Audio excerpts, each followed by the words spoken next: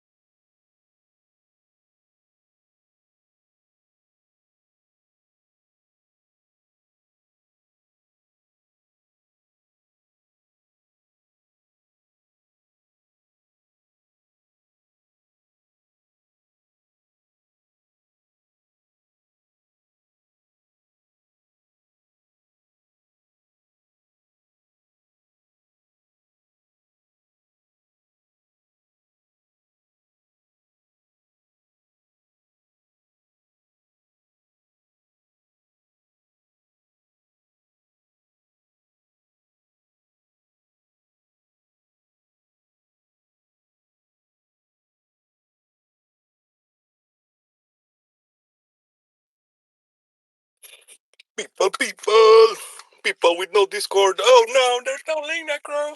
We don't know how to join Discord, Necro. No, not the Discord, Necro.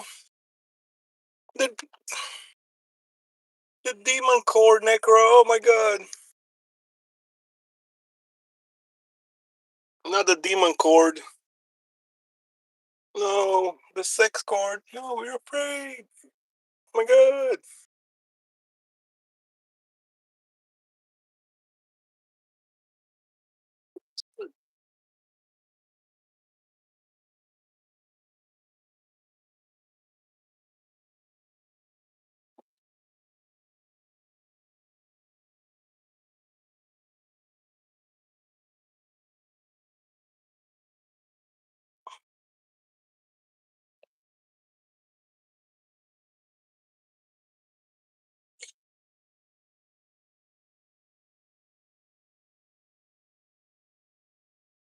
People, people. Oh my god, that's the stream. Nobody cares. Nobody gives a fuck. Hit the fucking like button, you filthy momo. If you got fucking 10 fingers, you can actually hit the like for free. If you're missing one finger, don't bother. Carry on. We good. Looks goody. Oh, God. So, let's get a thumbnail, bro, for my stream. Rock.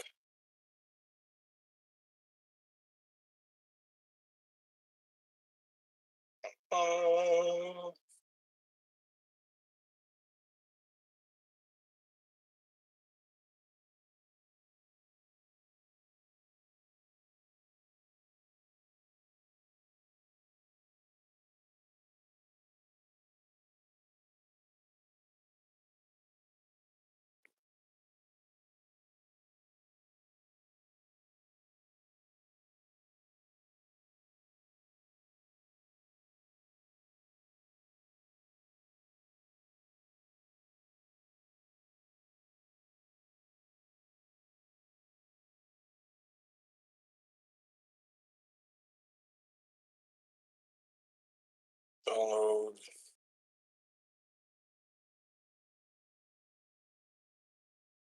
download.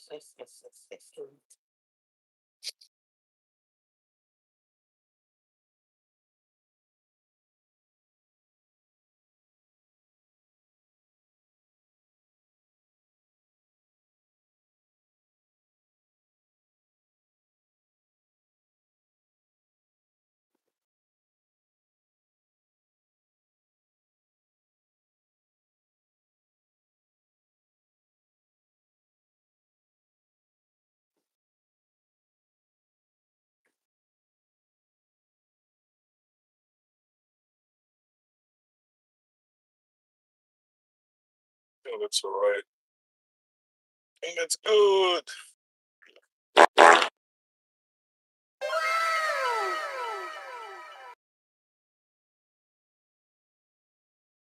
Let's go.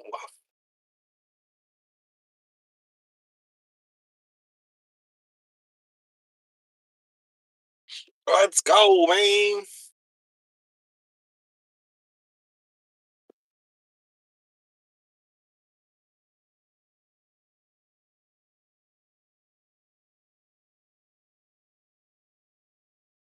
It's gonna rain and shit.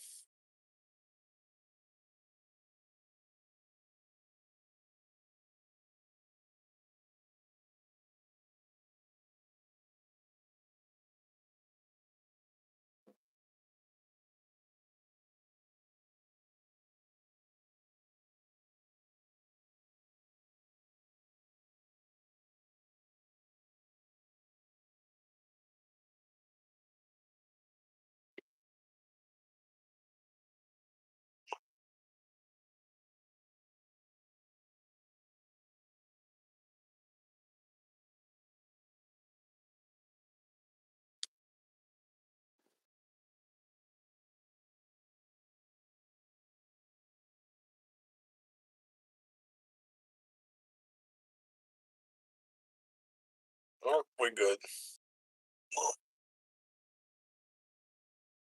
Yep.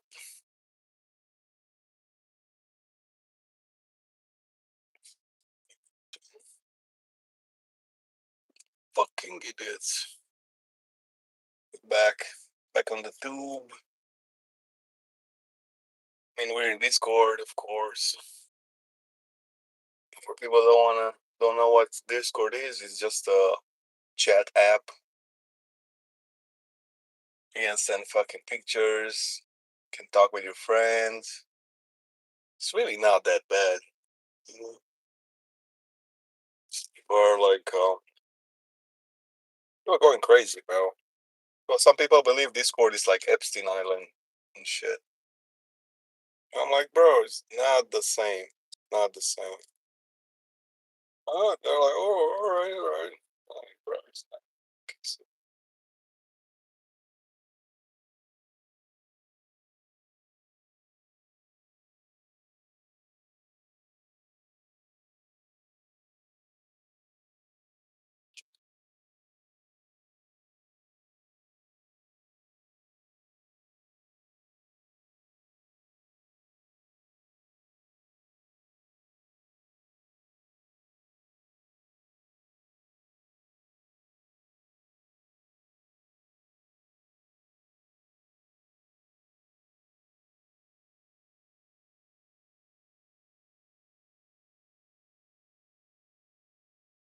Okay, that's fucking well.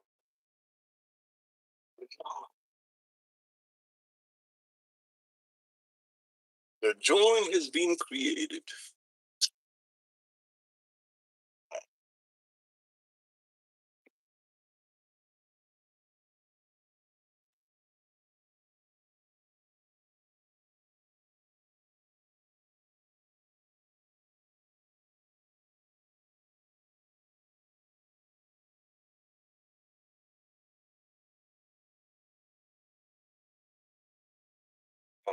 I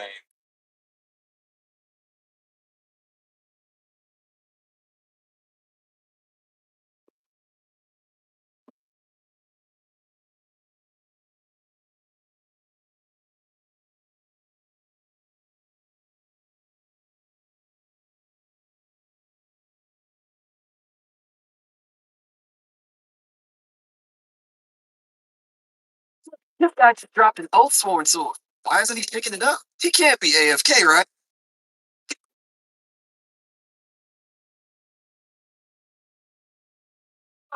Joe Rogan experience. All day. Gentlemen, first of all, thank you for being here. I couldn't wait to talk to you. Congratulations on one of the most epic accomplishments in the history of combat sport. That's not an understatement. I mean, it's not an overstatement. It's perfect. That was one of the greatest nights I've ever experienced of watching anything in my life. It was amazing.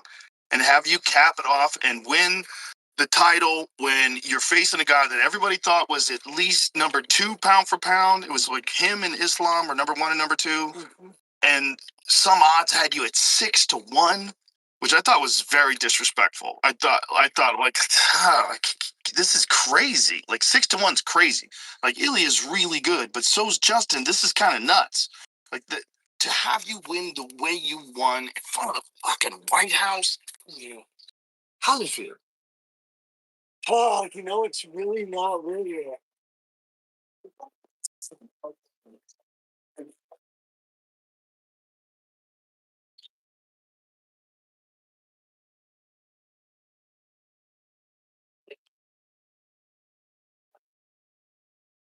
And respect mine. You do.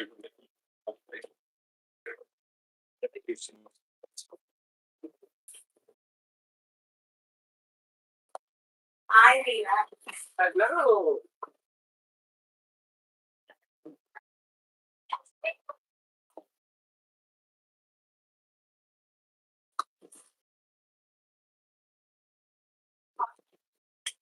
And there's 3 of them. Looking forward.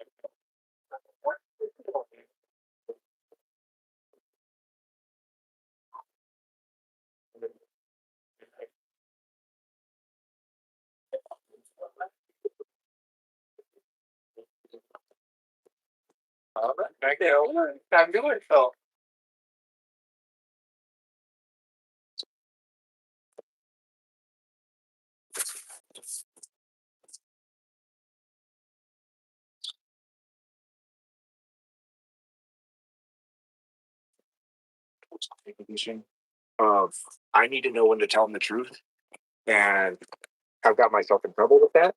Friends, where you tell them the truth so hard that you have to let them go, like a child. Like, hey, we're not on the same beliefs. Go live life and see how it is, and then when you return, I'm still going to love you. Having that type of thing where I have to be dead honest for your career, not because it helps us now and it feels good right now at the moment. I have to look at that from the time that we start. We talk about what are his goals, and then my job is to be an advisor, be a mentor to get him to that place as best as I can because these are his goals. And I want to support those. And in the beginning of his career, his goals were to be the most violent guy out there, the most remembered, the guy that's every time someone bought a ticket, they remember Justin Gaethje selling that show. And then it turned into, no, I want to have this belt. And that was hard because we did go and not get the belt twice. And, it's so cool to be in kind of those scenarios where it's like, damn, you had two opportunities. Now it's never going to happen. And that's what life is. Life is one of those things that you keep getting up and chase your goals. You never know how it's going to happen. And yes, you want to dream and you want to have you want to have a plan. But I'll tell you right now, through all the times that I've had championship fighters in business and in life, the plans never work. You always have to adjust them. But it's that dream and that vision to get you to the top of the stairs. You have to get up each one of those steps. So, Justin went out there and wrote a story that I don't think will ever be forgotten.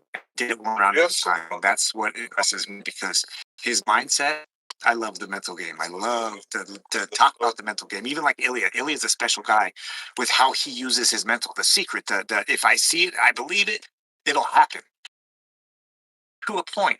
It's like tell people like if you go down the ice cream aisle and you're like, hey, I don't know what ice cream I want, you're gonna stand there and go, oh, that one looks good, that one looks good, that one looks good. The people that are like, I want mint chocolate chip, you get in there, you get it done, you grab that mint chocolate chip and you walk out. Very similar to Ilya's last three fights. He went out there and he demanded what he wanted. His confidence got him through that. But it makes it very hard when you get that stale, nasty, rotten milk fucking mint chocolate chip. And you start to go, oh shit, what is gonna happen now? So I think the relationship that we have is me guiding him, me pulling him back at the Strickland situation. Hey, let's pull back a little bit. Let's focus on what's going on. I don't want no distractions.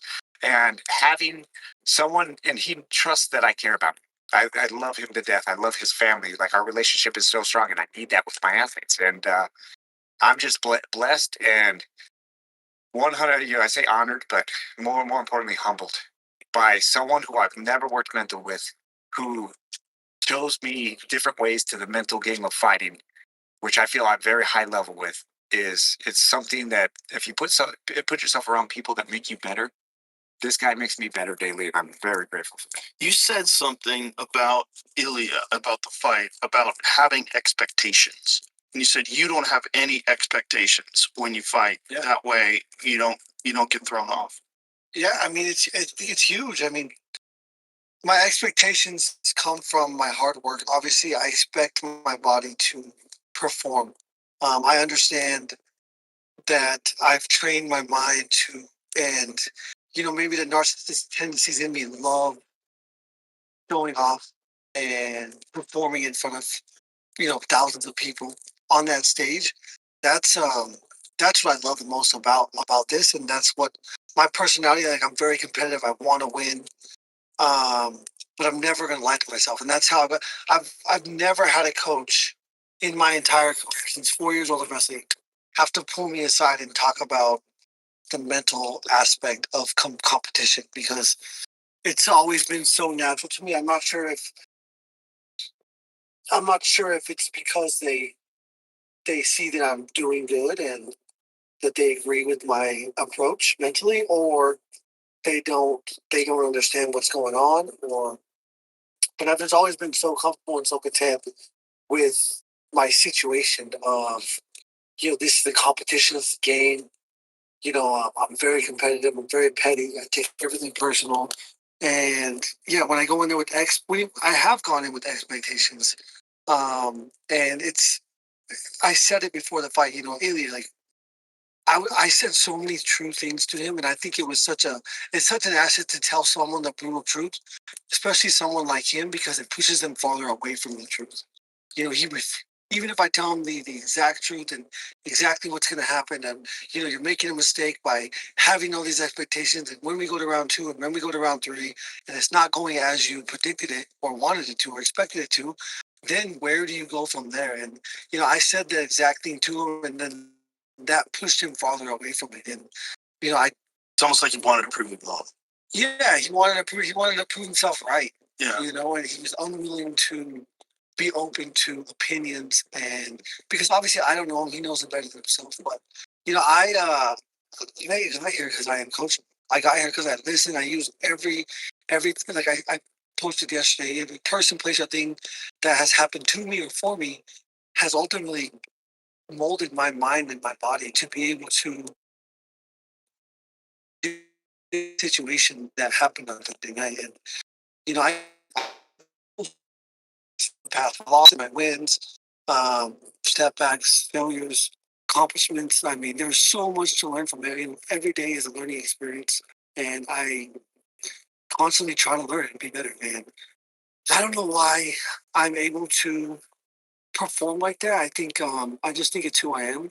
When I say I wanted to be the most exciting fighter ever, it's not that I wanted to be the most exciting fighter ever. The thought of that was fucking cool to me, but I was just being me. And I've been blessed to be able to, through my childhood, through coming from a small town, through having you know unwavering support from my family and my friends and my coaches and my teachers and everybody from it's just crazy to be able to come out on top. I mean, it's just really. It's must know for Credit Karma. It's about getting approved for a credit card or loan. Realize your. I mean, it's just crazy. One of the things that I think was a giant factor in the fight is that you've been in a bunch of wars. Yeah. And Ilya really had only had some rough moments against Jai Herbert. Yusuf Salal gave him some problems, but it was nothing serious.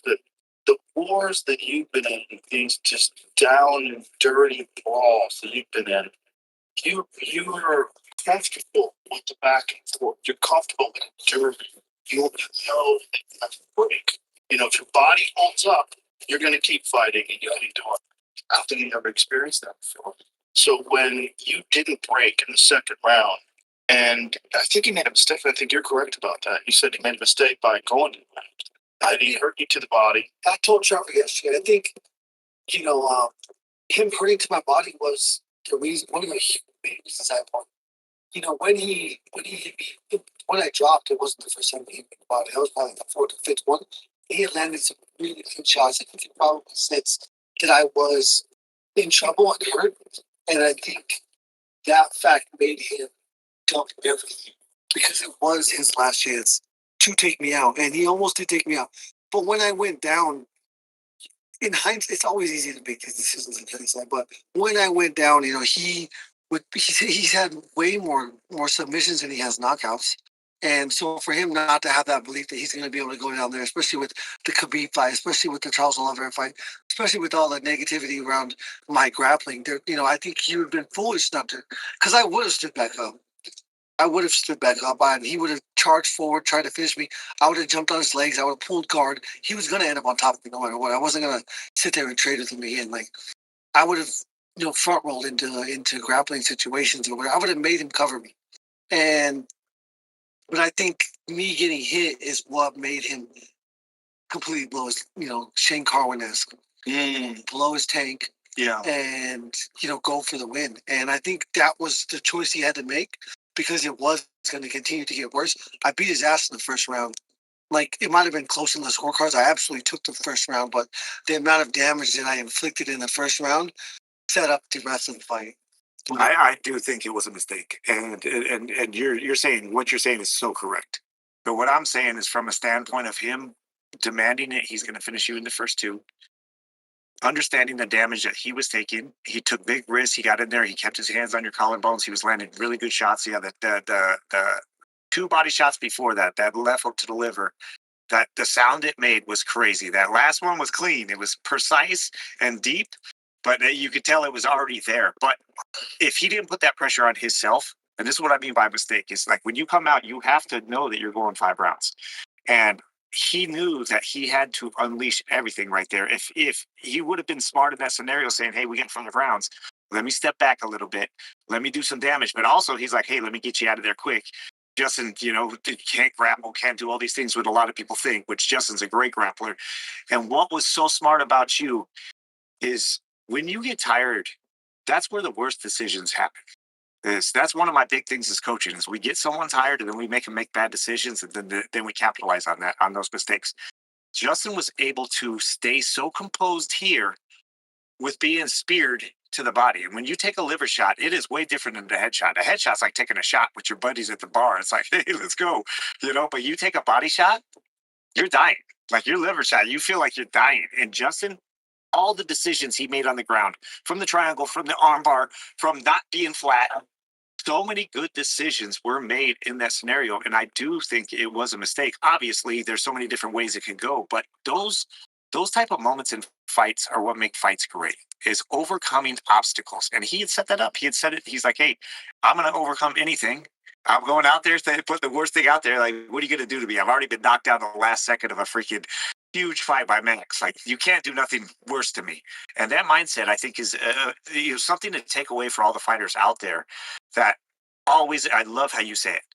Expect a war, always. Some of the biggest mistakes that I've made with fighters that I had is allowing them to think that they're going to go through this fight easy. And then that fight becomes super hard. You think it's going to be a war, then you're like, hey, it wasn't as bad as I was expecting, even if it was a little bit of a war. They're not going to help them in that moment. Yeah. There's no pulling them out. And that's fighting. Fighting is mentality. I look at this like there's techniques out there and there's things like that. What makes this sport inspirational and makes someone that want to go out there and beat cancer because they were inspired by a fighter, it's not the technical piece. It's getting back up. And it's okay to get knocked down. I love watching people get knocked down because my favorite part is seeing how they get up. And that to me is why I love fighting, is how people get up. Yeah, how they endure. And that was the big story of that second round, that you figured out a way to get through it. And the change in tempo in the third round was very obvious. Because the sprint that you have to make, like what Ilya did when he was trying to finish you, that he used so much fucking energy. And the great Chael Sonnen once said that if you try to win by knockout and fail, you won't win by submission. Yeah. And a lot of times that's the case because as good as anybody, if you fucking sprint it hard, you wail on the bag with fucking everything you got for 2 minutes, and then they go time. 1 minute's not enough. It's not enough. Even in preparation. Even 2 minutes. Yeah, that was crazy too. That was crazy too. We'll talk about preparation for these fights. Like, I'm doing 20, 30, 40-second sprints at most. I mean, that was a 2-minute sprint for him. Yes. And full out. There's no power. Everything full power. Every punch full power. You can't even train for that. Yeah, you're going to have spots. Right. And he did it. He was just unloading. I mean, that's a young man with a tremendous amount of confidence because he's a 2-division world champion and he thinks he's going to go down as the greatest of all time. And hey, he might still. He might still. What was he, 28? The odds are fucking great against that right now. Because of that loss? I hope he does. I hope he does too. I hope he does, and I know that he has the skill. But I know that he has the skill to be a champion again. However, same thing with Tony Ferguson. I didn't break Tony Ferguson's confidence. I changed the perception of his opponents of him. And that is a huge factor when you go in there. Like, who are you fighting? What do you know, before this, he was a guy that you couldn't get through, that you couldn't push through, you couldn't survive with. And once I showed people that all you gotta do is get through that, then nobody's ever gonna go in there with thinking that he's unbeatable now. You know, and that was his identity. And you know, that's gonna be such a tough task for him to fight people that aren't scared of him. That's interesting. That's Mike Tyson in his prime. That's Anderson Silva in his prime, where the fight was lost. Ronda Rousey. Yeah, the fight was lost before he even got in there. Physically, now I don't know what the truth is, but all these reports are that he has 2 fractured orbitals and a broken nose. Just that alone, just the orbitals alone, like anytime you've got eye injuries, like anything severe with your eyes, long-term consequences vary. You know, It's psychological. absolutely. And Your body heals. And physical. Your body is resilient. Yeah. Like I'm telling you. C was huge, but when your nose is broken, like you have to understand, like getting a haircut fucking sucks. You can't breathe through your nose, so your mouth's open the whole time. You're constantly breathing in fucking hair. Like there's so much. You got that It's like Every time you eat food, like there's something missing. Yeah. Sleep. I wore a nose strip to bed for 10 years now. You know, and now a scab, a permanent scab, because I peel that thing off all the time. yeah, my nose is used to it now, but yeah, losing got your it nose fixed, is the thing. when you got it fixed, which fight was it, before the Max fight? Yeah, right before the next fight. And then you could breathe out of it perfectly. Yeah. Is it still good now? Yeah, he broke it, but he didn't fuck with the cartilage. He actually fractured the bone up top, so I didn't have to get it fixed. It's another factor that when we were talking about the fight, and you know, people were talking about this matchup with Ilya, I said you have to think about what he did to Fiziev. Fiziev is a super talented striker, and then you also have to think about the Max Holloway fight because he was pressing in the first round, but he got caught with a jump spinning back kick to the fucking face. And when that's a game changer. And it happened at the end of the first round. And from that, it changed the tone of the fight because it was just dead on. It was perfect. Yeah, and couldn't have landed any better. And the truth of the matter is psychologically, I was not there. I was not prepared mentally for the fight when I fought Max Holloway. It was such a different circumstance. It was, you know, a guy that wasn't in my weight class. It was a guy that I had never thought about fighting. It was for fun. And the whole experience was so different than any other fight I've ever had when it comes to like being mentally prepared for a fight. what do you attribute that to? Like, what was Myself, my and us. Like we told him to take the fight. He didn't want to take the fight, and we told him that you're going to keep the title contention fight because that's what they promised us. That's why he was very. Every one of you was like, oh, something was different. It was like, well, why didn't you guys fucking say something? You told me after the fight, like, I knew something was different, but like, I needed to know. He tells me afterwards, he's like this. He's like, I just didn't respect him. And I'm like, how could you not respect Max? And I didn't catch on to it. So it's like, I'm always looking for flags and things like that. And 100%, I take 100% responsibility because that's how we learn. Everybody makes mistakes. I remember the Tony Ferguson fight. I didn't give him any fucking water. You know, like there's like things that we all learn from. But the thing when he had told me that, I'm like, how did I not catch that? From you, because he's like, dude, he was a smaller guy, just did it, and I was like, dude, Max is like one of the guys that I look up to from the outside. Like he is talented. I remember thinking, what am I looking for? Like, what am I afraid of? I kept trying to convince myself that I needed to find what I was to be worried about, and I couldn't find it. So you always need that before a fight. Yeah, absolutely. No matter who it is, you're fighting, right? You know, right. So like I've never been as present and like I've never been able to retain a fight, and before the knockout I was there. Like I was in the arena. I saw the lights. I saw the people. I heard the people. Like I've never been there in my life, and I think that I can attribute that to me not being scared, and so me not, me not being in a real fight or flight. Real life or death situation. Yeah, yeah. So you weren't fully focused. You could actually hear the crowd. Yeah, I could hear my thoughts. I had thoughts. Never had thoughts in a fight because I'm so intuitive and reactionary. And that one was just so different. There was so much. And so, sure, the kicks, the eye pokes.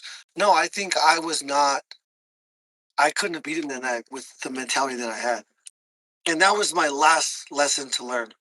I had made my lessons with Oliveira was like I wanted it so much. I wanted it so bad, and I wanted to perform, and I wanted to impress my fans. Rose had a fight that night, and she fought like absolute garbage. And and I told my coach, I was like, Coach, don't worry, I won't do that to you. He said Right that before we're about to we're walk. about to walk, I was like, don't worry, Coach. Because he did not. And Coach is pissed, and everyone's, the locker room's all fucked up because Pat's fucking weird. Is that the Carlos Esparza fight? Was that the same night? Yeah. And I was at home, and so there was and that was my fault. I allowed those things to affect me, Right. and to, affect my fighting decisions rather than just being myself. And so that was a huge mistake. Another mistake was, winning 2 or 3 times in a row and just kind of becoming complacent with how serious what we do is and how dangerous this game is and how much luck and chance are a factor every single night. And so, I wasn't doing the extra credit. I wasn't sitting in the sauna at home, and I don't know. I don't know why. It's just, and I made that mistake probably into the Eddie Alvarez, Dustin Poirier fights, lost, and then I won 3 or 4 in a row, and then I completely went back to the same mindset of I'm the best in the world. Nobody can beat me, and I paid for it. And those 2 mistakes were huge, very very big learning lessons. And then the Charles Oliveira fight, I was like, I wanted it so bad, and then I made the moment so much bigger than it actually was because it's just 25 minutes in time, and it's all I can control is being perfect, my preparation for it, but then ultimately being there for 25 minutes and being perfect. And yeah, those are the mistakes that I made. I had to learn. I had to make those mistakes.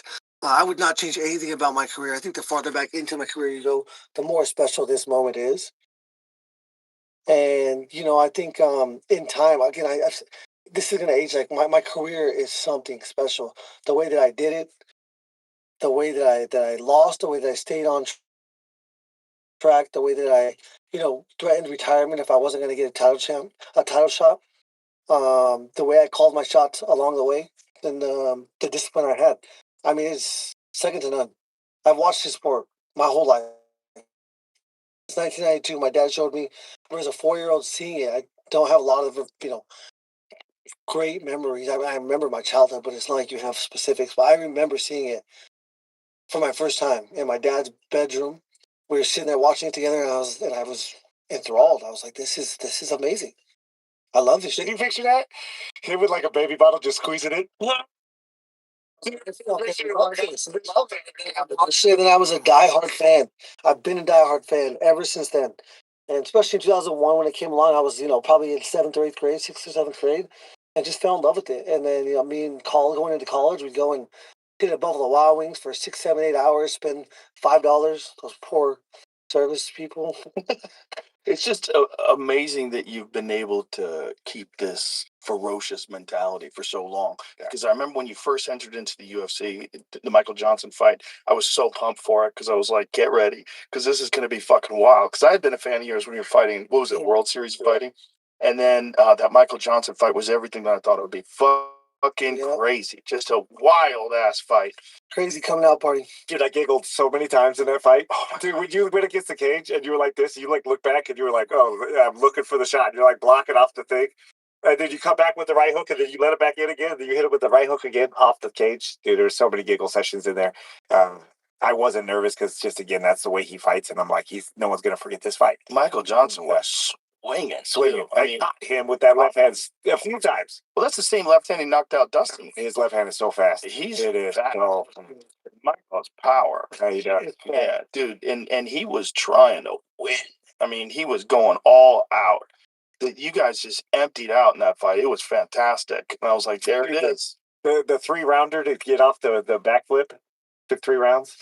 He got up there. Got up there. I was like, you can do it. You're out there motivating. I always get so scared for your knees when you do that. Like, please don't hurt your knees after you won the title. 100%, baby. I ain't missed it yet. We're training for Khabib. We're over at high altitude. He's doing backflips off the cage. And I was like, stop.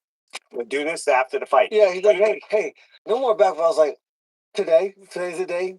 Today's the day I become a bitch. Like, today's the day. I'm like, you know what? I turned my head. I was like, stop. Go ahead. It's true, right? When you get something and all of a sudden you're special, then you start protecting it, and then you won't be special anymore. Yeah, this is what makes sense. that's what I told him. I was like, so today's the day. I was Fucking crazy. Like, I never wanted him to stop being fucking crazy. Like, everything about him in life, when you play golf with him, he's the highlight. He does shit that, like, you'll never fucking see. Like, it's like everything you do is the highlight.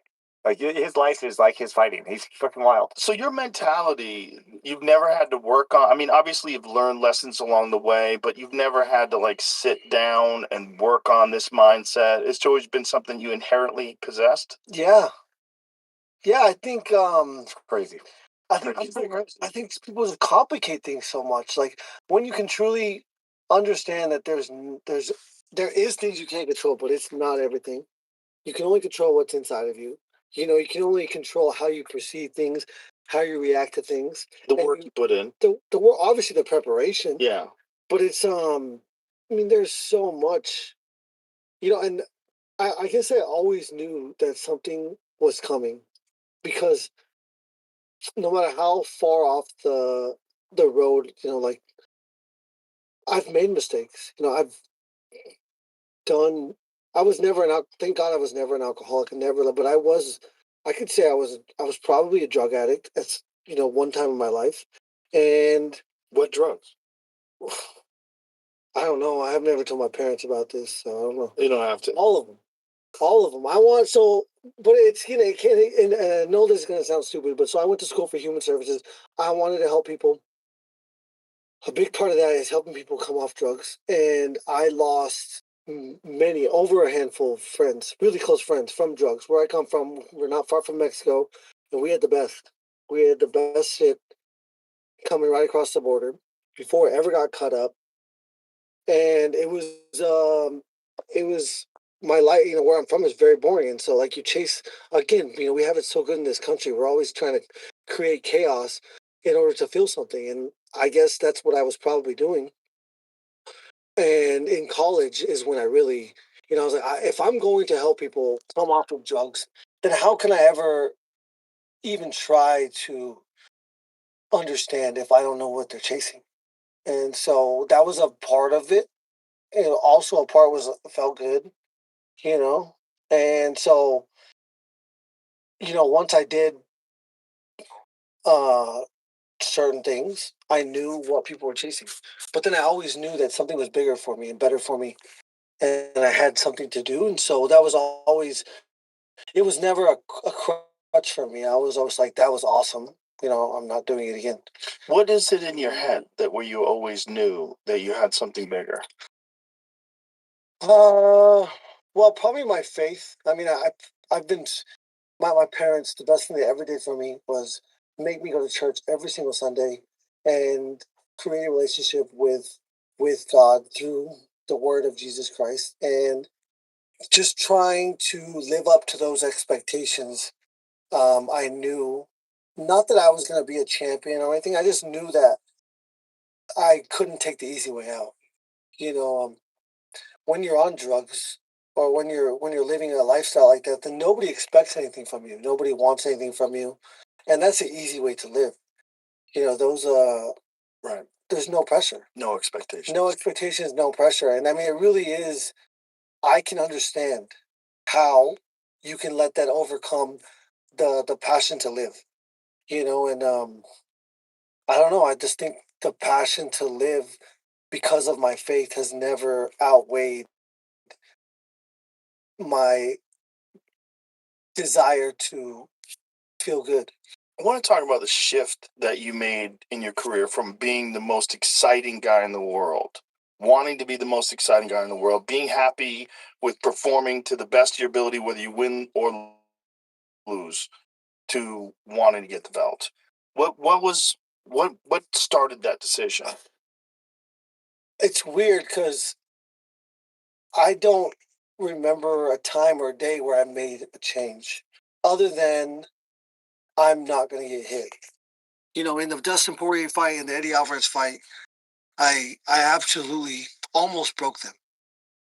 And it was no different than any of my other fights. Nobody had just ever, same with Ilya, you know, like nobody had ever got past it. Nobody had ever been able to withstand the ferocity of my actions for 2 or 3 rounds.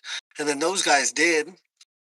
And I was like, what happened? You know, and ultimately I put myself in a position and I got hit with a shot that took me out of the fight. And so after those fights, I was like, I have to not take these shots. And that was ultimately all I can say that I changed mentally is I don't want to get hit. I used to never care about getting hit because it's like, it doesn't hurt. Nothing hurts in there. You don't feel nothing. It's never hurt. And so that was really just a mindset. I was like, I just need to not let them get me in a predicament where I'm not able to, where they have to stop the fight. So the shift, But he probably from an outside source. yeah, it's definitely there was a shift, and it wasn't just like an instant shift. It was the 2 losses in a row with Eddie and Poirier. Where he's like, I'm winning these fights and I need to be able to get to the distance. And I was like, all right, we got to become a spot fighter because you just drown people. And what's happening is you're making mistakes. We threw a low kick against Poirier and he got caught because he faced back lazy with his shoulders above his hips. So I was like, all right, let's be sharp. Let's fight in spots. Then he goes on a 3-fight win streak where he's finding the right spots and putting people out from Vic to Barbosa into Cowboy Cerrone. And that's where he's like, and then I sat down with him and I was like, do you want to be a champion? And I was like, this is how you have to fight to be a champion, is be smart. And he never said he didn't want to be the most exciting fighter anymore. He would tell me after fights, he's like, I'm not even trying to fight excited, but look at me. And it's it's so amazing. Like it's in him. It's just how do we get you to sprint 50 yards, pull back for 100 yards and jog, and then sprint for 50 yards and like be able to know your red line. Don't cross over that red line. Don't hold red line. Well, that is again the experience that you've had in wars. It was so critical. Yeah, he could do it, but yeah, I don't want to make mistakes. And it is. I think it's crazy. I think again the fact that they said that he had outstruck me in the first round, 39-32 or something. He landed some hard jabs. There's years were devastating. He might have talking about the perception. Yeah, it looks like I'm getting hit. It looks like it's but I mean, I don't have special skin. I am able to see punches and roll with them and roll with punches. If you watch my fights frame by frame, I'm not getting hit for the most part. You're moving with the punches. Yeah.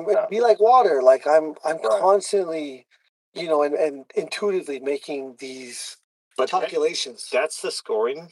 That when you see that, I don't know who's counting that, but that's like amateur boxing. Amateur boxing, if the white glove touches you in the face, even if it's not a clean blow, that's considered that's how you judge. Yes, and that's where Justin, I think, where you look at it from a point system, you can't just look at the screen, and that's why judges can't look at a screen and go, oh, this guy landed more, this is who won. Right. You had the damaging blows. I think everybody knows that. Like I get it. Like I see the way you roll a shot, I see the way that you fade off, and allow the shot not to go through your skull and deflect it. It still gets touched to you, so it's considered that they landed that shot. But the damage is like what you do to people by the way that you hit through, that you drive through people is so different. Like Justin hits, unlike it, I still think to this day we got to ask the UFC, but they did a test on him to see who has the hardest bones in the UFC. He had the hardest bones. He kicks me, and I'm just like, dude, I'm so glad. I feel so bad for Luke. He don't let me kick you anymore. Dude, Luke Cadillo I kick him, and his nuts swell up. Dude, I get blue balls, bro. And so I Dude, can't. there's a nerve on the inside of your leg. I talked to a doctor about it because I'm like, bro, like he kicks people and they bruise on the inside of their leg, and it's because the shock through. But there's a nerve on the inside of the leg. I'd go home and I'd tell my wife, I'm like, babe, I got fucking blue balls. She's like, for who? And I'm like, Justin. She looks at me like, the fuck you got blue balls from Justin for? One of the things you were doing early in your career that I always thought was so wild was you were leg kicking people from a collar tie. Like you were a leg kick. I was like, oh my goodness. I'm like, wait, no one's doing that. Like you were one of the only guys that I saw that was doing that. That was from the clinch was leg kicking. You've got some fucking flexible hips, man. Because the way you were able to do that from like right in tight like this, and not just you pull the leg out, you're holding into Yeah, he pulls them to their lead leg, so he's making a base on that knee, and then it's just like you got to stump in the ground, and you're just trying to bend that tree. Yeah. You know, and yeah, he's very good at that. Let me tell you something about Luke, because I got into the octagon right after you won, and Luke and I looked at each other. He was like, He's like, dude. He's like, Joe he's like, Joe is so happy. He was so. It was amazing because seeing all those videos and knowing he's in camp with you all the time and knowing how much he loves you, watching the happiness that he had when you won was fucking incredible. No, Luke is one of my really, really good friends. He pukes every time before a fight. Every time. Before Trevor was in my corner, Luke cornered me. He used to go to Arizona with me. I had no coaches. I would just do it in between wrestling seasons. And yeah, he would go down there with me and just grab my hands, and he would just be there. Wow, he's amazing. One of the best human beings on earth. Right. Yeah, I love that man. Hey, can you tell him about the Sunday? So the Sunday before the fight. Fuck. So there was one time, I think it was in the Cowboy fight, where you were pummeling with Ben, and he finished with a low kick on Ben every time, and I'm like, stop kicking your coach. And he looks at me, he's like Trevor, he used to drag me back on the mats. He's like, Yeah, I'm gonna kick out. Give me this opportunity to beat his ass. So we go golfing, Joe, and Sunday we go golfing. The Sunday before the fight, we get there Saturday. We go golfing Sunday, and it's a Sunday. We never work out on Sundays. And Luke and Ben got fucking pickled. Of course, they each had like 3 very, very, very stiff Bloody Marys. Luke bought like 12 beers because we got there and they're like, hey, everything's on the president. And he's like, fuck yeah, I've never heard that before. Everything's on the president. I'm going to drink. And so like hole 10 or 11, Trevor's like, let's fuck with them. Let's tell them that we're going to work out later. So well, we're going to work out, but I'm telling them they're going to be the workout. I didn't know we were working out. I had no fucking. I thought he was Sunday. We're definitely working. He was fucking with me. We're out there golfing. It's hot as shit. I'm sweating my ass off. I had no idea we were working out that day. He's like, let's fuck with them. Let's tell them that we're going to work out. I was like, all right, cool. So I told him I was going to text him and give the workout because I'll lay out the workout for everybody. And I told Luke he was going to go 3 rounds of sparring, full on sparring. And then Ben's got to go 40 minutes straight. No breaks, just grappling. Not wrestling, just grappling. And they're fucked up. Dude, and I told Justin, and I was like, all right, let's fuck with him, see how he is. And dude, instantly, before I didn't text him, we just started talking about it. So we're on the way home, driving home. And dude, Ben is like, he's like, I'll just take you down. And he's like, I asked him, how many times are you going to take him down? As many as I want. Dude, he's like, 40 minutes, let's go 60 minutes. 20, dude, you got what, 7 submissions on your coach. He drug him back on the mats. It was so funny because I was like, dude, you got to drag him back on the mats because I got to witness this. It's funny because I got a video. Dude, so we get home. I go down and take a nap for like 2 hours, and they just stay drinking. Shit. And my YouTube guy filmed everything, and they're just talking so much shit. How they're gonna fuck me up. Luke was good though. Luke was like, Luke's been through it, but he's like, not me, it's him. But they're making a plan how they're gonna team up on me. And so it's funny. Then you got the video of beating Ben's ass. Oh no, actually, I went with Luke first. I was fucking him up. And Luke's punching Ben because Ben won't jump in. Yeah, so Ben's like, he's like, "What the fuck, Ben? What the fuck, Ben? Now's the time." And he's asking for help, beat his ass, and that did. We had fun for sure. It was great. Great coaches. And our whole team is just everybody's so dialed in. Yeah, that whole week is one of my. Every time we go, that whole week is one of my favorite experiences. You were using the sauna in between workouts as well, and before. And so we were. That shit sucked. I say it was perfect. You say it was perfect. It was not. It was detrimental to our performances. Yeah, the humidity was there. I didn't realize it because obviously it's not. It's not something I can worry about right now. But after round 1, I just remember thinking, "Oh fuck, I am so tired right now. How is this possible?" And the amount of fluid I lost was Thank God I it wasn't probably lost like 50 Yeah, pounds. because it was in the 70s. dude. Yeah, 70s with the cool breeze. You know, when you go, Yeah. what you feel is the cool breeze, but Just in heavy air the, though. in the fight, man, Heavy it was different. Yeah, I hated the fact that it was going to happen, but I'm glad it did. Yeah, me I would not change. Again, I think How could you change it it? affects me. It affects him. You know, I grew up in the country. He's a city boy. There's no way he's not a city boy. I don't know him personally, but there's no way he's not a city boy. You know, and so as a country boy from the desert in Arizona, like I was hoping that it would be Hot as fuck. hot as fuck. Like when he said that in the stool, I was like, oh god, these outside fights kill me. Yeah. You know, he was. Dude, yeah, he after was, round one, it's like dude, he was shaking. dude, he was like trembling. I was like, holy shit. Well, it is crazy to ask people to defend a world title in a completely alien environment that you never have fights in. We've had how many fights outside? We've had the Abu Dhabi fight in like what was that, 2000 and That- fucking yeah. 9 or something like that. Poirier Oh, fought that. what was the setting? I wasn't there. It was When Adesanya did his famous walkout in it was covered, but it seemed like the environment was outside Poirier getting against in Abu Khabib. Dhabi. So No, we in first in Abu Abu Dhabi Dhabi, scene with the outside. Well, we did one in Abu Dhabi when the BJ big arena. lost to Frankie Edgar. That was outside in Abu Dhabi. And that was when Anderson Silva fought Damian Maia. Is that what was they with the outside. Ferrari building? The Ferrari building was there, but I don't know if it was in Yeah. the same place. Did they have a fight in the Ferrari building? I think they did, Yeah. but I wasn't there for But- that one. I only went to one of the Abu Dhabi fights. Yeah, it wasn't that long ago. Remember we were I talking would to say the dude in within the Morocco? last 7 years. Remember the dude in Morocco said after the first round he was done, he was trying to survive? He said it was so hot, remember? Yeah, no, I mean that's what I remember it being Yeah. over there, and then once you realize the climate over there and the humidity, it's like Do you it remember doesn't fucking matter. Bodog? Remember Mhm. Bodog fights? They had outside in the sun on the beach. Caesar Palace in Vegas. Remember Caesar's Palace? They had boxing. We got developed against That's right. They used to always do it outside. World Series of Fighting around the NASCAR event. Yeah, that was crazy. Duran versus Hearns. Yeah, was outside. they were great. Yeah. Yeah, that's true. That's right. At least Vegas is dry. Yeah. Yeah. Totally. Arizona, Vegas. Yeah, humidity was what I was training for with him. Was heat stroke, like dealing with it where you can't breathe this heavy air. Like So you putting water on the rocks and the sun as well. absolutely. And so what was We trained in a hotter gym. I turned the temperature up in the gyms just so he's getting used to dealing with a little bit more heat stroke. We would spike my heart rate, and then I would go in the sauna 15 minutes, and I would come out and do And then we train. 8 to 10 rounds. It was great. I'm so Smart. glad we did it. very smart, very smart. Because that environment is, I mean, it's so completely different. I just ultimately I think that's the way to fight is obviously the way you usually fight. Yeah, a controlled environment. That's how it was cool though, Joe. You know why? So cool. So we went and did a rehearsal, okay? And I'm like, why are we recording a walkthrough? Like, it ain't a freaking wedding. Like, just tell us where to go. The camera guys are always like, all right, you mark. Yes, so why are we doing this? And then we go stuck in this locker room for 2 hours because of rain. And thank God it happened because then I started to go, oh, because it's all unexpected. And how Elliot said, hey, I'm a visualizer. I can't visualize this arena. And I visualize a lot too. So I was like, I felt the exact same thing when he said that.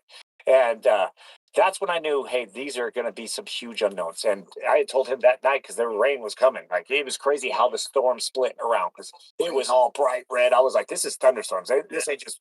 And we're talking about pushing the fight to 10:30 p.m. we had planned on fighting at the night. at 2 in the morning. I was staying up till like 3 a.m. after the rehearsal. I was like, it could be Yeah. 3 a.m. when we fight. Yeah. I'm gonna just start staying up. But that's what was cool. Like the walkout, like having the soldiers, like just walking through the soldiers, there was that. We weren't able to take any of this in, Joe. And I can't really speak for him. I know where his mindset. I couldn't, from a coach's standpoint. I was nervous as fuck because you don't know. There's no pattern I can take on right now and kind of put myself and breathe to it. It was very unique. And at the end, I couldn't even really smile. It was just like, dude, I'm just like blown away. Now I can kind of just look around slowly and just try to take in everything because it was very, very hard to go through that scenario with the pressure of us fighting on this stage at the White House. We're the Americans. We're a 6-1 underdog. That gets to you. That when you hear that over and over and over and over, it's you get connected. Oh, dude, you caught one. You caught a marlin. But having They left. just that scenario was so unique. And then once it was over, then it was like, now I get to enjoy the White House and just being here in this Look at that scene. environment. There you can see it. What is he reading there? Is that the Declaration of Independence? Yep. So we weren't in the room with him right there. We through the rehearsal. Yeah. How crazy we is got that? to glimpse. Great. He's in the Oval Office, stepping out, And then all the soldiers walking through, so cool. Like having the two guys next to him. and a lot of people complained about this happening at the White House. You don't think this is cool? This is Like, dude, it's how fighting. could you not like this? This How is could fighting. anyone not? This shouldn't be taking place. The White House. Shut the fuck up. Dude, life is a This- world is This is incredible to watch. inspirational. It's a wild thing to watch. By the way, how much gold did Trump put on those walls? Look at it. Gold everywhere. Look at these fucking gold designs. When we were at the Oval Office, first thing I said is I was like, this thing's small as hell. Like when I see it on Right. pictures, it like seems so big, and I was like, but the gold pieces on the wall is the first thing I was like, they dust that shit every day because dude, it was so clean. Well, he put that up there. Really? None of that was there. None of that was there. He was explaining it to me. There was no gold. I wanted to have gold. He's got a gold cherub, like a solid gold cherub that's above like one of the doors. He goes, if Putin comes, hopefully it doesn't fall on his head. It's like he's got gold everywhere. It's all him. He redesigned a bunch of the things now. You know, he's a builder, right? Yeah. So that's why he wanted to do the ballroom. That's why he wanted to keep it, you know. He likes everything in gold. He's a gold guy. What was that, Austin Powers? Bro, we were just watching you look at the Declaration of Independence before you walked out, which is also wild. Like, this is never going to happen again. This is more historic than Rumble in the Jungle, more historic than, I mean, think about all the great fights that we've all watched as kids that were like, remember that? This tops everything because of the scene, because of the fact that not only is it at the White House, but the American, who's a 6-1 on some books underdog, pulls it off in spectacular fashion. And just the seesaw of the fight, back and forth. The That's back what and made it. forth of the Yeah. fight was fucking huge because the second round was crazy. It was like, Yeah. oh no, he's And gonna- let it go on Yeah. again when to our corner, all the coaches were like, dude, they're gonna stop it. And I was said out loud, I was like, please let it go on. And I just wanted to finish like definitive ending. dude, because that would have been a point where it's like, especially with him going, hey, I want to go and continue, and then we have Goddard come out and say, hey, you are. From Mark Goddard. Yeah. Okay, because if it wasn't for Mark Goddard, if another less He experienced wanted out. referee, you think he did? He wanted out. Yeah. You know for a fact you do not ever as a fighter say I cannot see. It's over. Right. And he was counting on that. He said he had already stated it. He didn't need to say it again. He did not think they were. I don't think he thought they were. So you think that he called Goddard a turkey internally? He was like, when he said, "Oh, you're gonna." Well, I mean, Hey, I was playing. in that moment, he just like I don't, I'm trying, and it might have been like the little devil on his shoulder trying to get him out, and then he reevaluated, rethunk it, and understood that he had to keep fighting. Did you say thunk? Thunk it. Rethunk it. Dude, I said- But I think I stopped. No. I stopped him. I stopped him twice. I stopped him twice. That Right. night. There's no doubt about it. That's I loved it. I Yeah. loved it. This episode is brought to you by OnX Off-Road. Ever wonder how to reach these epic better look up can? What heck? Heavy D that he just starts chopping it when he got the elbow. Yeah, and then he has to quit on his stool. And if Goddard had just given to that referee or that judge's or the doctor's rather desires, here it is. I love how you punch right here, right on the spot. Yeah, I saw. Oh, right there. Yeah. Oh, right where I just lay. Oh, Yeah, he did not like that, and that was the end.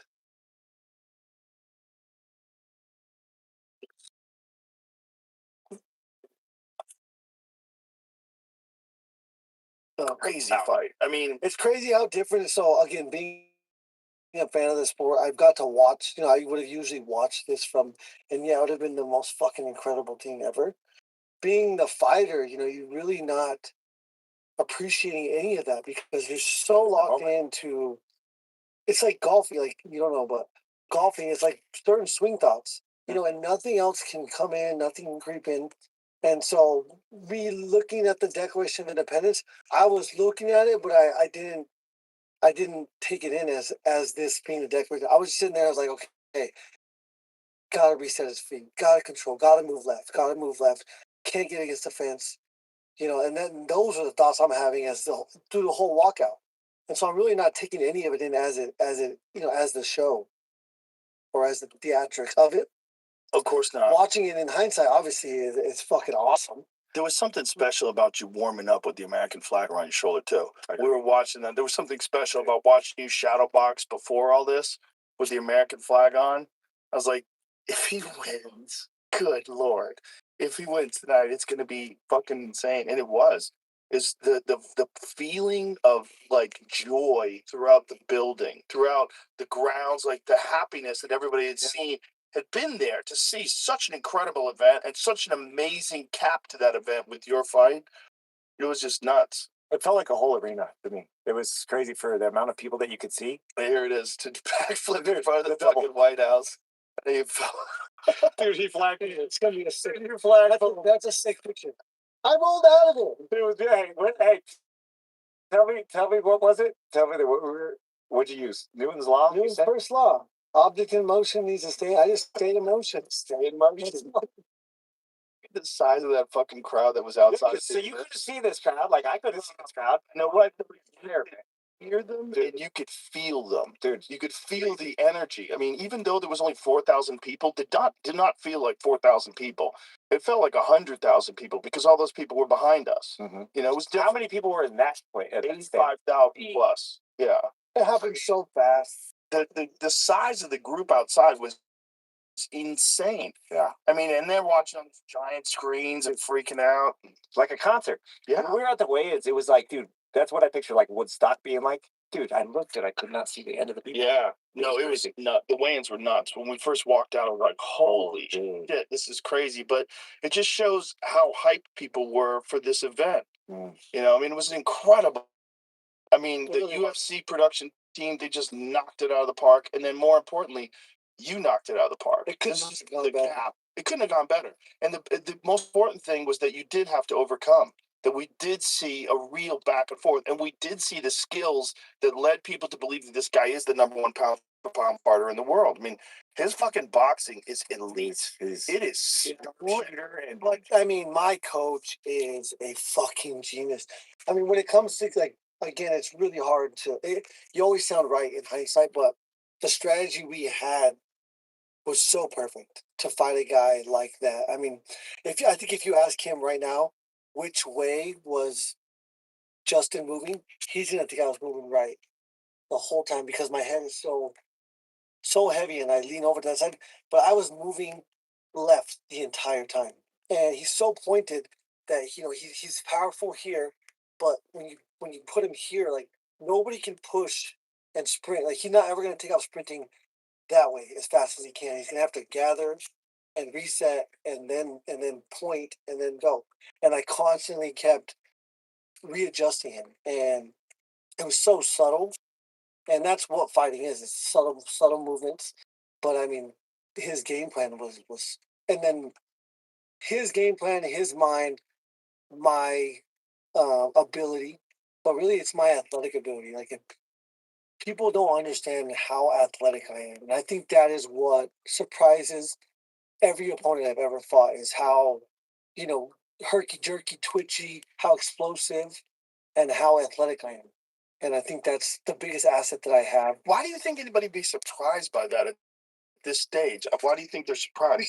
Because it doesn't look like that. No, Justin, I think you're looking into the Patty fight. I feel like the Patty fight, because a lot of people are like, oh, you look older, you look this, because the way we fought, like our style, our game plan, Patty. How sweet is that now? I mean, if you watch the Patty fight, you would only expect punches coming from him. Yes, that's all I threw. Because he would pull. And I had to like wrangle him in. Mm-hmm. And this guy, no shot. Like palm strikes. Like we need to palm strike him. We need to keep him inside of our loop.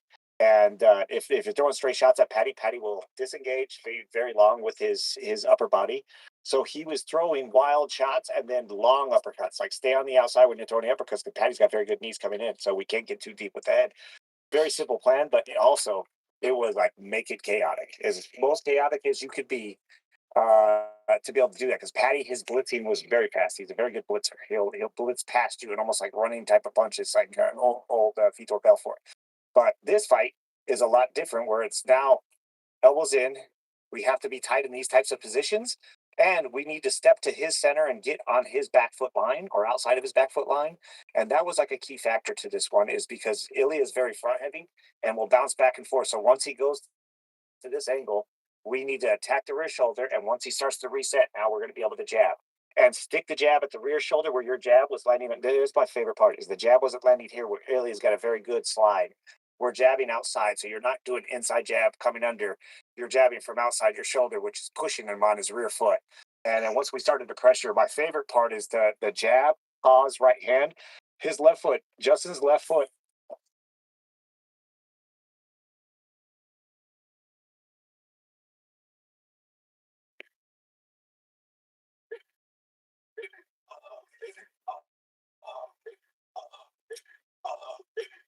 That feeling when your friend drops their shiny new rewards card and it hits.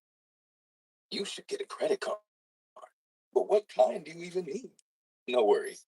You can count on Credit Karma to give you personalized recommendations so you can find the best card for you. And if you apply for an offer marked with the Karma Guarantee, you'll get approved or get up to $50. Nice. Now that's the feeling when you play your cards right. Download Intuit Credit Karma today.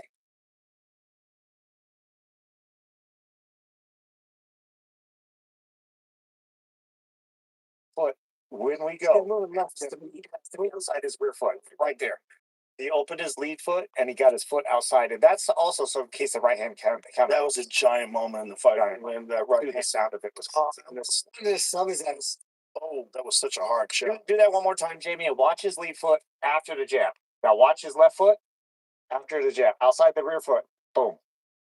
And that because he's got a high shoulder, and if I'm throwing a right hand down this point, if you were looking at me, Joe, if I'm here, if he gets his foot out, now the shot is coming from here. So we're going to put him on the back foot, find that open. Because Ilya's got a very good shoulder tuck. He also dropped that right hand down. Yeah. It was beautiful. It was beautiful. It was such a giant moment in the fight. Like, look where I started. I started with my back to us, and look how left, left, Mm-hmm. left, left, left. But if you go out to the left, backwards, that's where Ilya, to me, is the best. How we stop Volk, where he'll throw at you, and then you go, and then he readjusts his lead shoulder almost to a southpaw. Super dangerous there. That was one thing we talk about. We cannot go backwards to the left, because that's where we get square. And Ilya, dude, he's very front heavy, so he will attack you quick, and he gets there fast. Well, if he can recover from this, it's going to be a big lesson learned. And, I wonder if he'll still have those celebrations.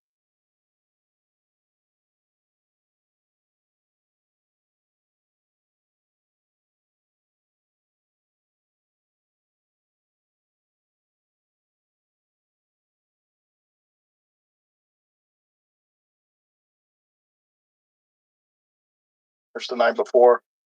There's no way. She better not. Dude, his team. That's up to his coaches, to be honest. It's amazing. Hubris is an amazing thing. But That kind of confidence, they love that belief in themselves, and when someone pulls it off, people were talking for days about the Oliveira fight. He celebrated the night before. Isn't that crazy? It worked that time, and it worked out great for him. But the lack of experience being the nail, so much experience being the hammer. It's just and patience. He never thought he had to be here. But you keep saying, I wanted to go back to this thing that you said, that the people don't think you're athletic, and I don't agree with that. I don't understand why I think that. I mean, Maybe watching the Michael Johnson fight, I think you're athletic. I got to college, my freshman year of college, and I did a cartwheel to a backflip, and one guy was like, I would have never fucking guessed you could do some shit like that. Like, I just don't understand. If you look at me, I don't look like an athlete, but Dude, you won. I don't. Ferrari. No, I know. I know how athletic I am. I just What are you talking about? perception. No. Your perception's crazy. Listen, you look like an athlete. What the fuck are you talking about? Dude, he sent me this picture when I first met him. He went up to do a clinic with his coach up in Granby with Ben Charrington, and he sends me this video out of nowhere. I open it up, and he's got a soccer ball, and he's in this auditorium with the pads down on the ground, and he's got his phone set up on the pads that are against the wall. He throws a soccer ball up in the air, and he does one of those bicycle kicks. He played just like one or two. He did a bicycle kick, landed on his feet, and the ball knocked the phone off the freaking thing, dude. He hit the freaking phone. It was the coolest thing I've ever seen. I was like, bro, you were nuts. This guy snowboarding, we snowboard, because I rode professional when I was younger. Got taken out of high school for it. And this dude, he would catch things so fast and his tumbling. There was one time we were watching him, and he was in moguls, and moguls suck on a snowboard. He does this 360, catches his edge, falls to his back, and bounces off one of the moguls to a backflip right back into the moguls. And these people on the side thought he meant to do that shit. They were like, bro, his tumbling skills, dude, you're freaking nuts. You are an athlete. I think everybody knows you're an athlete. Well, you're not built like Paulo Costa, if that's what you mean. Yeah, You know, it's like you're not. You know, there's guys that have less body fat than you, and guys that have more prominent muscles than you. But nobody fighting doesn't think you're athletic. That's crazy. I think it's the experts after the Paddy fight saying, "Oh, if you look sloppy," and some fights got to be sloppy. Those people are retarded. Yeah. That fight looked like chaos. Looked like you were going to press him, and you. It also looked like you were kind of disdainful of his ability to hurt you. There you go. Yeah. No, You know exactly. Yeah, once I didn't respect his power, I was like, I'm fucking walking through. Yeah, and that's what it looked like. It looked like you were just trying to make it as chaotic as possible. You make it sound like you had like a water boy, like someone was like, "What the sucks?" Yeah. And he's like, he's making the noises, dude. No, You don't know you. but that's also probably a good thing that you think about yourself that way, you know, because it forces you to rise above and beyond anybody's expectations of you. You know, I think one of the things that's so important is because Ilya was so dangerous, you had to get like deep in the zone. You couldn't have a moment like the Max fight. You could, Well, what the Max fight got me here. Without that, I would have never been as hungry. I said it was going to happen, and it didn't happen. Didn't happen. Then it happened. And I said, okay, now I can never let my parents see me like that again. That was a driving factor. Like I can never let my mom. I remember getting knocked out. I don't remember getting knocked out. I got knocked out. I don't remember anything. I don't remember him getting his hand raised. And it had to have been 40 minutes to an hour. And then my first recollection is being in the ambulance and seeing my mom's face. Can I tell you that? Can I tell that story? Yeah, tell me what I did, because I still don't know. So we're in the ambulance, okay? And Well, you never know too. Your mom's standing outside the back doors, and we're waiting for the driver. There's a medic in there with us, but he's good. But he keeps asking the same question over and over. I still don't remember anything. And I'm worried about, like, everybody's parents are different on how they react, and his mom was just cool. Just like, I was so impressed. I was so impressed with her just spirit of seeing that happen. But Justin's laying there, and he's cool in everything he does. So he's got like this cool, like he's like, just got stopped. And he's laying there, and he's like, he'll look at me, and he gets like his head. He's like, Bobby was over. Fucking guys, man. Oh man. and he's laying there, and he's like, he'll look at me, and he gets like his head. He's like, I got knocked out, and I was like, yeah. It's like He's 40, it's like 40 He's like, minutes what later. round? What round? And I said, last second of the fight. And he goes, good for him. Dude, then dude, I'm telling you, like 2 minutes go by, and we'd just be having a normal conversation. And he'd look at me. I get knocked out? And I was like, yep. And dude, it happened over and over and over. that happen with fighters. Yeah, but him saying, good for him. The way he said it every time that he came back to it, like, that's the type of person Justin is. Like, if he loses in competition, the better man won that night. And that, to me, is something that stands out to me. That's His character. character of him saying when he does it, that's subconscious traits that you have. That That's character is also the character that allows you to reach your full potential. Absolutely. Because you're not being held back by any bullshit ego things. It's not fake. Because there's a lot of people that are held back. As good as they are, they don't ever reach their full potential because they have some bullshit ego problem. Absolutely. They care what everybody thinks. And that in that situation, losing that fight in the last second of the last round and having that reaction, that is the truest test of character that a man is ever going to go through. Yeah. That is the character ever in front of the whole world. But I remember first to see my mom's face though. I saw her face and I saw no concern. She was worried about me, but she was not concerned. Children freaked out.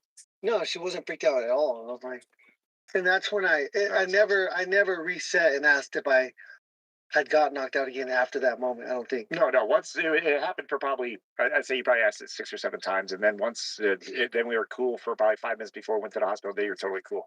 The cool part about this, Joe, is those are some of my, and it sucks because he's taking a shot like this, but me as a coach and as someone that just loves fighting and loves the inspiration and what these guys do is those are my proudest moments. Winning a fight like this, it was proud, and you know, take it in, you're going, wow, this is a cool spot to be in, and you have to be grateful for it. But there's times where I'm caught smiling when my fighters are down, like when Kamaru got kicked, and I stood next to him with the biggest smile just because I'm like, dude, you went out on your shield, you were looking so good, and this is the way you stand up. Again, so important to me. Justin Salas one time with Tim Means, it was one of my proudest moments. Just to see his subconscious, like I love the mindset. Hard knee. Dude, Tim Means hits him with a knee, and he fights through it a little bit and takes another knee, and he goes down, and he's on the ground, and his right leg is still like moving, and he's like still punching, and he's out. And I'm like, dude, that's a fighting spirit. Like there is no quitting. Like you're fighting through being knocked out, and subconsciously he's still in the fight, and his body is still reacting that way instead of shelling up and being like, I just got rocked, I'm going to shell up. I could not wait to get in the octagon, and they're like not trying to let me in. I'm like, let me just get over to him and sit next to him, put some ice on the back. When we stop, guys, I'm always over to the other opponent first. To me, that's the coolest part is being able to see someone go out there and do their best, and then to watch them come back. And that's why I'm very excited to kind of see what happens with Ilya. This is going to be a hard one to overcome, but I hope he does because he's that talented. If he takes the right lessons, that's going to be a super inspirational thing to overcome. It's going to be hard, but I sure hope we get to witness that. I wonder if he's going to stay at 155. They're big guys at 155. Right. Yeah, he wasn't that big for 45. You know, when you think Yeah. about weight cutting in the modern era, like you're considerably bigger than him. When you guys were standing next to each other, I'm Yeah, like, there's a big difference. I've also really focused on getting bigger last 3 or 4 fights. Yeah. Yeah, I mean, You were the 83 night in of, a patty the fight. night of weighing, I was 83. 183 in a patty fight, so he was big. I touched 80s this fight. We weighed in on Saturday at 11. Saturday when I went to bed, I think I was 184. Oh And then- wow. And then I think when I woke up, I was like 176. That's how much water we're flowing. It's crazy. Our bodies are crazy. Right, especially because all the weight cutting. I think when I got there, I was pissing so much. I was actually too hydrated for the drug test, so I had to piss three times. I couldn't drink water. You were too hydrated for a drug test? How's that? Yeah, so if the piss is too diluted, then they make you do it again. Really? Yeah, That's why doing it after. They do like I used to do it after they the do like fights all the a time. test. But your adrenaline's going, so you don't pee. So it takes a long time. Like we've sat in locker rooms for hours waiting for the piss test. But when you're doing it after like rehydration, that's a shitty thing because these guys have to hydrate. Everybody's fucking taking as much fluids as they can, so that makes it tough. But with the weight cutting piece, with him going back down, I agree with you. I think Ilya is a smaller body, but he's also a big advantage for his speed.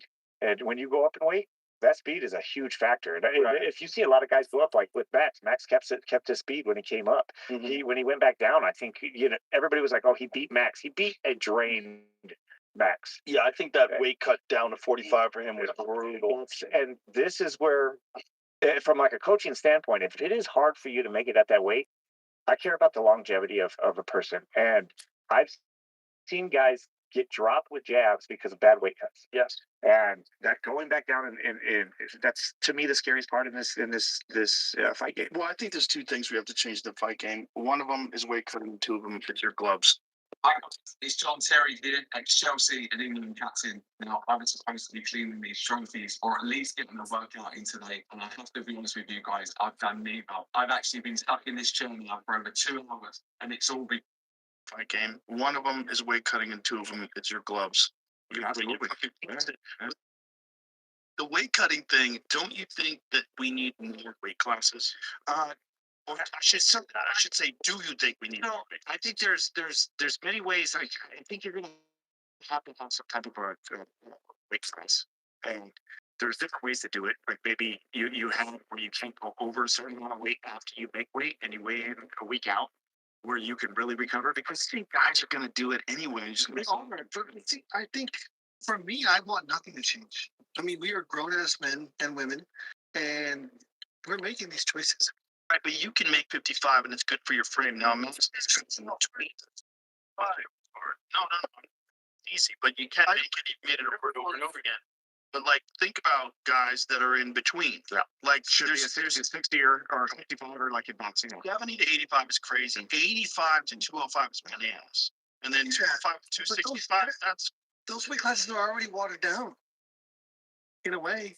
And so you're just gonna water it down more. So these are my thoughts and research that I've done. That it's. I've talked to Dr. D about it, and I want to get some expert, some doctor who can actually talk to me about this, because when I started researching boxing, why is there so many deaths in boxing?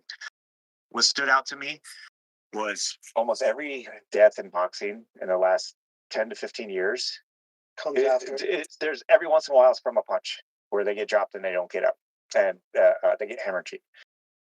Almost all of them are past the 9th round, especially the ones I'm talking about that don't take a punch. They're past the 9th round, and it looks like they start to get tired, and they're just like, hey, I need to take a knee and lay down. A lot of these guys are winning the fight and not even taking a lot of damage. And if we're cutting weight the day before, you're teaching your body to sweat and sweat and sweat. To me, I believe, because I've had a fighter where, tomorrow was last a fight, we were prepping so bad, so scary, so freaking scary. Like, I almost woke up. I was within like minutes of calling. I talked to the whole team about it. But if you dehydrate yourself, think about it, they get dehydrated, and I smile. And if you dehydrate your brain, and I talked to Dr. D, I was like, could that be something if you dehydrate your brain? Would cause something? He's like, absolutely. And then I started to research that. But if you go back and look at all the boxers, and if we can get someone that could do their true research that understands this stuff, that to me is like what scares me about weight cutting, because you're training your body to lose that amount of weight. And when you start to do things in patterns, you just took all the nutrients out of your body, and then you're going hard in a fight like that. And that was like the big thing with the Tony Ferguson fight that they had partying out. Yeah, what's up, man? 23-12.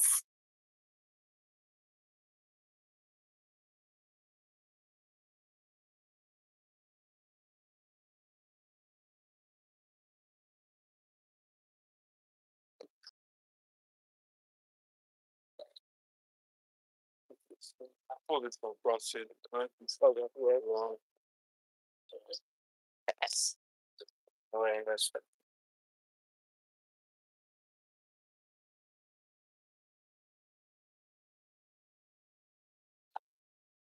You want my strength conditioning, everything. And everything. Wow. So you make sure you're hydrated before you get in there. And I drink a lot after. And But once you're in there, you just go.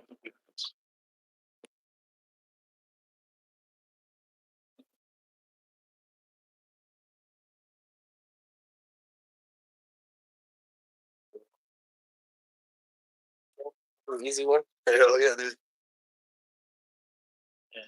Gonna be here later. Yeah, I'll be back. The fucking lines.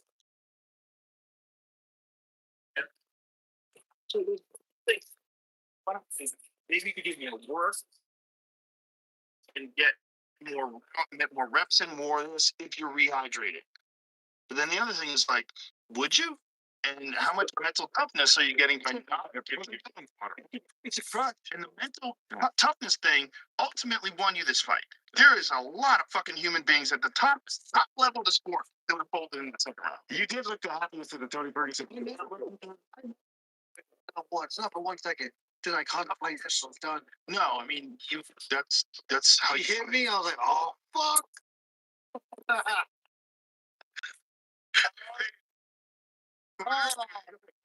He goes, dude, that was a good body shot. I was like, yeah, that was a sweet body shot. Dude, who does that? I know. Who sits down like, dude, the look on the face wasn't like I don't pronounce it like any from Johnny. Well, you didn't have to fight. You were talking about skills. You were talking to me. I could go different ways with how I react. Right? I just wanted to be known how disrespectful he would have been if he beat me. If he put me to sleep, if his, I mean, you can imagine how shitty. And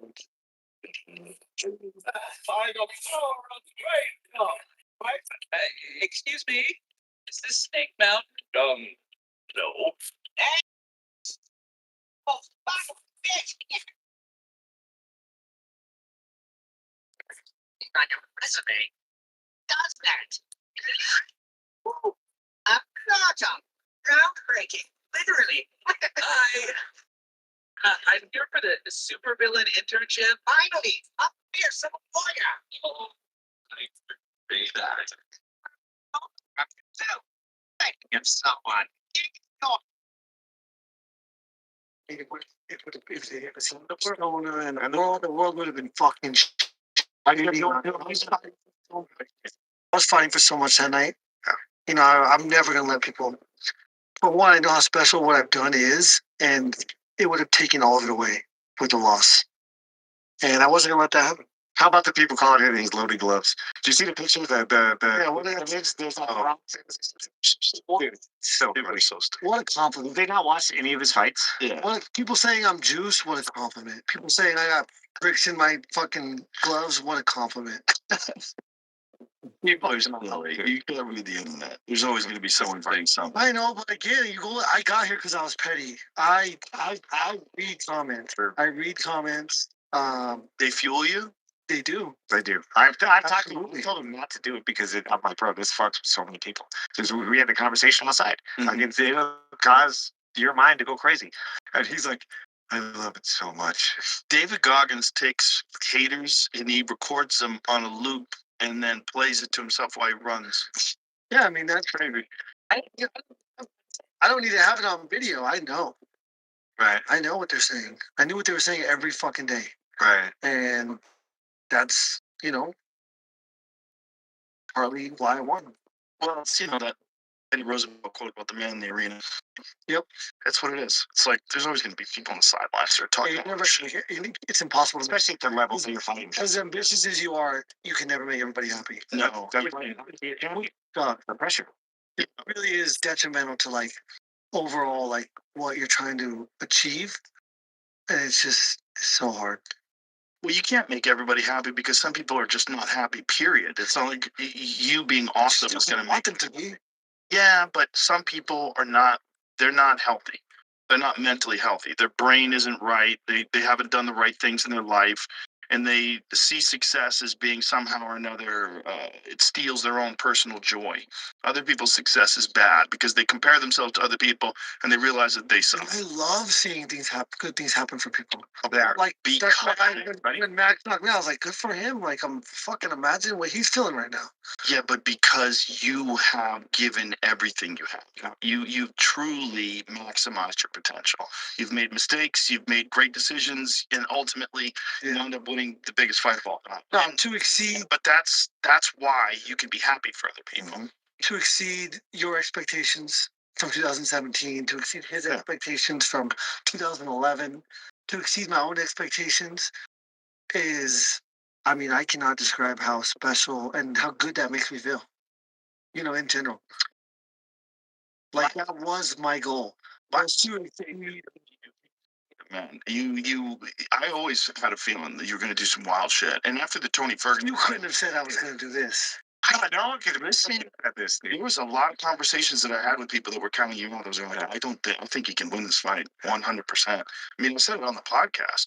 I even said it to Ilya. Ilya was saying it was going to be I've seen that podcast, and he was so wrong so many times. Yeah. Not just the whole he has zero chance against Petty. He said something about how I probably sleep during the day more than I do at night because I party too much. And it's like, you don't remember him saying that? He said something about weed, and you're like, I don't care about weed. Yeah. But for him to think that that's true is fucking insane. And you have 5 looses? Dude, now he's got one loose, and he's going to have... But yeah, I was like, wow, what a fucking idiot. Yeah. To think that I got here by just being a guy that drinks and has fun all the time, that's fucking crazy. My life is so boring. I don't go to bars. I don't do any of that. I sleep 8 to 10 hours every single night. I was sleeping 10, but it's too much, so now I have to sleep 8. But for this whole week, I was sleeping 12 hours every single night of the fight week. That's nice. It was so fucking nice. That is nice. It's just one of those things. If you want to watch you have a YouTube channel. You can watch. Well, also something to be said about how I knew he was watching. If you go back to my other, like, we'll always show sparring. We'll always show me hitting mitts. I didn't show myself hitting mitts one time this camp. I didn't show myself sparring one time this camp. Purposely. We're switching up the game plan. Because he knew, he had expectations, but none of them were based in reality. And I controlled that. That's awesome. Yeah, and then when I did make the comment about his wife, it was in an interview like this where we're just fucking around, and I said it in jest. I didn't. Yeah, it was 100% true. I was like, he's so fucking annoying. I couldn't imagine being in the same room with him, with his pompous attitude, and you just trying to like hang out with the guy, but he's like constantly stealing all the thunder, and it's irrational. And it's like I would lead him too. Like, I mean, if that's my part, like that's why I broke up with my girlfriends, because they were somewhat like that. And so I didn't mean it in a mean way. Like I would never dig at somebody, and I would never make fun of someone's personal experience. But that was like that was just my honest take. You are the honest guy. And I was joking, but This fucking fur. Is that you? It's the battle of the bold billionaires. Release the hum.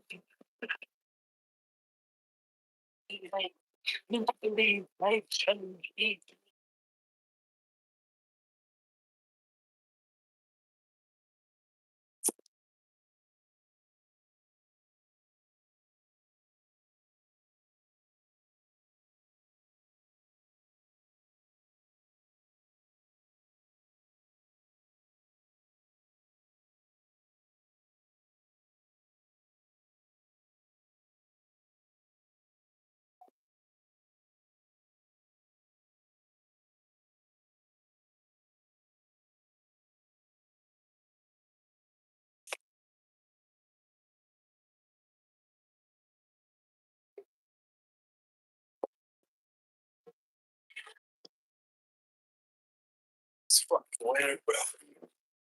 his take. You are the honest guy. And I was joking, but it was true. Just say what you I said so many true things to him. I said the song. I told him that he's gonna go to second round, go to third round, and fuck, because you're not gonna be able to pull yourself out of this. With the way that you're thinking, there's no possible way you can have these expectations, face adversity, and then come out in a positive way. There's no way it can happen. You could dig deep, and you could be even more of a narcissist than it might work, but you're gonna walk yourself into a situation that is gonna fucking be detrimental to you, and this is detrimental to his psyche, and this is 90% mental. Well, So again, I want to see. I don't see how he adjusts to the loss, but We'll see how honest he will be with himself. the strategy has to change. You can't just hit the gas like that. And we've seen that with boxers. We've seen that with all kinds of fighters. They just think they can just hit the gas. Well, obviously, you got to make your own adjustments. Yeah. You know how he overcame that milkshake? He adjusted. If you guys really go.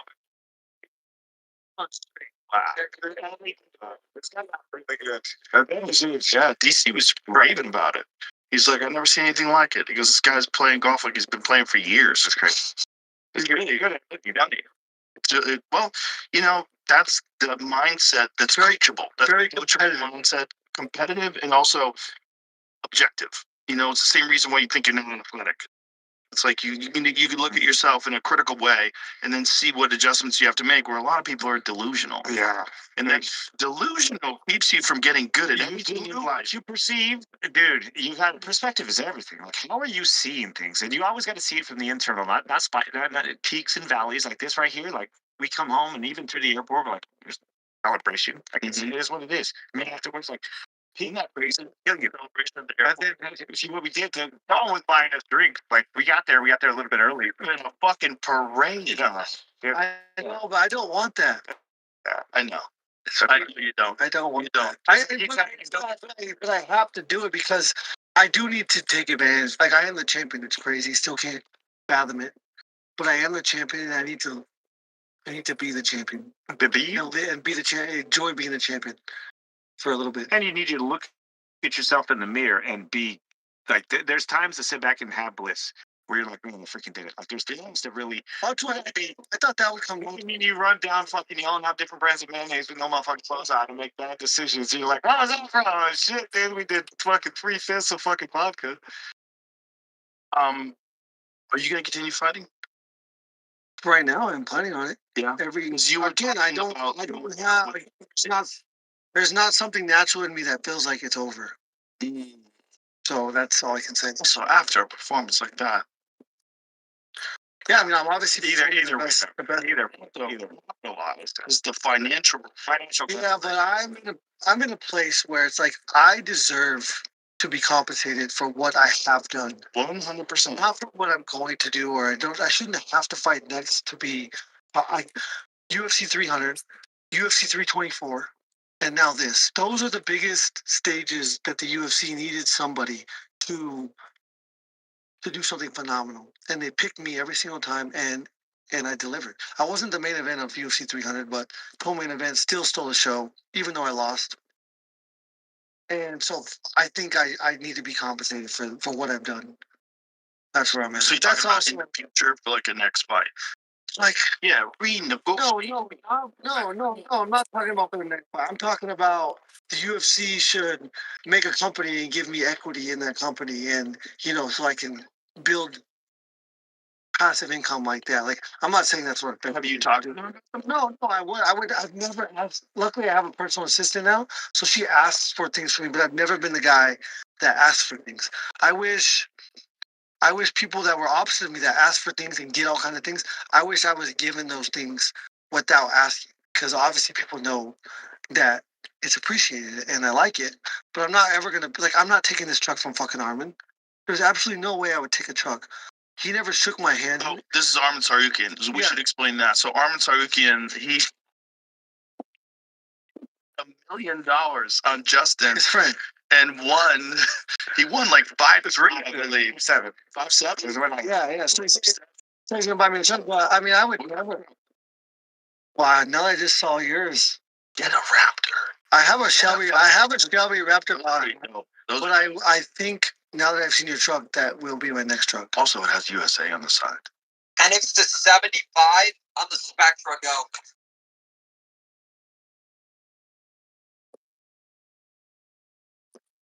But I think now that I've seen your truck, that will be my next truck. Also, it has USA on the side.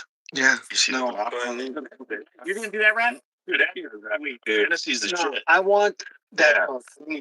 Yeah. Tell Armin to buy you that fucking truck. No, I'm not taking that truck now. What the fuck? If I was Armin, I would force it down your throat. I would deliver it to your house and give you a hug. No way. You want him $5,700,000? I'll ride around in a fucking truck that a dude bought for me every day. I don't know. I just didn't go there. You won. He didn't shake on it. He doesn't know. Give a fuck. Take that goddamn. I should have the drill. Yeah. Take the truck.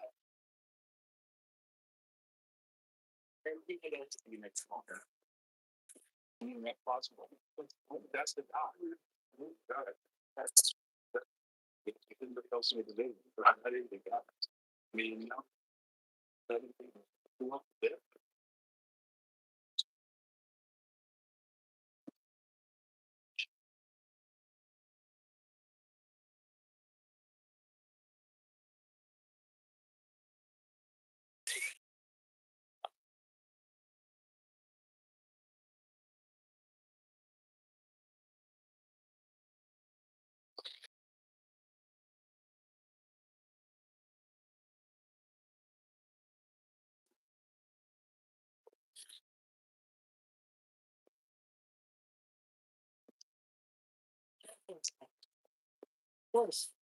His next challenge can't be me.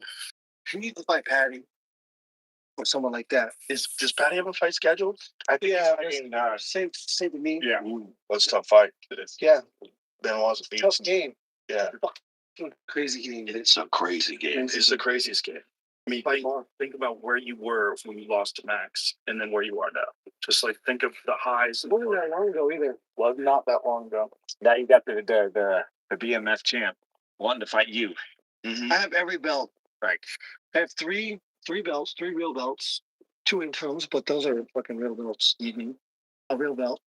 the BMF belt, and then the UFC 250 belt. Yeah, the UFC 250 belt. So big. There's only two. That shit is being a fan of this sport. Like, what you want to come in here and do things that are not easily attainable. Yeah. And I've done a few things that are impossible to attain. 9 bucks for 7 fights.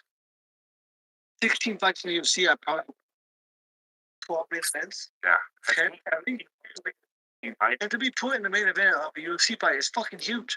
Like, you know, you've won a character. Not many people get to experience that. And I've done it almost every single time. And so, I mean, yeah, I would be unattainable. It's got to feel good. It feels great. It feels great. You like it. It feels good. It feels good. Right. As a fan of yourself. As a fan of the sport. As a fan of the sport, getting to see what you've done. Yeah. What do you think about Cyril Gane? We do so here. We ever seen it? Like, all right, you guys are going to go to a different staging room as soon as Bruce Buffer starts announcing. So they took us into a room with no screens. That's probably where the video of me shadowboxing with the flag. Yeah. That's where we were in there for like 30 minutes before I walked. And we could hear, you know, A little bit. you hear I heard the ding of the, you know, the end of the round, the horn. I was like, okay, was that round 1? Yes. And then you hear nothing, and then I didn't even hear the finish. Like, I didn't hear the crowd roar. And then I heard, and still. Yep. Right? Yep. He was. No. He said I knew. I thought I heard him still. We heard gone. We heard gone. Yeah, I was like, oh, fuck, he won. And then Guy moves like a cat. Yeah, it's crazy. Yeah. He for a heavyweight, I love watching heavyweights that can move. Like they remember the Mike Tyson era. Just watching, I love watching Mike Tyson and just watching all the guys he fought. Heavyweight boxing was so good at that. We used to jump rope.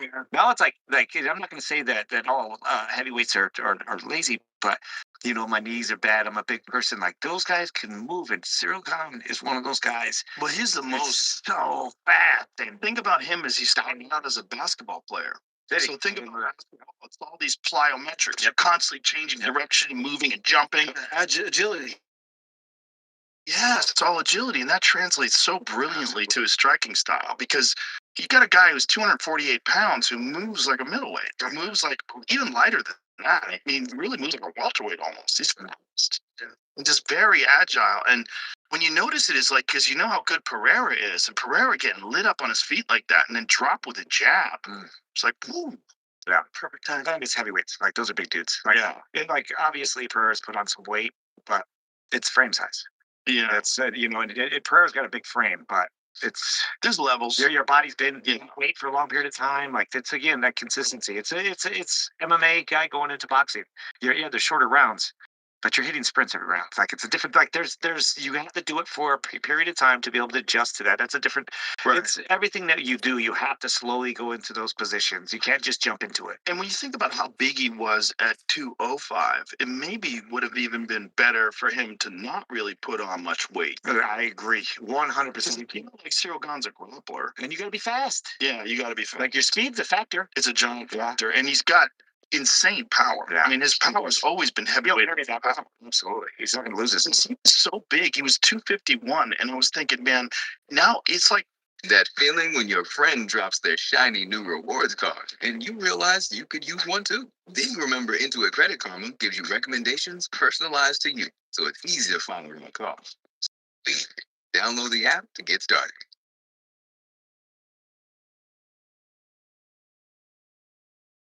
Best thing to have for this World Cup season. We go now. It's the most anticipated time of the year. big. He was 251, and I was thinking, man, now it's like even though you have more power, you're also moving around with extra weight on your body. Like you're weighed down more by gravity. I mean, Gane looked so light and so loose. He's just like that style for a heavyweight, light on the toes like that is so unusual. And not allowing Pereira to set his feet. No, never. Like that's very smart. And even like feigning takedown, it's not like he's committing to those, but he's got him thinking about, look at you, some of the bottom end. Now, here's the question, because one of the things that Pereira is saying is there's a illegal shot. A lot of the shots were illegal into the back of the head. But a lot of them were Close. So close. Because And the then- first one, Explain it to you. It's Yeah. It's a 2-inch line down like a mohawk. This whole thing right here. But it's What's up, Pete? it's legal. This is legal. Yeah. This is legal. This is illegal. Legal, illegal. And the couple of the shots definitely landed illegally, but No, there's the hammer fist. Hammer fist. Yeah, so you're moving. That's legal. That's a Illegal work. There's probably 3 or 4. Right, but it's also movement and chaos. It's not like he's Yeah, he's trying trying to- deliberately. It's like poking someone in the eye on purpose. Like if I was that good, I would touch their chin. Right. How was Right. the fight stopped? Target. Was the fight stopped there on the ground? No, it kept going. This is the finish of the fight. Okay, Right here. that was a He finish. caught him with a big elbow right here and rocked him. I mean, Pereira was in real trouble. Yeah. I mean, he got fucked up. Yeah. And Cyril Gahn did a fantastic job. He really put it on him. Should you ever stop a championship fight? This is it. That was it right there. I would have.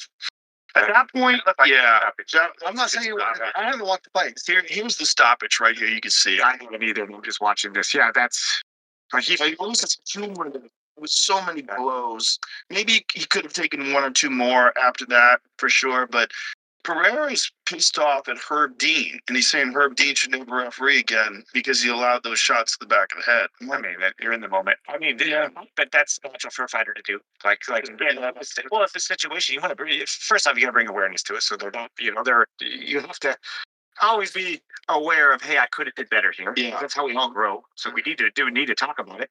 But from what I just watched there, and I haven't watched the whole fight, was the fight competitive at all? Yes. Okay. The first round was very Okay. So competitive. that would change Yeah. a little thing, but from what I just watched right there at the end, that was like a good finish to me. The first, The refs have such a tough job. Yeah, they do. I'm notorious for being really hard on these refs because, I mean, you expect them to be, you need them to be perfect. Their main job is to protect you. When I fought Michael Chandler, I'm still, and again, I only speak about it now because I've never had a retraction from the referee. Whenever he poked me in the eye, and then he didn't get in between us, and he let him hit me with a huge shot, and then he doesn't give me my time to rest, not rest, to recover. And there was only 5 seconds left in the round, so it turned out that I got a break anyways. But he goes in there, he says, "Are you good?" I said, "No, I'm not good. He just poked me in the fucking eye." And he says, "Okay, but are you good?" And so then it's like, can I still fight? So I said, "Yeah, I'm good." And he says, "Okay, go." what referee was this? The guy with the braid that he puts in his Mike Beltran. Yeah, Mike Beltran. And so I was very upset that he let Michael Chandler land that shot.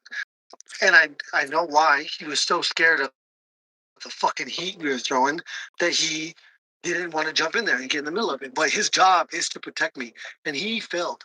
He failed so bad right there. And so, like, after the fact that I need you to acknowledge this so that you do not ever let that happen to another athlete in there because you fucked up so bad. And, he's trying to justify it. And it's like, what the fuck are you doing? How can you justify this? And so that, for me, that pisses me off. And then the decision not to give me my time, like, I need an explanation. Yeah. Because I need to know that you are going to learn from this experience. And for right now, I still believe that he doesn't think he did anything wrong. And so I'm still upset about that. Well, once you say to Because someone, we're petty. We're Yeah. petty, you should be in that situation because when you say to someone, you got poked in the eye, are you good? And you're like, yeah, I'm good, but I got poked in the fucking eye. And then you're supposed to say, 1 you or got 2 seconds. minutes. 1 or 2 seconds. But are you good? I said, well, yeah, I'm good. I said, okay, go. Are you good is not the right question. You have 5 minutes. Are you ready to fight? Can you see? Do you need to bring in a doctor? There's a series of questions, but you have 5 minutes. It's very important. For a fighter getting poked in the eye, you have 5 minutes to recover. Yeah, I didn't feel like I didn't know. I didn't know at the point. I feel pressure in my face right now. Like this feels. You're not going to know for a couple seconds. Yeah, I don't know. You're gonna blink a little bit, move around a little bit. All right. This guy just dropped an Oathborn sword. Why isn't he picking it up? He can't be AFK, right? Let's go sneak it away. Turns out the guy's just here fishing. What? Seconds. Yeah, I don't know. You're gonna blink a little bit, move around a little bit. All right, I'm good. And that's when it's supposed to be very clear. That's when you're ready to re-engage. And that's what I'm saying. That's the mistake he has to learn from because it was such a. And after the round ends, I walk over to him I'm like, dude, get your fucking head out of your ass. What the fuck are you doing? He's like, go to your stool. I was like, no, what the fuck are you doing? Like, your job is to protect me. You just let me get hit with a huge fucking shot. What is going on? And he's like, go to your stool, go to your stool. And I sit down and then boom, never thought about it again. But feel pissed off about that one. You should be. I mean, that's that makes sense. I mean, that's a mistake. He was the ref that against Khabib. After the fight, he corners me in the hallway. And he's like, I know you would never tap. I was like, I tapped 3 times. He's like, no, you would never tap. I'm like, dude, from the horse's mouth, I'm telling you, I tapped. And he still was like, nah, no, you wouldn't tap. I was like, what the fuck? How can we get through this? Like, I tapped 3 times. I went to sleep. You went to sleep. I've seen that. Yeah, I tapped 3 times. That you tapped. Yeah. 100%. And he's like, no, you would, I know that you, with the way that you compete, you would. Who's the referee? What's the guy playing? I don't even want to throw Herzog. I don't even want to throw him under the bus, because it's like his intentions were good for me. He believed He gave you a chance. gave me a chance, but like Right. I fucking tapped, man. Like I And the did. fight should have been. And I went to sleep because of it. And luckily there's no detrimental and chronic, long lasting choked out. So I mean, Not like there's no repercussions. Yeah, there's no concussion, there's no TBI. Like it really is not detrimental at all. As long as you don't hold it too long and I die, as long as I wake up, I'm good. Right. And so I was like, okay, the repercussions aren't as severe, and so like whatever, I'll just let this go. But ultimately, he did it. I mean, even when I told him, he didn't believe me. That was the first thing you said when you jumped up. You went over to him, and then you guys had the conversation afterwards. But you went over to him saying, "Dude, what the fuck? I tapped." Dude, And he's like, "Oh, you did it." And then we seen him later. But that was.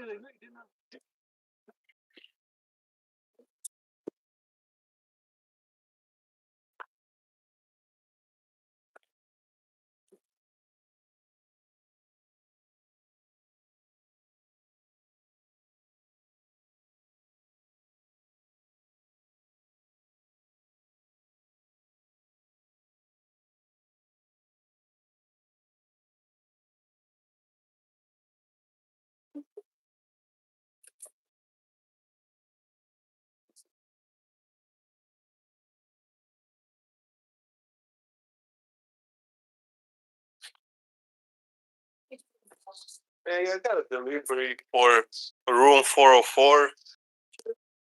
For room 404. You better get that bill. All right. There's your bill like $400. I got it. Thanks. That's true. It is a big cost.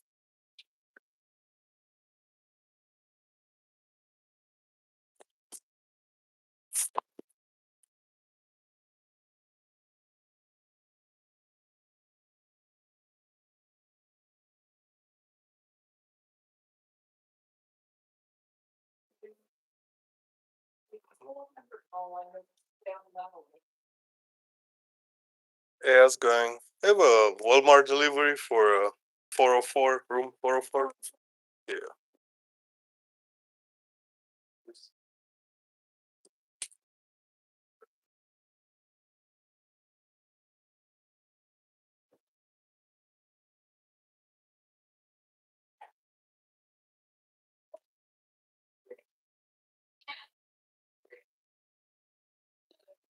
Dance.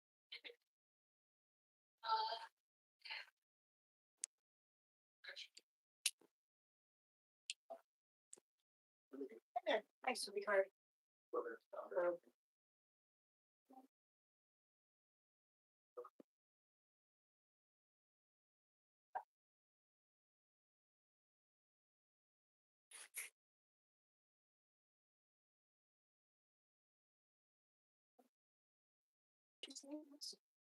Walmart.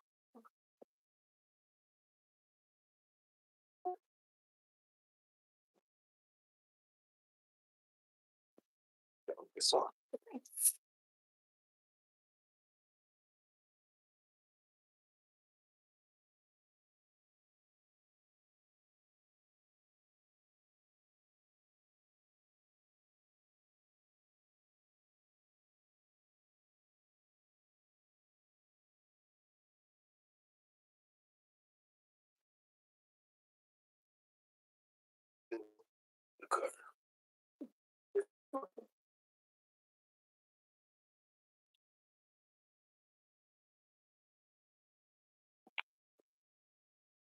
I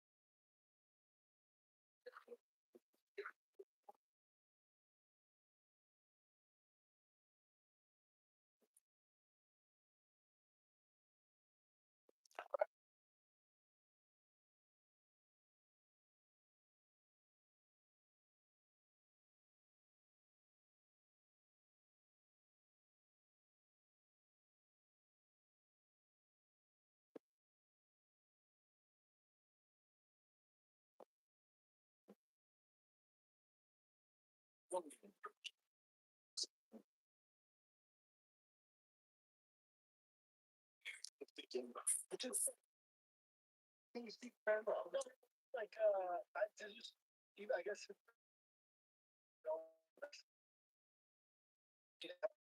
Yeah, it's like fighting. Just do it a bunch of times. You get comfortable with it, or you're naturally talented, like Connor. Smart guy. Yeah. He's great at that. Like he's fantastic at that shit. I mean, that's where he shines. You ain't lying. You murdered Tom Petty. Tom Petty, the Autobreakers, New York Pettis. Dude, who cares what people think? No, I think he thinks great, right? I like to see what people are saying about our interview, because I want to see the perception. I want to just keep inspiring. Yeah, but the thing is, you're asking for the perceptions from people that you would probably never fucking talk to in real life. They're humorous and annoying. Right, and you know what? The people are likely gonna comment. Most like I think Michael Jordan's out the YouTube comments. Yeah, right. It's not people that have their fucking shit together and have a big goal on people who are really dialed in and really something. And the people whose opinions you respect, they're not. They're certainly not even shitty on us. You nailed that. That's just the reality. I'm not hating on these people. I'm just saying I would have been one of them. If somebody give me a fucking YouTube account when I was 17, I'd be posting the most horrible shit about everybody. Everybody would. Yeah, you're a kid. You're a dumbass. You don't have your life together yet. But that's the type. You can't listen to them and take that as gospel. It's just not. Just seeing him walk through the airport and just everybody's perception when they see you and meet you is so great, dude. Like it's like people would be like bro, the haters. The haters met you, like, oh, I'm a big fan. Yeah, but still, but one of those things is like the inspiration on people. Like everybody comes up and they're your favorite fighter. Like I have the brand that you're your favorite fighter. Like that is unique. Yeah, that is like such a cool thing. Like you just keep inspiring and very fun. Be you. You should be. Should be so proud. You should be. Yeah. So, I asked you after the fight if you're going to fight again. You said you promised your mom you weren't going to make a decision, and so it just settled in. I mean, we're here. It's Friday. The fight was just Sunday, so it's 5 days ago. So now you're just like, fuck, how do you not after that? I mean, you're the fucking champ. It'd be great to go out like that. It'd be an amazing cap, but also great to at least one more. See, people like to watch chaos at the highest level of control. You know, it'll never be that chaos again because it'll never be like It's hard to understand fighter jet flyovers and hard to understand how dangerous this game is if you don't do it. right. And so It's impossible. yeah. Yeah. So that'll be it's a huge factor. There's a lot of variables that I have to contemplate. We're gonna see how many Pokemon cards we can buy with $100 on the whatnot. First lot of the day, we're That I have to contemplate when it comes to that decision. Do you have a timeline in your head? I do know. So you can't remember a time I fought 2 times in 6 months in the UFC. I fought 2 times this year already in less than 6 months. And so I'm going to take the rest of the year. I need my body to heal then. I mean, I have, what's the fucking diagnosis? I have a severe bone edema in the tip of my fibula that happened on Christmas. And I've been dealing with that since Christmas Day. So a bone bleed, like a bruised bone. Bruise, yeah, it's in the bone marrow of the tip of my fibula. Tip of my tibia clacked against my femur, and it caused a deep bruise, and I cannot get it to heal because I went, I was going through training camp. It really hurt after the Patty fight. When are you leaving? When are you leaving today? We fly out at like 6:30. It's 3:00. Well, I want to see if I can get you into Waste Well. Let me text Brigham and see if they could jab some fucking stem cells in there before you. I mean, I've gone to Vegas. I've got stem cells multiple times. Waste I got Well. PRP put me on crutches. It was crazy. And then I did a cortisone shot the Friday before I left. Wow. And that helped a lot. Well, not training is really what it needs, right? And have you been doing any hyperbaric chamber stuff? No. That's huge. I got like, you have no idea how against my process you guys would be. I mean, I think I got probably had 2 massages this camp. It's really funny if you look at the difference between Ilya Taboria has a YouTube channel as well, where it's fantastic, really goes into depth, but they're using like all this high-tech neural stimulation headgear, and he's doing all these different things, and it's all... You see the video? It's got him doing that, and then me taking a 420 dab. You see our video where he had the dog shocker on his forehead? Every time he got straight with his legs, he got flat. I hit their butt. And he got his legs again. Oh, yeah. Trying to tap into those intuitive abilities. Yeah, with your eyes closed. But I mean, dude, like, they're funny. I come from the fucking dirt. My parents fucked up. They didn't put a golf club in my hand at 4 years old. They threw me in the dirt. And, I became comfortable with the uncomfortable. That's a giant factor, though. Being comfortable with being uncomfortable is a huge asset. Yeah.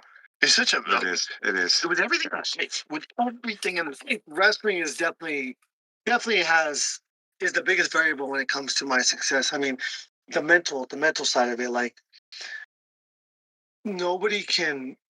It's very similar to fighting in the fact that nobody can help. It is against you. All the blame is on you. All the success goes to you. And you can never use somebody else's excuse. Any team setting, I played football, I played baseball, soccer, swim team. Swim team's a little different. But, there's always a justification for why you failed or why you lost when it comes to those. And you could always point to somewhere else, or at least a piece, even if it's 1 or 2% somebody else's fault. Then you can justify it. The loss. Yes. In wrestling, that's never the case. Not only that, it's a combat sport that's acceptable in high school. Like, it's a combat sport that you take in junior high school, you take in high school, and kids learn. Like, there's guys out there that are different. They're working harder than you. They're more aggressive than you. They want it more than you. Yep. They put in more time than you, and that's a lesson that's very valuable because kids get an illusion about what their abilities are, how special they are, who they are. When you get fucking flatlined by some dude who just fucking picks you up and slams you on your back and pins you, and you're like, hey, he can do it anytime he wants. And this is the reality of training with this guy, like, over and over and over again. You're like, oh, great. He lateral drops you in front of the whole class. Oh, great. Mm-hmm. Like, this is reality. Now, you're either going to get better, or this is going to keep happening to you over and over and over again. And the mental toughness that comes out of kids that grind it out in wrestling and learn how to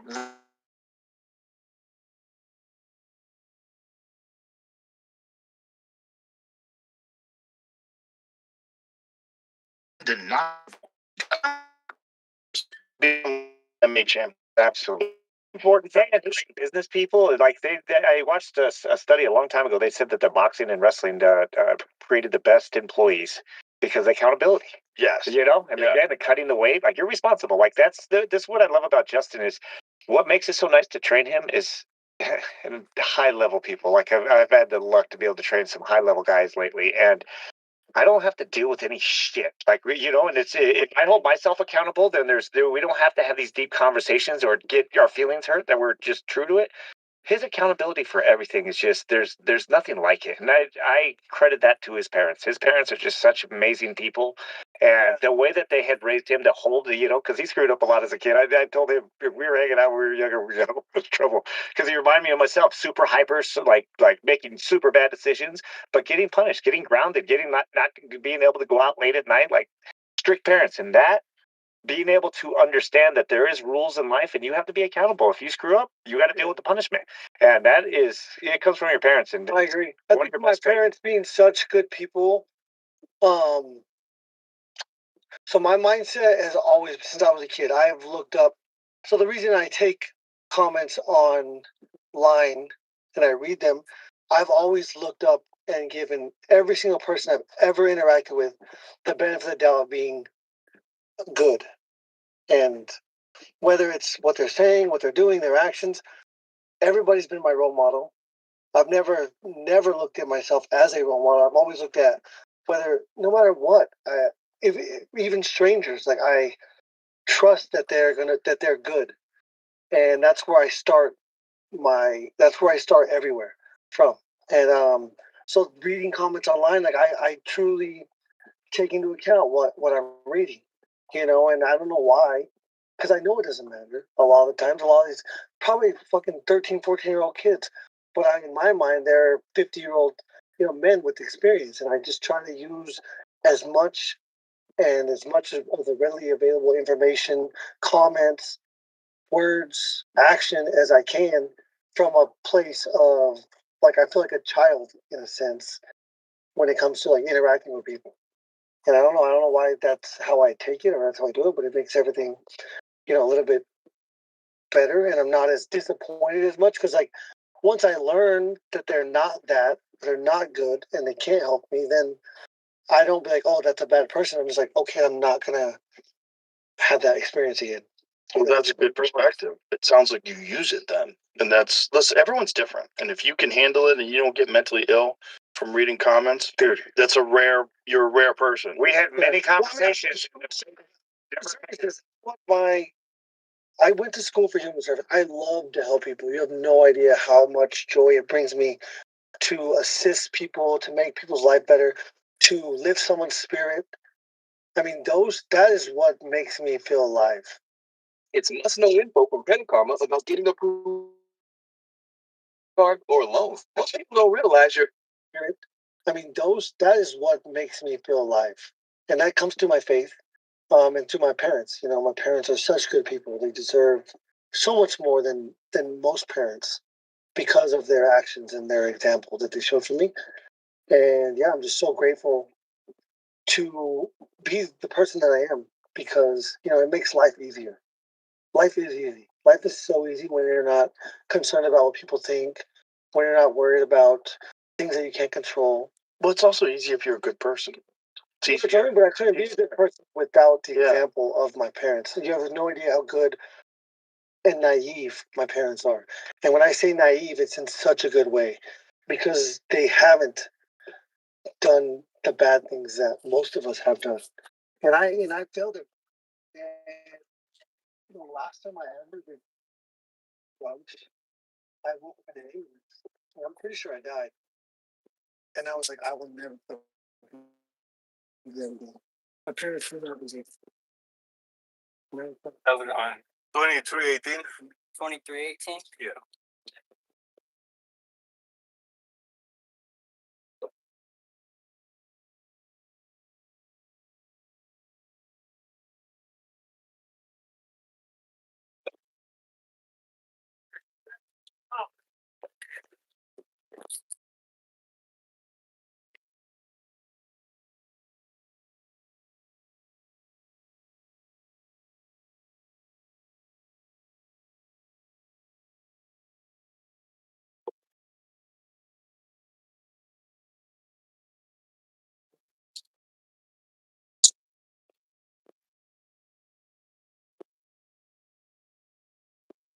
Yep. Thanks, man, bro.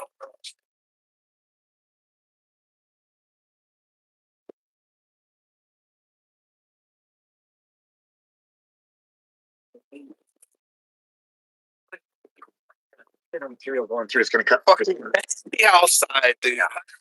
This was looser. It was thicker. It was weird. So it was better.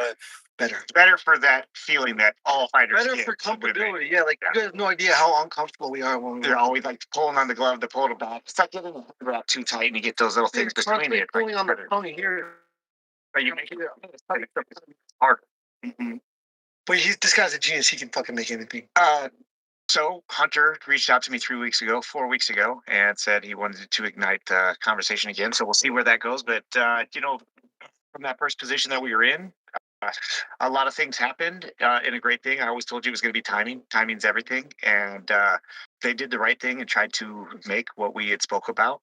We had an NDA, and we had a 5-year, and they moved it to a 2-year. Took a lot of great notes, and I'm very grateful to be a part of those because they did go out there and use a lot of the ideas that I had, but they just couldn't do it to the level that I can do it. And I thought it was super cool that they were trying because it's a problem that they don't really see and understand. So I think they're in the right mindset, and them helping the athletes, I thought was a great thing to do. But during that time when I was going to talk to, I actually brought the gloves, and it was when you were fighting on 300. We were out there, and I had a new patent that I had been working on, so we can go in opposite direction. If they want to own it, it's a separate patent from the patent that I had that goes in all of our products, the internal strapping. This was a new patent, still with internal strapping, but a more dialed-in fortified glove. And then we had those two options, and then when we got there, Ollie had told me that they're releasing a new glove, and so we have, 2 versions now, which is super cool. And I think it'll go great. Here's the conversation. Like, what are you trying to fix? Okay, Eye pokes are big. that is not possible. You don't think it's possible to make less eye pokes? You can make less. You make less. Should Yeah. never stop. Never going to stop. Well, of course you're not going to stop because the fingers are already out. The issue is the athlete.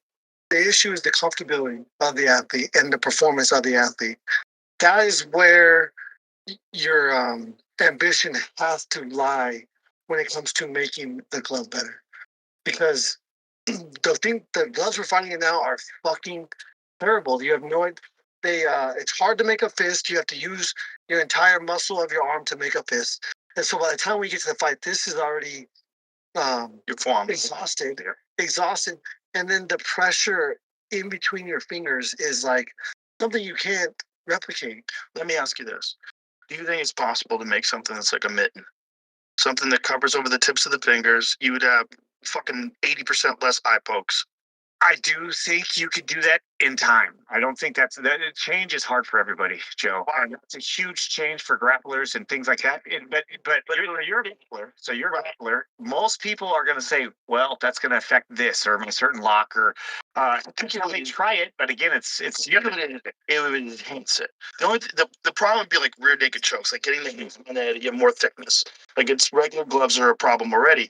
But is it more of a problem just to have the fingers covered with the regular glove? I think it's the same. It might actually even slip in better. But the thing is, it's like covering the tips with like a mitten, like those old school Everlast bag gloves. I think it's a different sport now. But why? You can still clinch. You can do everything. we're not talking about, Joe. But you like It's the same. You can still grapple. telling me so much right now. Like, and if you take that away from me, yeah, Right. like that's a huge factor when it comes to intuitive abilities. Okay, like explain that to me. Like, what are you feeling with your fingertips?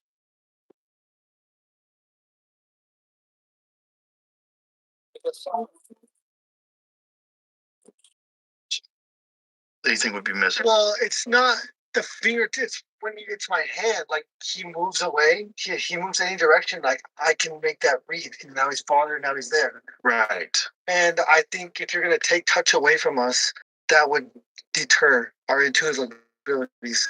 I'm wondering how much. But I also think you have to understand where, as a fighter, for me, it's like when I am relaxed. When I'm relaxed, and if my hand can be in this position when I'm relaxed, then I'm okay. Then there's not going to be as many eye pokes. But when I relax and it goes like this, Right. like, and now I have to force your hand. now I have to do this. You're never going to take the human reaction and instinct away to protect yourself. And the instinct to protect yourself is no. Right. That is the instinct. Right. Natural, it's intuitive, and it has to be that because you're trying to get your chin tucked behind your shoulders so that you don't get hit.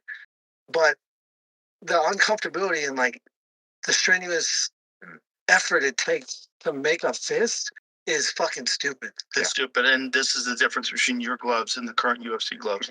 My gloves are made. My gloves are one of those things that it promotes a natural hand natural position, a better grip, Yeah. better fist position where I'm not, when I squeeze my fist and I have the wrap on, it doesn't pull my hand up like this. And when you see guys touch gloves, they're usually like this, not like this. Right. And it's lining the bones up for, again, they said that the last gloves were causing less knockouts. Our gloves were causing more knockouts because of better hand position, better grip strength. I'm being able to have holds. Like if I'm holding someone's protection for your hands. absolutely, and internal strapping, like that is a huge thing. Like my goal at a certain point would to have where you can't have hand wraps on. Like if you have a glove that's actually protecting your hand, but you have the gloves on, that now it's equal 100%. Because if you got 1%, it adds more padding or less padding, double layers tape. Like there's many different things that you can do, and that to me, it's like if one fighter has tape wrapping the hands and then the other one has house wrapping the hands, they're wrapping differently. Which one's better for breaks? Which one's better for punching? Like so having that's would be really cool, and that's the difference with like our gloves. I'll show you. I've never broke my hand when he's ever taped my hands. Like his tape job is, I can't wait to show it off to the commission every single time. I'm like, look at that. Tell me you've seen a better one than that tonight. And every time they're like, I don't think so. You got gloves? Of course you do. They're my favorite by far. And ladies and gentlemen at home, if you're just listening, the difference between Trevor's gloves and everybody else's gloves, one of the big differences is that you can see, if you're looking at it on, let's see how they're curved, folks. Like a hand. The regular gloves from the UFC are not. They're straight, just like this. So these gloves promote a natural punching position. Look, without even putting them on, they're already in that position. And then when you put them on, they're damn near perfect. The padding is amazing. They're fantastic to hit the bag with. They're just fucking awesome. And more importantly, look what they promote. Relax. Is totally dead relax, and it promotes a closed fist position. The cool part, Joe, is this. This is what I was talking about. So he's doing the internal strapping right now. From over here, so that's gonna hold it. You have half the side, like all the other gloves. Right. Oh yeah.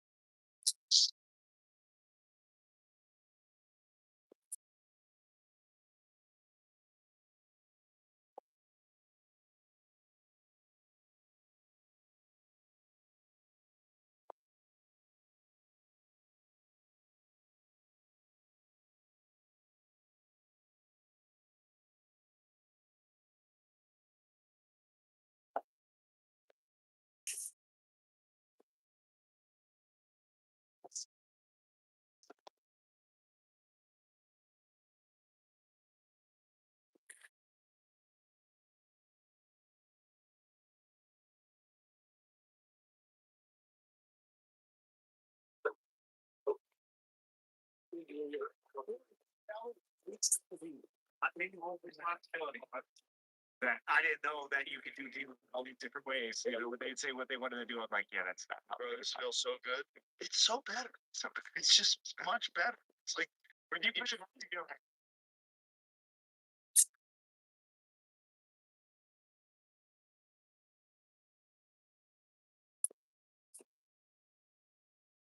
Bad signals, but that you're so creative with stuff, and you're constantly Everything I've trained with the last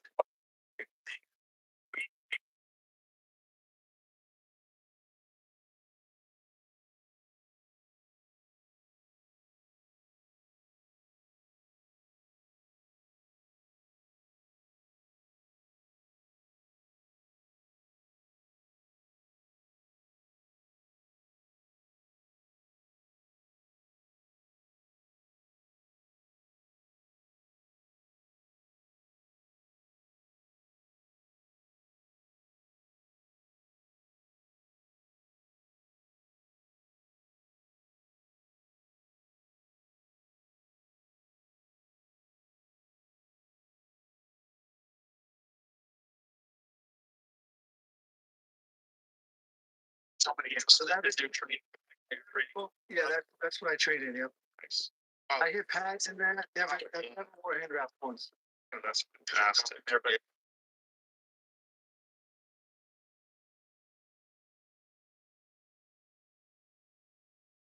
Yeah, that's fantastic. Open your hand to go straight out, Mm-hmm. and then the pointer knuckle. Protecting that pointer knuckle. Declare your independence from hot miserable.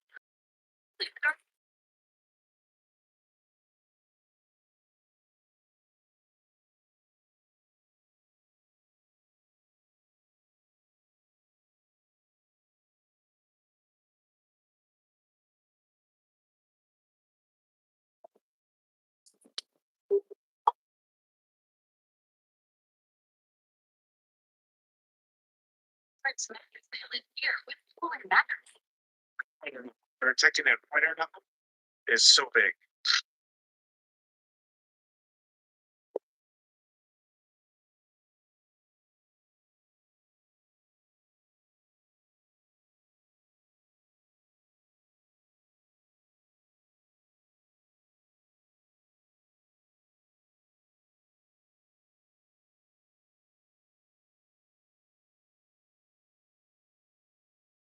Yeah, that's it, right? Yeah.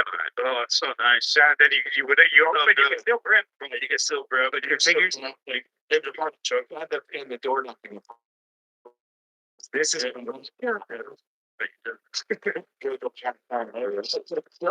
those are optic. Oh, thank you. Yeah, and then I got you another pair of X Factors too. I remember I gave you the 16s. You're like, bro, these are gonna work for me. Yeah. I got big hands for a little dude.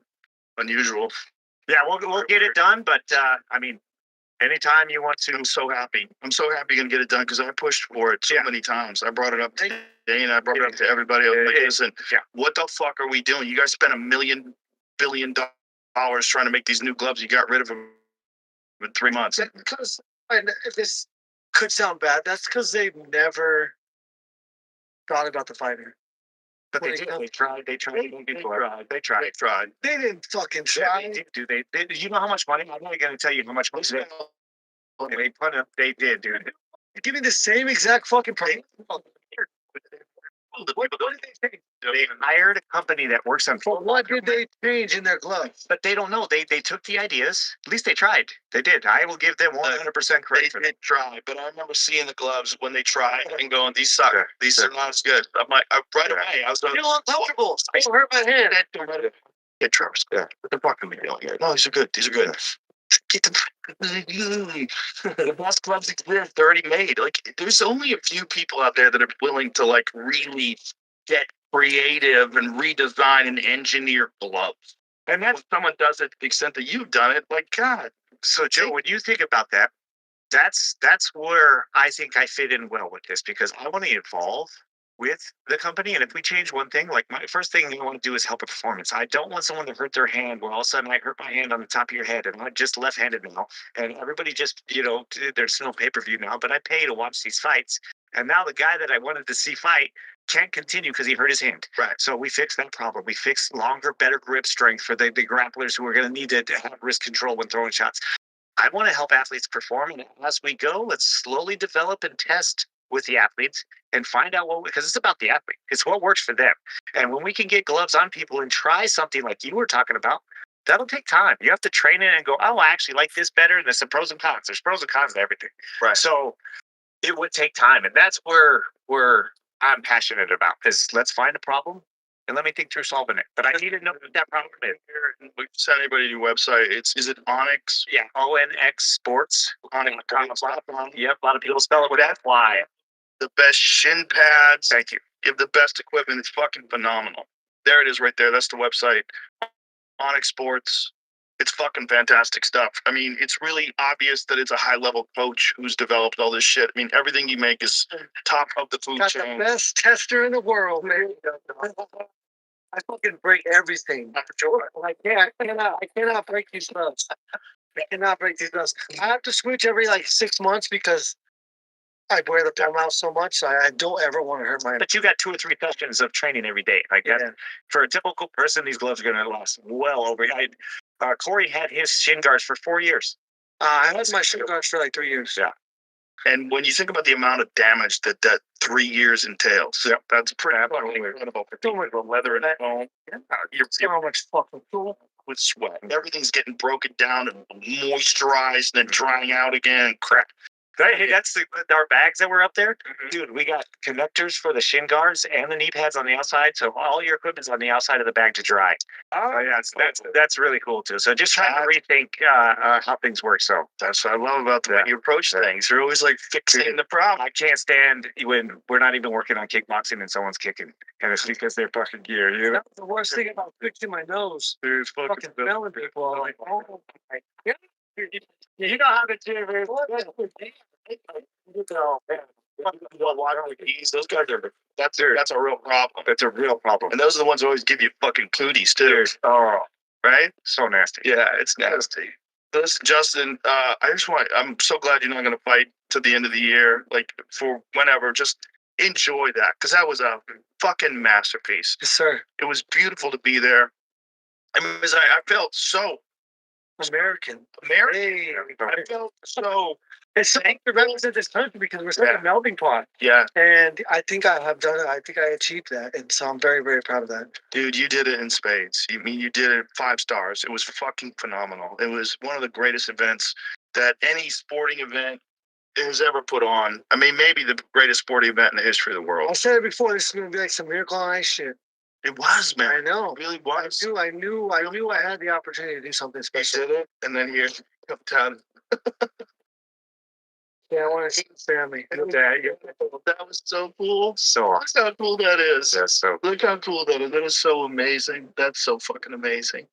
It was an amazing night, dude. I'm so happy I went. I'm so happy I was there to see it live. Me too. It was a real honor. I was honestly really nervous, Joe. I was like, dude, there's like, just again, being around everybody and something could happen. The drones that, that they stop. Like, again, I wasn't knowing what to expect. And then tell the fight.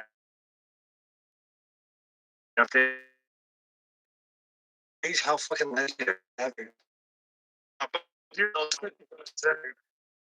hope we don't die. The guy goes, we gotta go.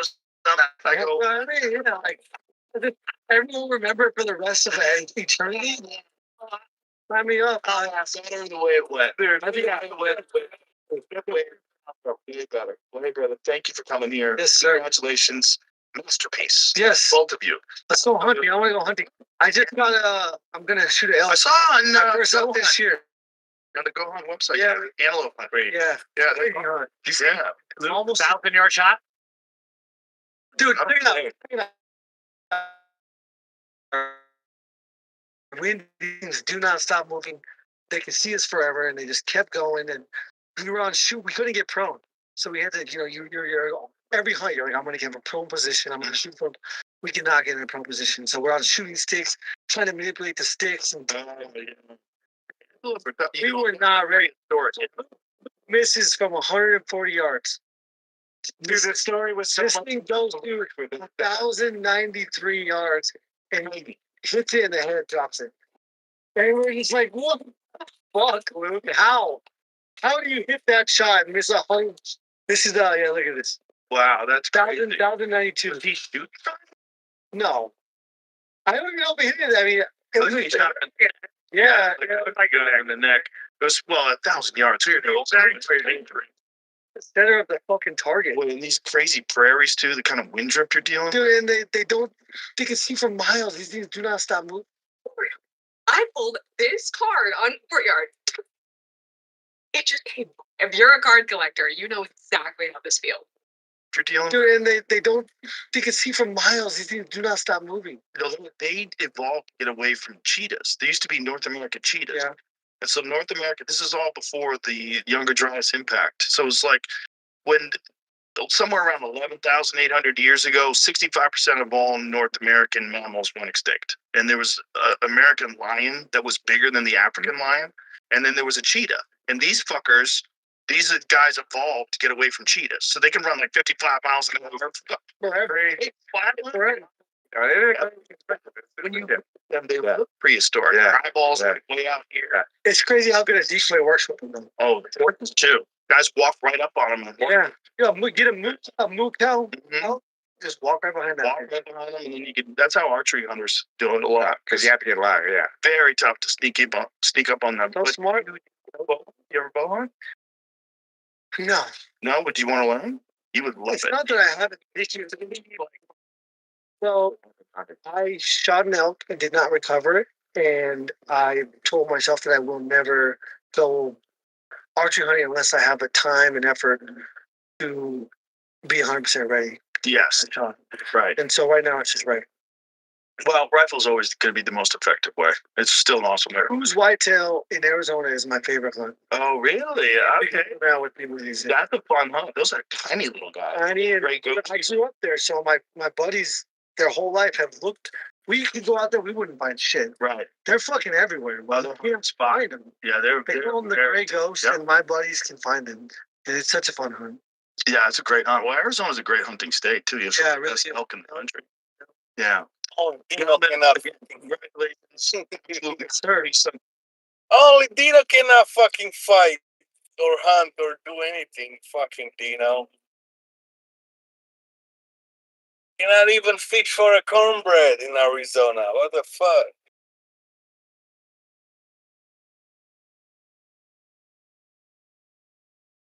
Let's hear something else, but I'm way fucking behind with fucking Joe. I know it's.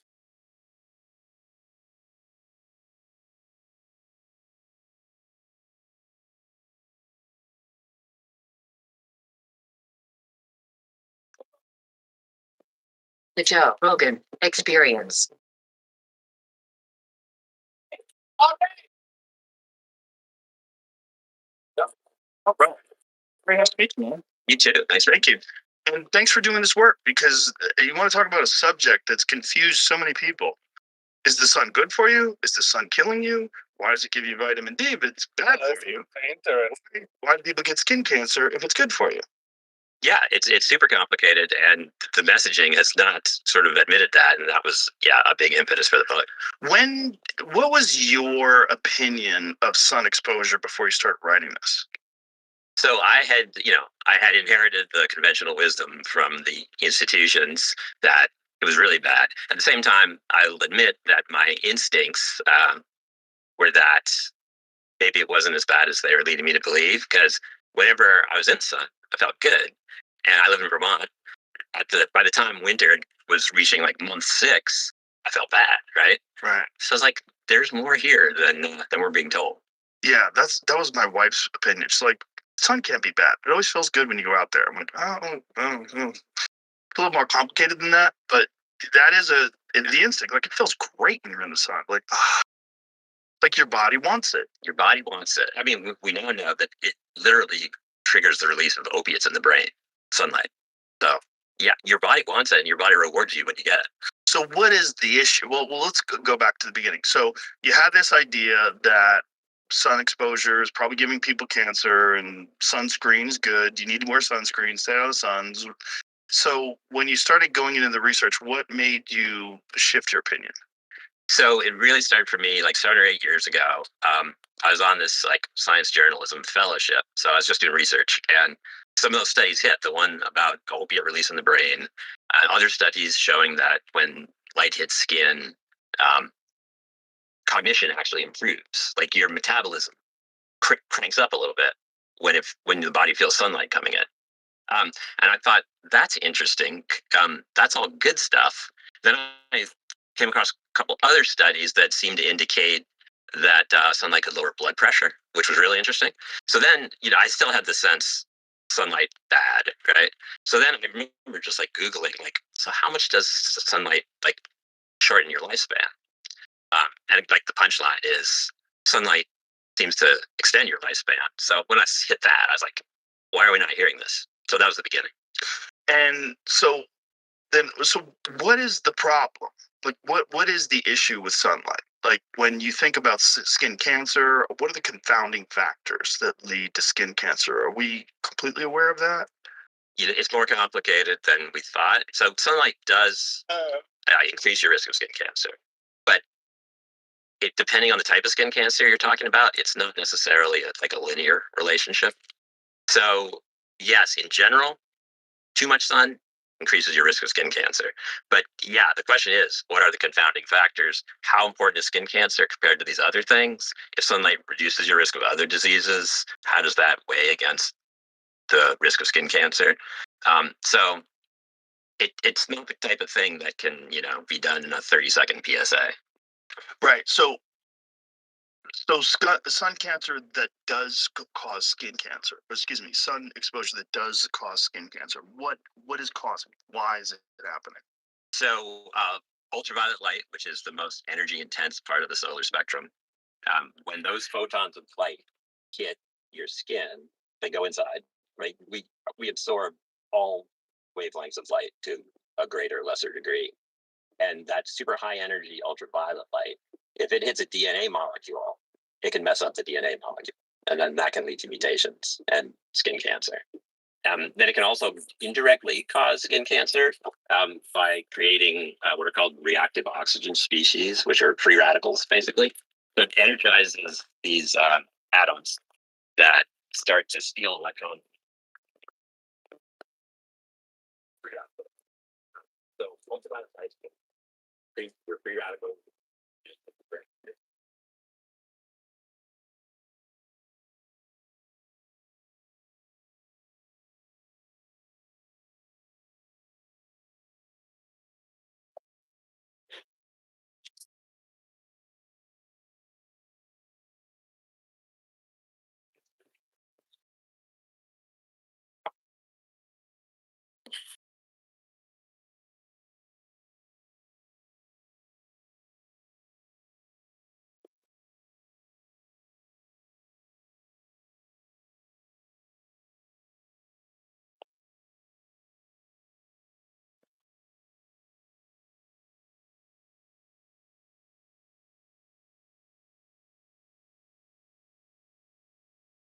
When you're a kid, when you're a baby, yes, you get rickets, really bad disease.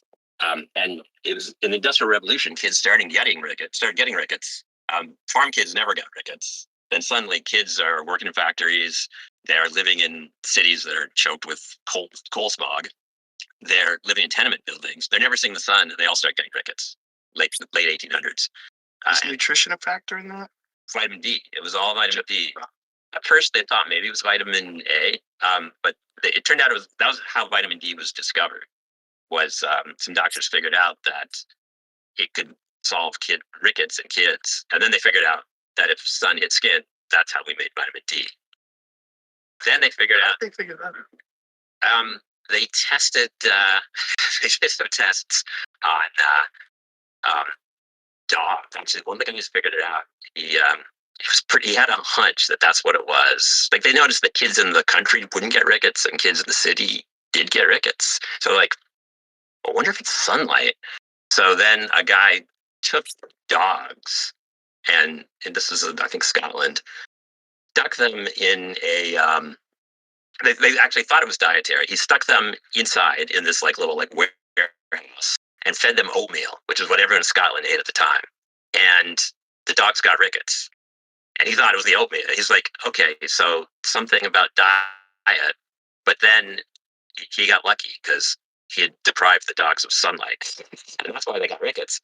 So then eventually they realized that light hitting cholesterol molecules in the skin actually converts the molecules to vitamin D. So vitamin D is downstream of cholesterol, but it takes that same ultraviolet light that can screw up your DNA. It actually breaks a bond in the cholesterol molecule, which allows it gives it some movement, and it flips around into a new form that's vitamin D. So once they figured that out, then they're like, sun's really good for you. So we had this era in the 20s, 30s, and into the 40s when everyone thought sun would cure everything. And they went after it hard.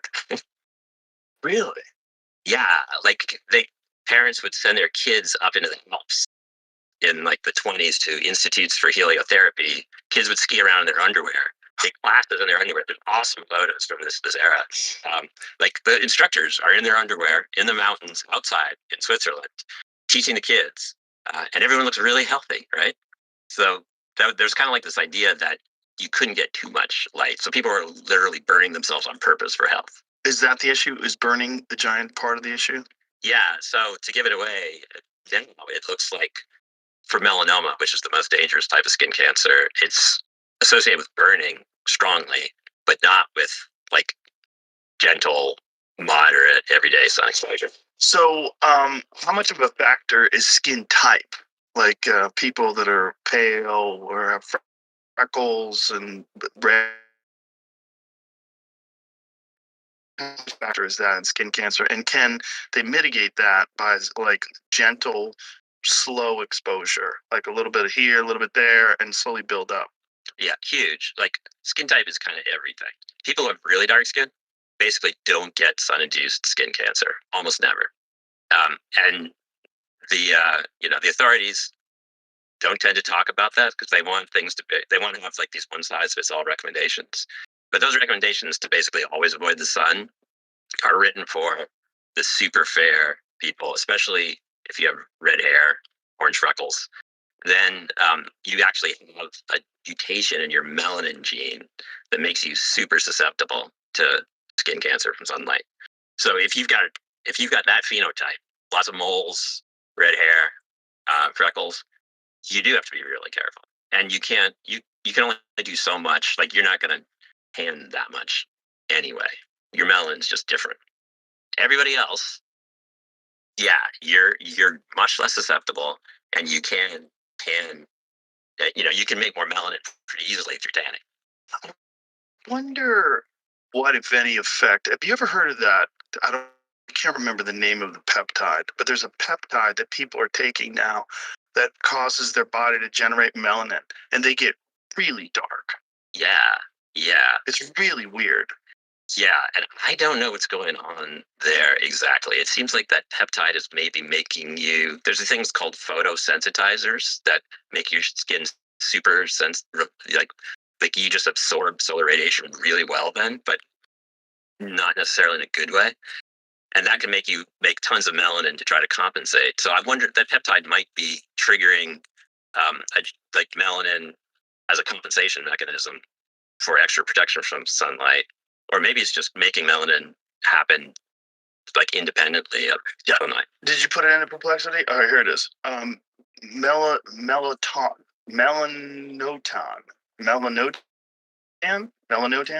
synthetic peptide analog of the naturally occurring hormone melanocyte stimulating hormone, stimulates the body's melanocytes to produce melanin, resulting in a dark tan. It's largely unregulated, illegal in many regions for cosmetic purposes, and carries significant health risks. Or what's the risks? It's not approved by the FDA for cosmetic use. An unregulated market means purity. Okay, but that's unregulated. Notable risks include dermatological issues, rapid and uneven darkening of existing moles, the emergence of new moles, and hyperpigmentation, concerns that can mask or accelerate the development of melanoma. What is this? Potentially damaging erections. What?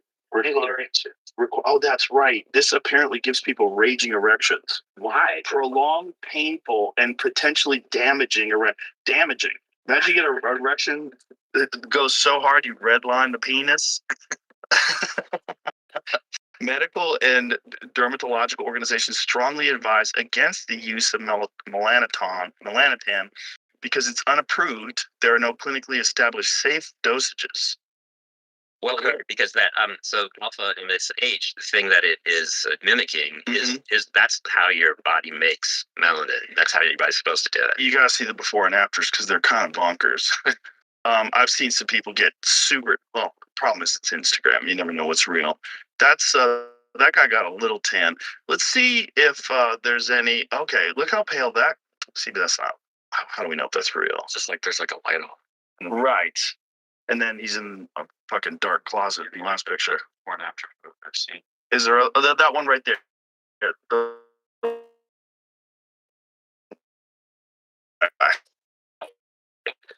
Well, it's an interesting. He injected himself with unregulated tanning peptide, melanotan 2. Click on that. No, this is the guy that I saw online. He's the test rabbit. This dude went hard. Did he get an erection too? Yeah, he died from that. I don't know. I'm super excited to join the Whatnot family. Whatnot is a live streaming platform where you guys can buy, sell, talk. I don't know. So his before and after. So let's see what is. He just okay. Yeah, he just got darker and darker and darker. But I wonder if I understand that it's unregulated, but if it was regulated, and this is something they're trying to work with right now with peptides and make them regular. See, the photo's dark though. I mean that's like a shitty iPhone 1 camera. That's crazy. If that's this is nuts. There's something going on there. Like, you know what it looks like? It looks like those bodybuilder guys who use that ink, that dye on their skin to make themselves darker so their muscles pop out more. So here's better. Tanning log photos. These are better photos. That's crazy. But I wonder if that offers skin protection. It would definitely offer skin. It is if it's melanin. Right. Definitely. I mean, that guy can probably be outside all day. Yeah. So that's the question: is that available to someone who's pale? And if someone is pale, see if you could find an example of someone who's pale who took it. Because you would think oh, well, maybe we need to do studies and figure out what the dosage is and figure out how to activate that aspect of it. Melanin clearly protects you from skin cancer. Like if you have super dark skin, African ancestry, you're blocking. Like your melanin is absorbing 97, 98% of the UV rays. It's super effective. But didn't Bob Marley die from skin cancer? He did. Okay, this is one. Wow. Looks like the same person. Or same mole. Yeah, it looks like the same mole. That looks pretty good. Well, I would just also if you were trying to sell some of this stuff in maybe nefarious ways, this would be an easy one to market. Tough, and definitely. This is part of the unregulated market problem. Is we don't know, and also you're getting 99% bro science on this stuff. What screams bro science? Screams it from the top of the hills. What legitimate scientist is out there injecting himself with man? But the other thing is, if you do it naturally, right? If you just get a little sun every day and slowly build up, you're not just making melanin, you're also increasing your body's damage repair system. Mm-hmm. You have all these nucleotide excision repair, things that fix your DNA and fix cells that have gotten screwed up. And that will also ramp up every day. And it's not just sunlight, exercise, same thing. Anything that stresses the body a little bit, like hormesis, right? So all those things are going to cause your damage repair system to crank up and be ready. So you probably want those to the melanin and the damage repair to go up together. Right. So you would want to, if let's say studies were done, let's say we found what the effective and safe dose is and how to administer it, you would want to do it along with sun exposure slowly to try to ramp up your body's ability. I had a note on this. This happened 14 years ago. Wow. Which is strange. Here's some of the side effects he said, but he also said he's pretty much impervious to UV at this point. Increased libido. Didn't see that one much either. He said he didn't get it. Okay, sides are decreased appetite, very mild nausea, more for some, none for me. Decreased libido, increased libido. He said it didn't see that one much either. Some get facial flushing, like a niacin dose. Never got that either. And the most strange thing is that it feels really good to stretch, like when you first wake up. Interesting. Huh. Did you do it for the skin coloring? Yes, I did it for skin coloring. I'm pretty much impervious to UV at this point. I have faded about 25% since returning from Florida, January 35th. We'll be dosing again, probably in March. Is this guy still alive? That's my question. 14 years. What is that? 20? Click on that link where his profile. Let's see if homeboy's alive. Yeah. Is this Reddit? A year ago, he's commenting, I never did it subtle. Okay, so a year ago, he's still alive, or someone has taken over his account. In theory, you could use an old school quartz tanning lamp. Okay, so you could tan with it. I'm using a weird Reddit there, so we can stop looking. Why? I mean, this is not for the show, but using a weird. Oh, yeah. Okay. Yeah, I was afraid to go that way. Well, only crazy people are willing to try something like that. Like, do you remember that there was a guy, God, I think it was on Oprah or one of those shows, where he was taking, was it silver? Yeah, silver. That's right, colloidal silver, and his skin turned blue permanently. Yeah. Like a Smurf. Yeah. Poor guy. Yeah. And he wound up dying. Yeah. What? And how did it kill him? I don't know if it killed him, but I believe he died. That's homeboy. Not good. Yeah. That's just not a good look. You would think you'd start turning a little blue and you go, hey, maybe I need to back off this colloidal silver.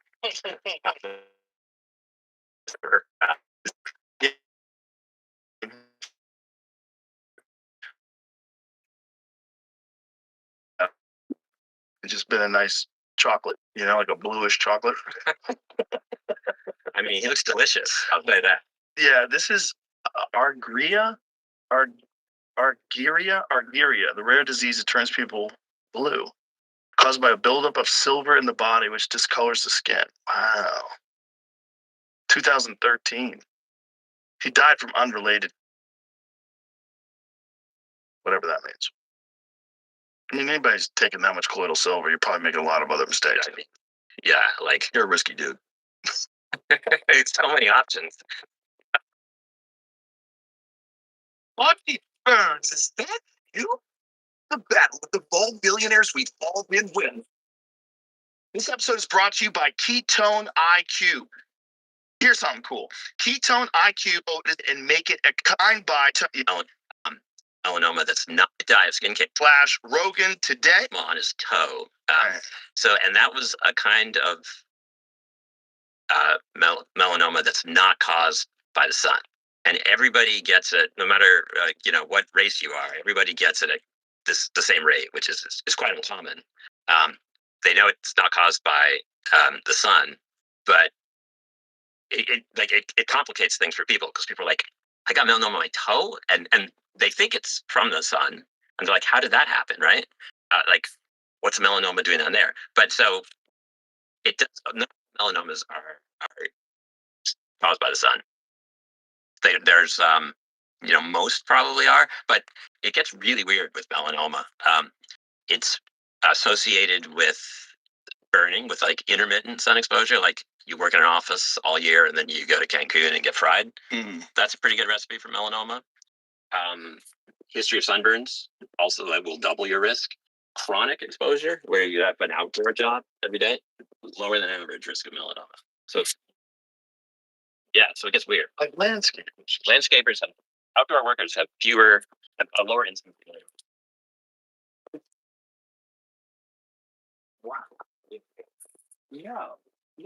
I mean, I was looking at Instagram and support at this. What happened?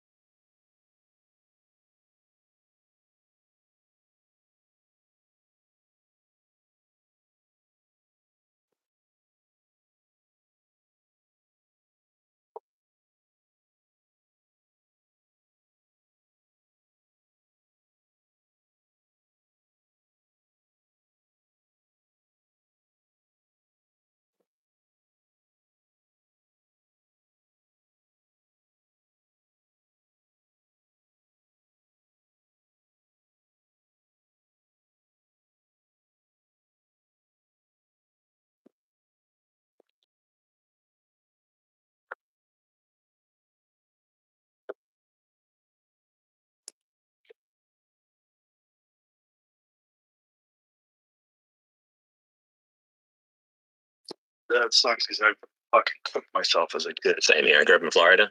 Right. Well, when I was a kid in the 70s and 80s, you wanted to get a tan.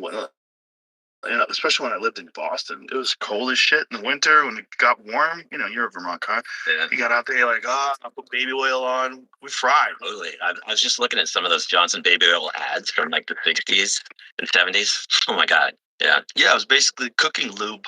It was Totally. Yeah, it just helped you cook better. But you remember, George Hamilton, like the actor, Mr. Tan?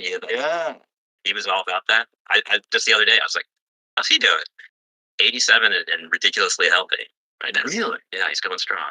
Yeah, I met that guy. He did an episode of News Radio once. Yeah, he was tan as fuck. Yeah, that was his thing. That was his thing. It became what he was known for, and he's still going. So he's still tan? Yeah, you should see him. He looks What does great. he look like? Pull up a photo of George Hamilton.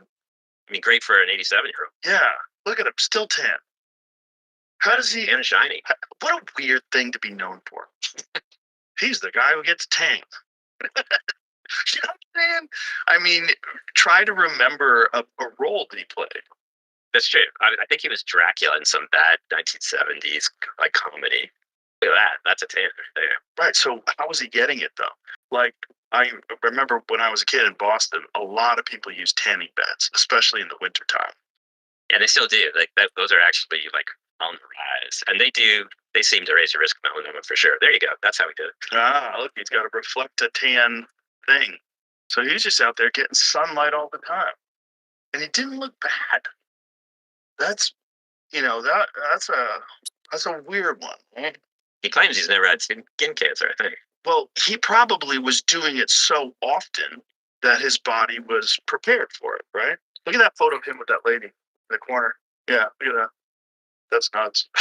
See, that's the thing. I think, like, if you're getting that regular dosage, your body is producing all of these compounds whose entire job is to make sure your cells don't turn cancerous. Because, living things have been working on this for 500 million years. Like, they've been get hammered by the sun every day, and they got to deal with it. Right. So it's when it seems like when your skin is totally unprepared and you shock it with a massive dose that it's not ready for it, then you're in trouble. Like, that's the kind of thing that triggers trouble. Was there any pushback on this research? Like when you first started examining this and realizing that sun exposure has a lot of benefits, were any dermatologists saying, hey, this is dangerous information, you shouldn't say this? Oh yeah, I've been denounced multiple times. By Really? the American Academy of Dermatology, like officially, they send an official letter when I write an article. They say nobody should be getting any sun exposure. That's their opinion. No one should be getting any sun exposure, regardless of the benefits, the vitamin D, no sun exposure without protection from either sunscreen or clothing. Wow. And if that makes you vitamin D deficient, take a pill. So that's what needs to change, because those pills haven't panned out in tests. They don't work like natural D does for whatever reason. Really? Yeah, they don't work at all. What do you mean?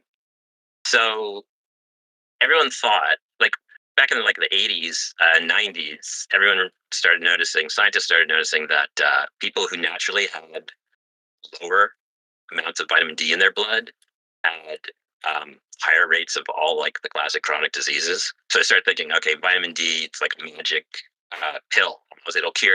It'll reduce everyone's risk of all these diseases if we raise their rates of D. So they started recommending vitamin D pills, which I think are still the number one supplement. Mm-hmm.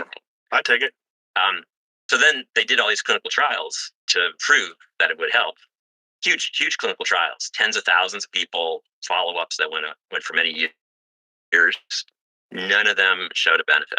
No benefit in terms of your immune response? No benefit for any condition. Now, did they take vitamin D along with vitamin K2 and with magnesium? Because that's what's recommended. So there were a bunch of different... Apparently vitamin D by itself is not effective. That you need vitamin D with K2 and magnesium. And I think there might be another one. But see, put that into Perplexity, please. See what it says, what are the benefits of vitamin D and what should it be taken with? Because I think magnesium and K2 are the big ones. And that together they have a sort of a synergistic effect. Yeah, that that could be like, yeah, I'd be curious. Yeah, I think vitamin D by itself, the body has a problem absorbing it. It's like there's a lot of things like that. Like zinc is like that. You need an ionophore to absorb zinc, so you take it with quercetin. Yeah. Well, one thing, D, the way it naturally comes in through the skin, and it comes in with a whole bunch of related compounds. Right. And so, yeah, I do think there's sort of a synergistic effect when it's combined with the right thing. But D from the sun has always been known as the way to get it. Like the best way to get vitamin D, the most effective, the healthiest way is through sun exposure. Yeah, like that's how the design's supposed to work. Perplexity says vitamin D helps your body absorb calcium, build strong bones and teeth, support muscles and nerves, plays a key role in immune function. It's best absorbed when taken with a meal or a snack that contains some fat and often paired with calcium for bone health. So please put in what are the benefits of vitamin D taken with K2 and magnesium. See if it says that. Because this is what my doctor, who is a vitamin specialist, recommends. Benefits when taken with K2 and magnesium. Hi guys, it's John Terry here, ex-Chelsea and England captain. Now, I was supposed to be cleaning these trophies. Dun, dun, dun. Okay. Taking vitamin D together with vitamin K2 and magnesium can make each of them work more effectively, especially for bones and heart, as long as the doses are appropriate for you. The trio mainly improves how your body handles calcium. Interesting. D helps you absorb it, magnesium helps activate D, and K2 helps send calcium into bones instead of arteries. D increases calcium absorption from your gut and supports bone, muscle, and immune function. Magnesium required to activate vitamin D. Low magnesium can blunt vitamin D's effect and also directly support bone structure and many enzymes. K2 activates proteins that move calcium into bones and teeth and keep it out of the arteries and soft tissues, helping bone and cardiovascular health. Potential benefits of the combo: better bone support, heart and artery protection, more efficient vitamin use. Okay, so the doctor is correct. So maybe that's the problem. So these people were taking it with low magnesium, low calcium, didn't have K2. Yeah, I'd be curious if there was an effect on disease incidence for that combination. I don't know, because the D on its own, it didn't show any effect, but sun exposure. Let's put that in. Does vitamin D taken on its own have any health benefits? Let's see what it says to that. Because I'd never heard that D on its own was not effective at all. I just heard that it was minimally effective, that you had to take it with other. It seems like it only helps people who are really deficient. Like if you're super low, like below 60 nanograms per milliliter, then probably it's a good idea. But like for people who already had at least 20 nanograms per milliliter, it didn't seem to have any of these benefits that they were seeing in people who naturally had high rates through sun exposure. The way it says, yes, vitamin D on its own has several well-proven health benefits, especially for bones, muscles, and immunity. Like a general answer. Huh. Bone strength and fracture prevention, muscle function, adequate blood. What's that? I missed the word. Taken on it. On its own. It was weird. So let's see. Yes, as clear proven benefits, especially for bones, muscles, and correcting deficiency. So that's going to be for people who have super low levels. Preventing rickets. There it is. Yeah. So they had thought that it might reduce incidence of all these other diseases based on what they're seeing for people who naturally had high levels of sun exposure, and it did. So then people who had high levels through sun exposure. Yeah, so your natural level of vitamin D is sort of a direct meter of how much. Right, but this is a natural level. You're not talking about supplementation. Right. Okay. So that was why people who had high level of D without supplementation have lower rates of every disease you can think. Right. So the hope was that raising everyone's D to those levels would have the same effect, and it didn't. New England Journal of Medicine did a editorial in 2022 saying stop prescribing D, it doesn't work. It seems incorrect though, Because if you're taking it with magnesium and K2, it seems that they do work synergistically, and there seems to be proven health benefits. One of the problems, I think, is like, I think people generally want to avoid recommending supplementation for some reason. Mm-hmm. It's kind of a weird thing. Like, they want to dismiss it. Like, I had a doctor once that told me, don't bother taking vitamins. Just eat a balanced diet. And I was like, look at you. Guy looked like shit. He didn't look good, right? Like, Look terrible. I'm amazed how what poor health they generally like seem to. I can't like take it. I mean, it's so hard to take seriously a guy with a gut. When, well, he looked terrible. Yeah. And he was telling me that I just need a healthy diet. And I'm like, okay, I do have a healthy diet, but also I feel different when I take vitamins, and my blood work reflects that. Yeah, I noticed that when I started going to all the conferences of the sun researchers, and they're all in like the basements of hotels, and those guys all are as pacey as it gets. Like, do none of you guys practice what you preach? Really? How strange is it that human beings, with all of our knowledge, obviously there's much more to learn, we're still confused about how we interact with our environment? Yeah, absolutely, 100%. With sun, which seems to be like, it's there. It's everywhere. It's like you're always in the sun in the normal world environment where outside of cities and all that stuff. It seems like we have an understanding of what happens when you're interacting with sun. Yeah, and light, period. Like, all kinds. Like, it seems like there's the sense in biology that light didn't matter. It's like just ephemeral.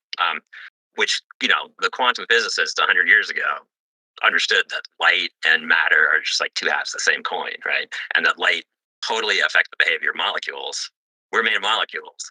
Light's going to matter. So I actually think, like, that's where I eventually got to with the book. I was like, we need to think about our light diets and our like lightscapes that we're, surrounding ourselves with, like, more seriously than we have. Well, it seems like your work is based entirely on the data. So what did these dermatologists have to say about the data? If they're denouncing you and they're saying that, this guy should not be listened to, the things you're saying are dangerous, but you're talking about data. So I don't understand how they can just make those flat statements like that.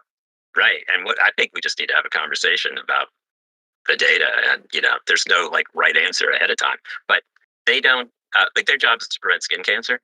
So if that's your only job, you're going to tell people stay out of the sunlight forever, right? And no one can call you on that. No one can say, hey, like, I got skin cancer, it's your fault. Right, but doesn't sun exposure improve cardiovascular health and lower blood pressure? And isn't cardiovascular disease a far more dangerous problem than skin cancer in terms of numbers? It's number one, 20 million deaths a year, cardio. So anything that moves the needle on that is awesome, And it does. And it seems to, like, all the studies show it does. And they're all observation studies, right? You look at populations, you're like, oh, these people have more sun exposure, lower blood pressure, lower rates of cardiovascular disease. But then, the other side will say, correlation does not prove causation. Like, show us that it's, do your giant clinical study where you stick half the people in the sunlight and they live longer, which is not going to happen. Right. Yeah. But it's like, are they willing to have a conversation with you? They're not willing to. They don't want to look outside of the sun and skin cancer question. Like, they're not willing to entertain any of the other benefits that are outside their field. So there's got to be somebody out there who could be the generalist who can like think about it holistically. That seems so ignorant. It's the state of science now. Like, science is like a field of micro specialties. Would you like some coffee? Yeah, I'll take it. That looks good when you're pouring it. This is a very shiny breath. But yeah, you got there. Cheers, sir. Cheers. By the power of the great God. Right? Hey, excuse me. Press. But yeah, you got there. Cheers, sir. Cheers. Coffee good for you? Coffee's some coffee there. Shockingly good for you. Talk to me. Let's go. It is fucking crazy how good coffee is for you. I've been like startled by the like power of the evidence. Yeah. I read both. I read it's bad for you, and I dismissed it because I'm biased, and I love coffee, and it just tastes too good. It feels too good. Oh, It's but I've read a lot of benefits about it. I think it's the best possible supplement. Really, you think it was a supplement? It's the best. It's all mitochondrial spin. You know. And is it particularly because of caffeine or coffee itself? Is the caffeine? You know, I mean, caffeine. I think it's caffeine, but I wouldn't be surprised if there's other stuff in coffee that's contributing. Because like tea doesn't seem to quite like deliver the goods like coffee does. No.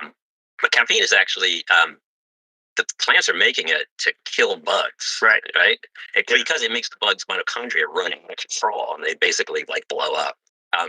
It does that to us, but we have these other like governors that come in and slow down without the explosion. So it's good. So it makes it we produce energy more efficiently. There. That's all I need to hear. I'm in. I'm not giving it up. But I've heard many people say that Michael Pollan had a really interesting anecdote. He laid off coffee for I think 3 or 4 months as an experiment, and then he had a cup of coffee, and he said it was like taking a psychedelic.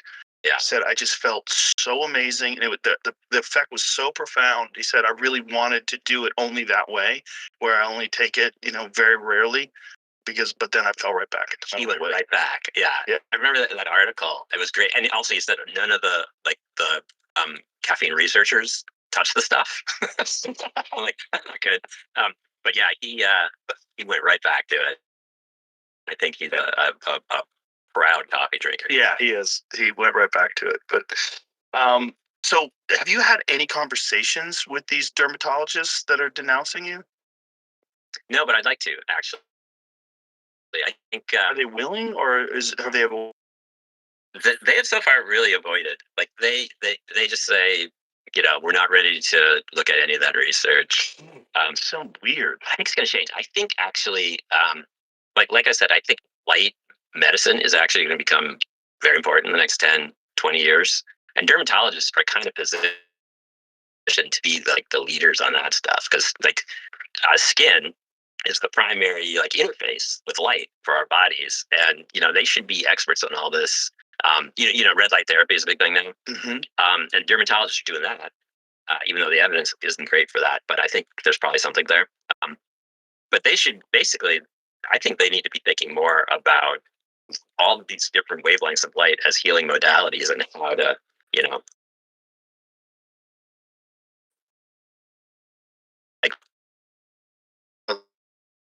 everything, but I've essentially completely stopped my macular degeneration with red light therapy. Wow. Yeah. Not just stopped it, but reversed it. Like I don't need reading glasses anymore.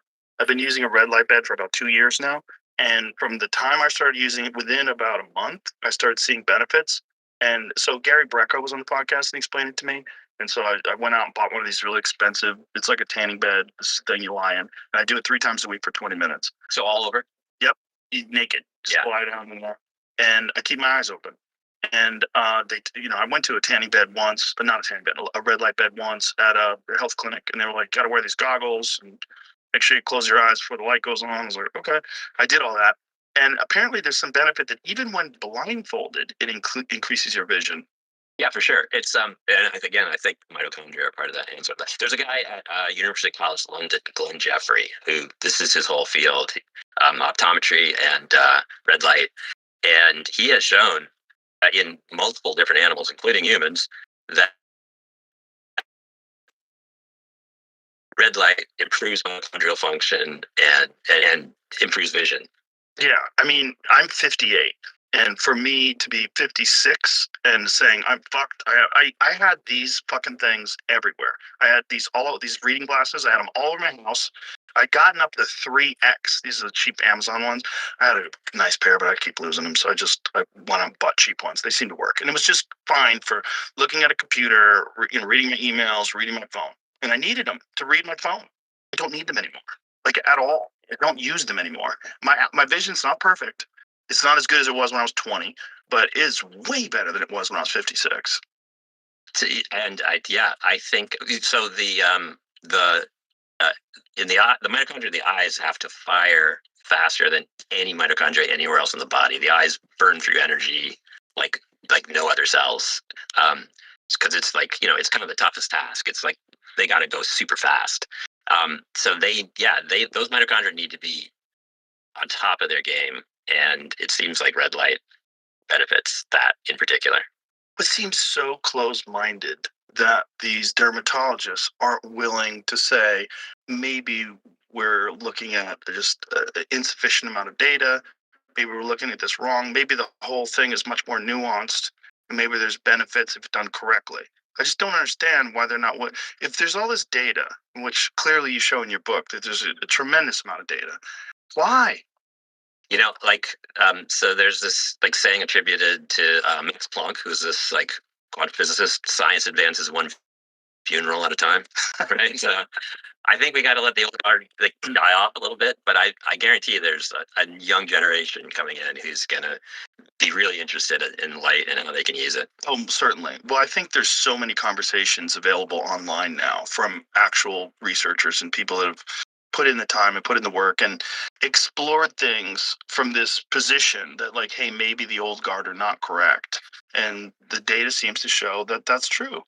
Yeah, and it's fun. I mean, playing with light, it's super fun. So this is a way you can make your world a little bit richer. It's starting to think about this stuff. Well, it's also don't you want to be informed? And if we do understand that it has an effect on mitochondria, and there is all this evidence that red light seems to have some benefits, I just don't understand how someone could be an expert in skin and ignore that. Well, I think that, and they won't object to the red. Some of them are using red light therapy because there's no risk of skin cancer. Mm-hmm. Red, it's only the UV and maybe a little bit of that contributes to skin cancer. So that makes it.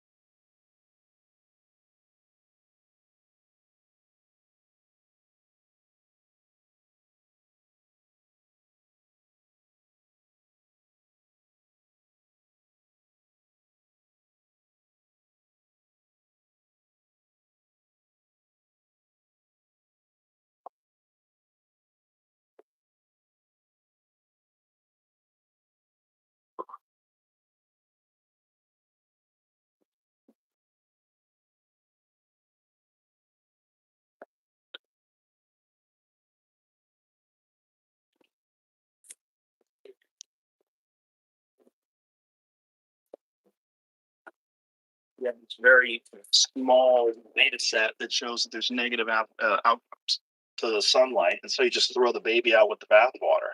You're doing the whole field a massive disservice. And the other part of it is that science, it's sort of very self-reinforcing. It's all grant-based, essentially. If you're a scientist, you want to do a study, you have to apply for a grant to get the money to do the study. Right. And there's generally a handful of entities that are handing out the grant money. Mm-hmm. And it's the old guys waiting to die who are going to approve what they think is the truth, but they're going to fund the study that fits with what they already know about the world. So it's this kind of crazy system where the only way you can get money to do a study is if you're already telling them what they know. Oh, Kerry, come on, bro. Get funded to do something that goes against the grain. Come on, Kerry. And so much of it is dependent upon the ego of the people there at the top of the organization. Ego is definitely part of it. It's a giant part of it because if they've based their entire career on telling you one thing that turns out to be incorrect, they're very reluctant to correct themselves. Yeah, there's not just, it's very rare to find the individual who's well known in the field and is eager to self-correct, So have you had any conversations with any of these dermatologists? No, but I'd love to. Not one? That seems crazy. Have you reached out to any of them? I have. I've reached out and I get the boilerplate. We don't want anyone in the sun. Take your details. doesn't matter. Well, and the one that really that I think has got to change is the skin color question, because it's fine to go with the recommendations for avoiding sun for people with bare skin, but for people with dark skin who have almost no risk from sun-induced skin cancer and can benefit hugely from like things that will lower blood pressure and lower cardiovascular disease. Like it seems like you're not being fair to those people. Not only that, it makes you feel better, which is very important. You feel better, Jay. I mean, that fucking can Jerry. like mood and happiness. I want to talk about my glitch. Sex with with my friend Brian. And I'll see that now. Delivering a fucking beat, man. Edwards Island. And it rains there like 350. Too bad nothing scored. And we got rained Fuck, out. you come up here. Tell me something. Back to LA. I Yeah. was driving. That's what I thought. It was magnificent. It felt so We good. need StreamYard. Arms wide, like I was just taking it all in. I called my friend Steve up and I said, dude, because we were in the rain, I'm in LA right now in the sun, and it feels amazing. I never felt the sun like this before. It's because like my body was saying, you didn't get enough of this for a week. Now take it in, and we're gonna reward you with all these amazing endorphins and good feelings. Like if that was a drug, that drug that I took, like if depressed people could take whatever I felt when I was out in the sun after a week in the rain, they would take it every day. It would change the world. Like I could feel like this all the time, and it went away. It went away because LA it's sunny all day long, every day. Right. So eventually, I got accustomed to it. But that feeling that I got after the week in the rain and coming back, just be like, it was incredible. It was like a drug, an amazing drug, a happy drug. Yeah, it's an awesome drug, and I've felt it for sure.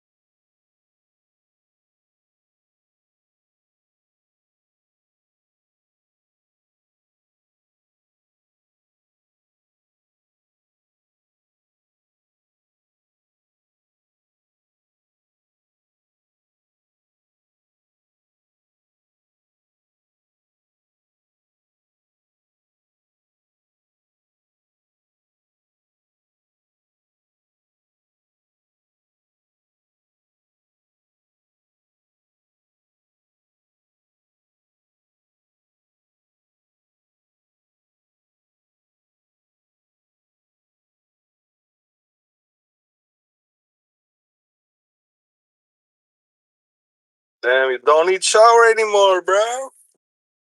It's crazy.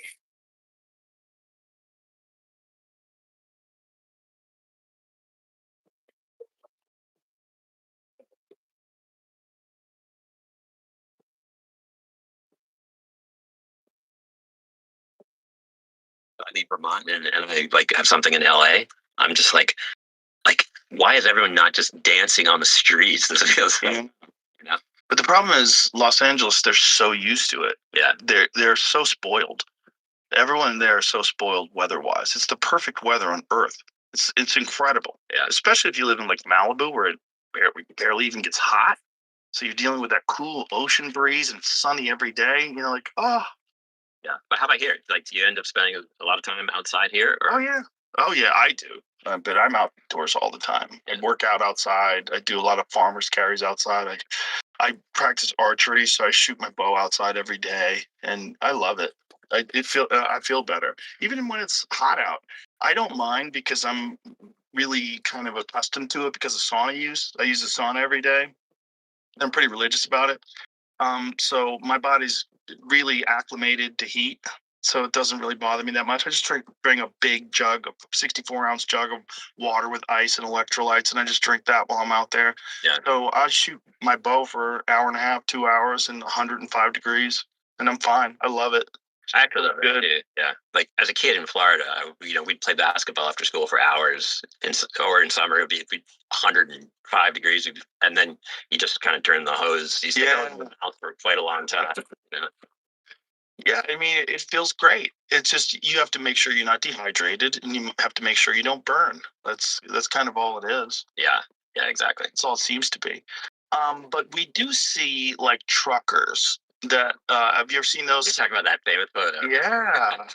That is a crazy photo. Crazy photo. So what we're referring to is there's a photo of this trucker, and the left side of his face from the sun coming in from the window looks like he's 20 years older on his left side than it is on his right side. It's like special effects. Somebody melted the left side of his face. What's that all about? Yeah, there's the guy. There he is. That's Yeah.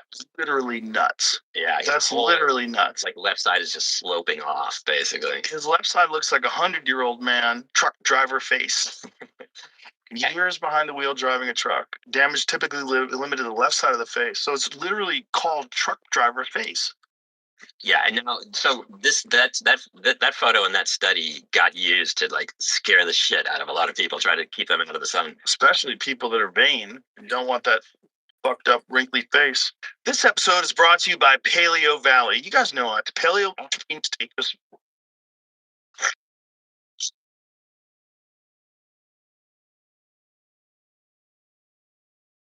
Literally bananas. What they're showing back and forth is they're just taking the skin from the left side of the face and switching sides, so you can see how much damage he's received on that side, the driver's side. Yeah, and so there's a couple of interesting things there. One, that is shocking, but the question to ask is, why doesn't every trucker look like that, right? Like, if that's the problem, why him? Like, because I've been driving a car for 45 years, and my face is the same on the left as it is on the right. Yeah, I'm hanging in there. But the other thing is, window glass, I think, is actually a really interesting problem to talk about. Yeah. Because window glass blocks UVB, but not UVA. And there's two different wavelengths of UV. The UVB is the super high energy one. UVA is a little bit lower. It's kind of on the way to blue. And they used to think back in the day that UVB was the only one that caused skin cancer.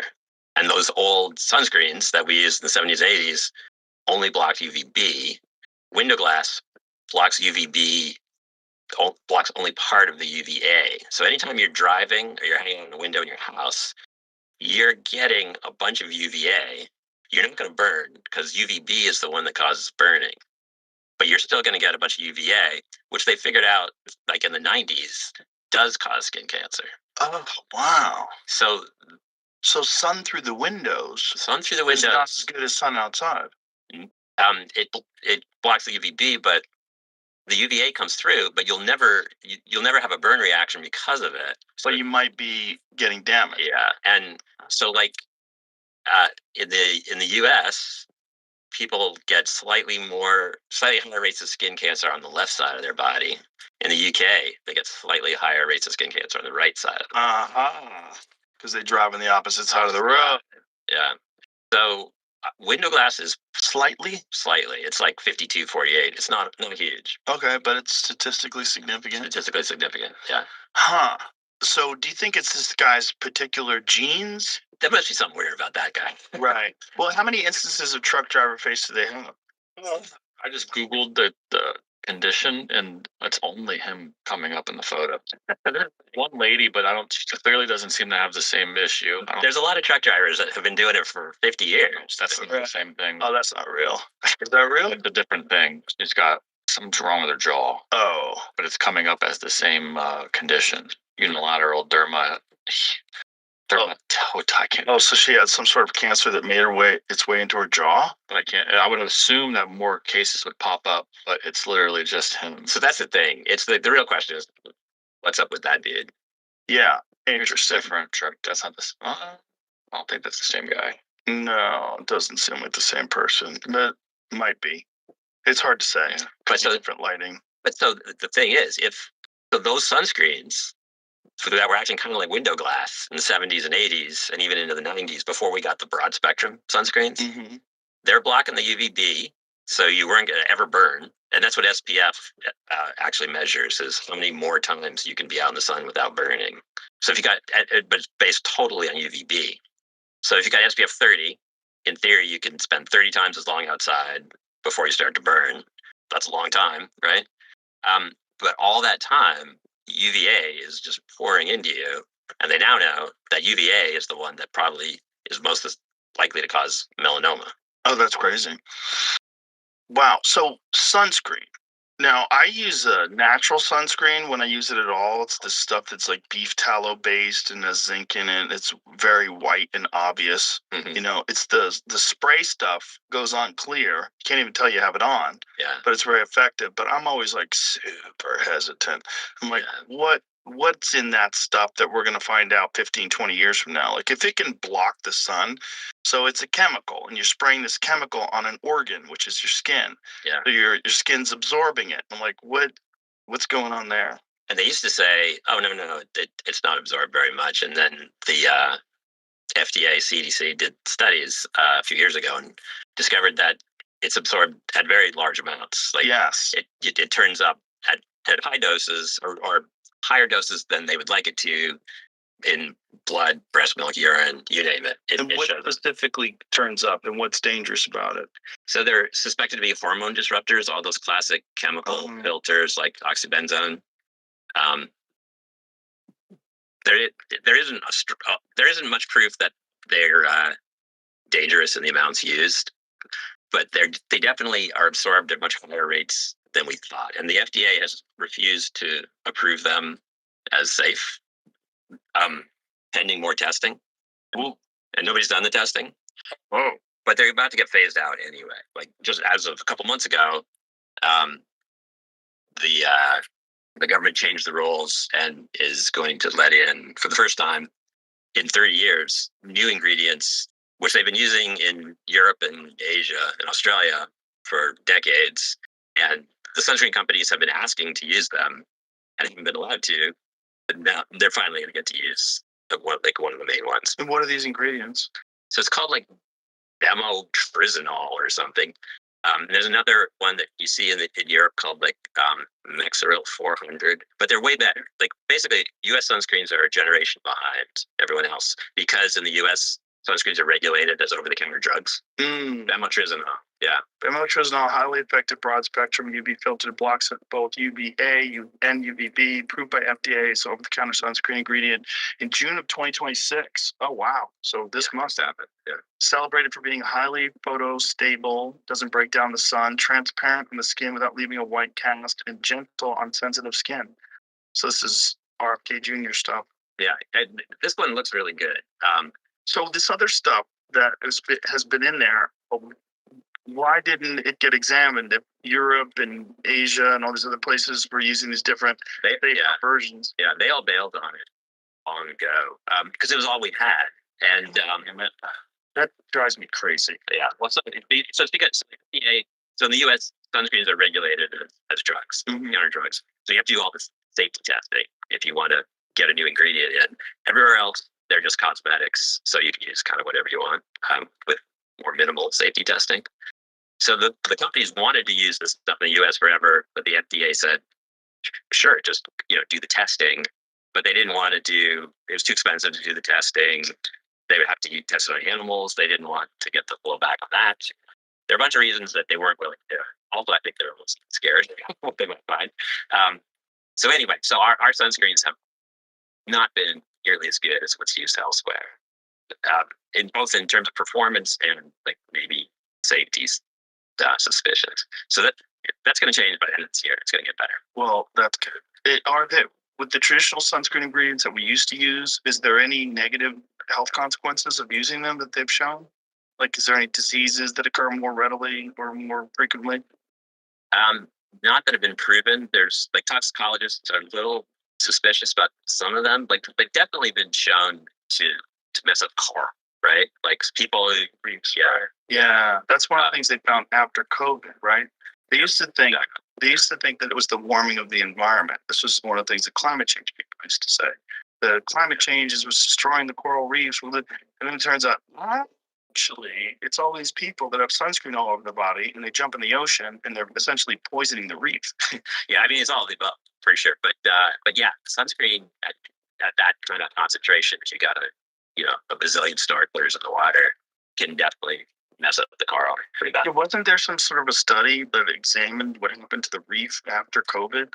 There was one particular reef that was in a highly visited area where people would jump in, and they showed a massive increase in the reef after COVID. Yeah, like Hawaii banned use of sunscreen. A bunch of places banned that style of sunscreen. But they don't really check your bags though. You know what I mean? When they say ban, people are going to take it anyway. But it doesn't look like. I don't think it has much impact on us unless you're using a ton of it. Which of course, now some people. So it's not great for you, but it's not the worst. Yeah, there's been a bunch of studies that just looked at like lifespan, and sunscreen doesn't seem to have any impact whatsoever, like positive or negative lifespan. So it just might have some sort of an impact on hormonal function.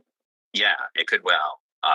Endocrine disruption. There's a guy named Graham Peasley at Notre Dame who found that many cosmetic products of all kinds are actually contaminated with forever chemicals.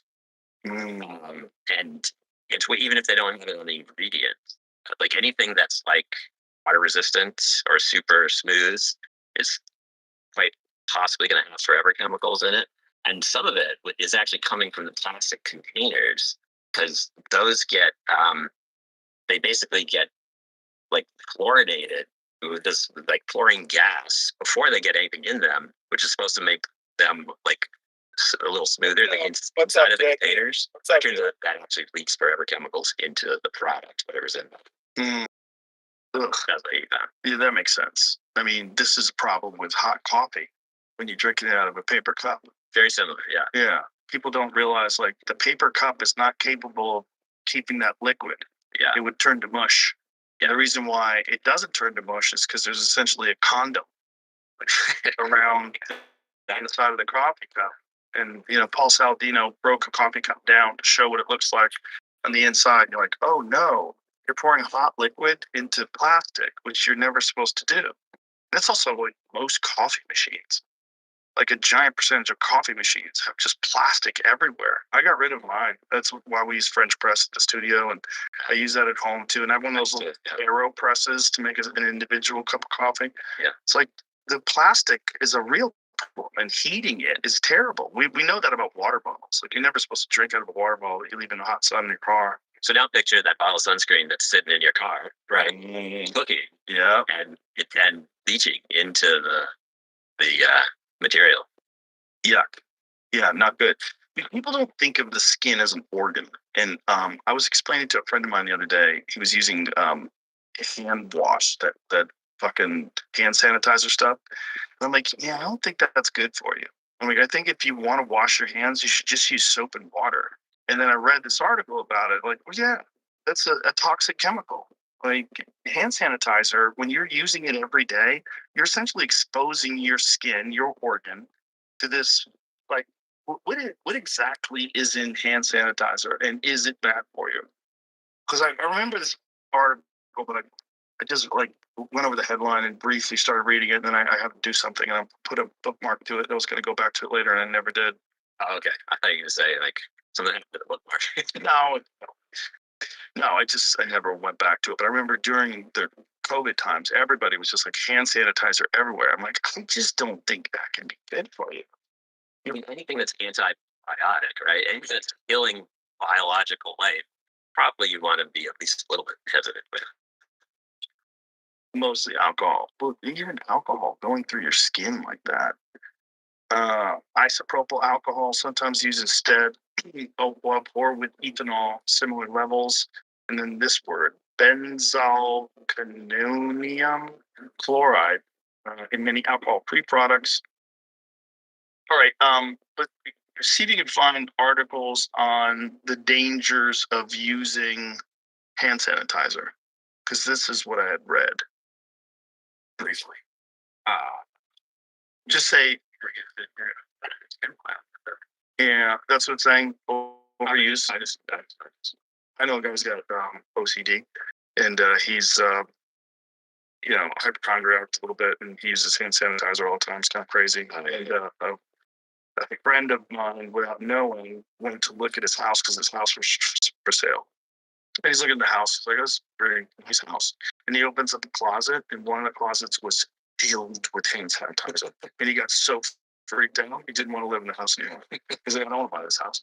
Like, this guy, like, whatever weird thing he's possessed with, that he needs 50,000 fucking bottles of hand sanitizer. Yeah, main issues are just like overuse and then not use it on your hands, obviously. Don't breathe it, don't drink it.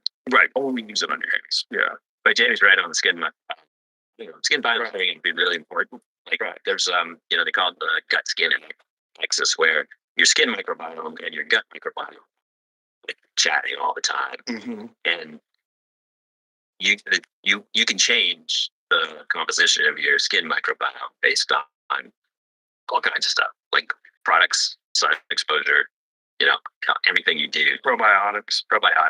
Yeah. Yeah. In the jiu-jitsu world, in the early 2000s, people started really getting into probiotics and started really getting into acidophilus, yogurt, kimchi, fermented vegetables, and stuff like that, just to prevent skin issues. Because jiu-jitsu, because you're getting scratched up and you're rolled around, and there's a lot of infections, and a lot of people get not just infections like staph infection, but they also get ringworm and a bunch of stuff like that. And so some people started using antibacterial soap. And the problem with that is it just nukes all the good flora of your skin. Yeah. So then there's a company called Defense Soap, and they developed a soap specifically for grapplers. And this soap has tea tree oil and eucalyptus, and it's very healthy for the skin. So it promotes healthy gut flora, but it does kill all the cooties. Right. It kills all the not cooties. Yeah. I think that's basically what you want. Like, that microbiome, it can take a lot of natural, abuse. It's there. It naturally lives on skin, so it's usually getting like roughed up by the world. Mm-hmm.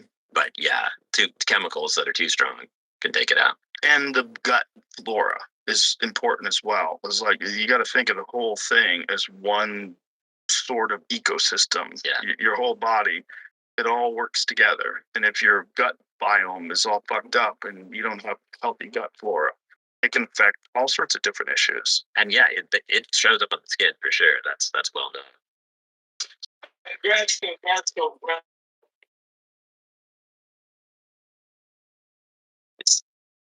So when you first started getting pushback against this, were you surprised? Did it upset you? Like, what did it feel like to get attacked by dermatologists? I'm naturally conflict averse, right? I don't even want to talk about this, but it was such interesting information I thought was important, so I wanted to. It started. I wrote an article about it back in 2018, and I titled it "Is Sunscreen the New Martyr?" right? So right there, that's pushing buttons. Yeah. I probably, in retrospect, I don't push as many buttons today. I just point to the data. You just didn't like it. Didn't like the response. Well, I mean, it got massive. It went true, viral, as they used to say. But it actually detracted. Like now, I think those old sunscreens really were like margarine detrimental, like the ones that only block UVB. So I think I kind of got it right, but also it's like the title detracted from the information of the article in a sense. But why? Because margarine sucks. Margarine sucks. Those old sunscreens did suck. The new sunscreens they're fine. But so it's a good comparison. It turns out to have like the more we learn about the old sunscreens, the more it looked like a sort of like a catastrophic mistake that then got fixed. But yeah. So that so now the book is out. I've got all these like beauty magazines contacting me, and they have this image of as like the Unabomber, like hanging out in like cabin and hanging off these missives. Really? Yeah, they're From like beauty magazine. They were nervous about it because they thought I was going to be, a kook. Yeah. Wow. So the first art, so those is sunscreen the new margarine. So that was the first one. And what was the response to that? So like, do you remember the first like really negative response and how you felt about it? So there's an official letter from the AAD. We. But we the information, and we think this is dangerous. If you're telling people benefit for some, that's dangerous.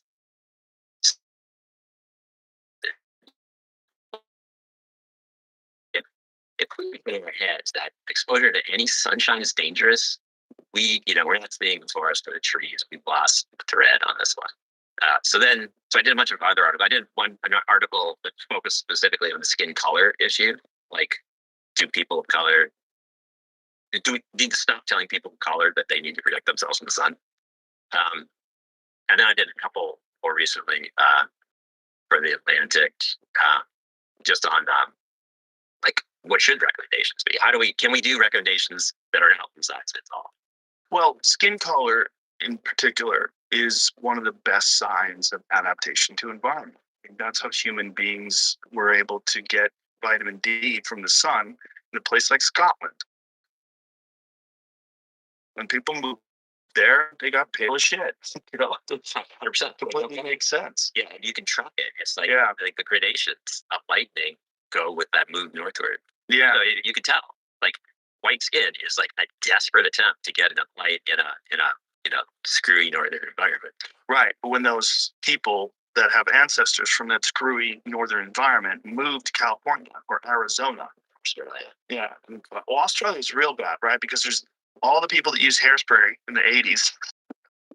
It was a fucking giant hole in the ozone layer over Australia. Well, yeah, eventually. Yeah, Australia, when I was there, they have these signs on buses, like these warnings that show skin cancer, like these horrible lesions on people's faces and stuff. And it's just this warning to wear sunscreen. And yourself. They're right. That's the textbook case where you've got a horrible mismatch between the population and the place. Like super, super high levels of sunshine in Australia, weak ozone, like redheads from Scotland who are trying to deal. So like their skin cancer rates are literally like 2 or 3 times what they are anywhere else in the world. Wow. Now, how much of that is because of the skin color of the general Australian population other than the indigenous people? And how much of it is because of the ozone? So the ozone is healing itself slowly. We're getting there. So that's probably less of an issue now. It's a really fair skin population in a like super bright, intense environment. So they do need to worry about it. But the problem is the rest of the world has kind of set its like rules about sun exposure based on Australia. What's interesting also about Australia is like, I wonder how long it takes for human adaptation to start to show itself.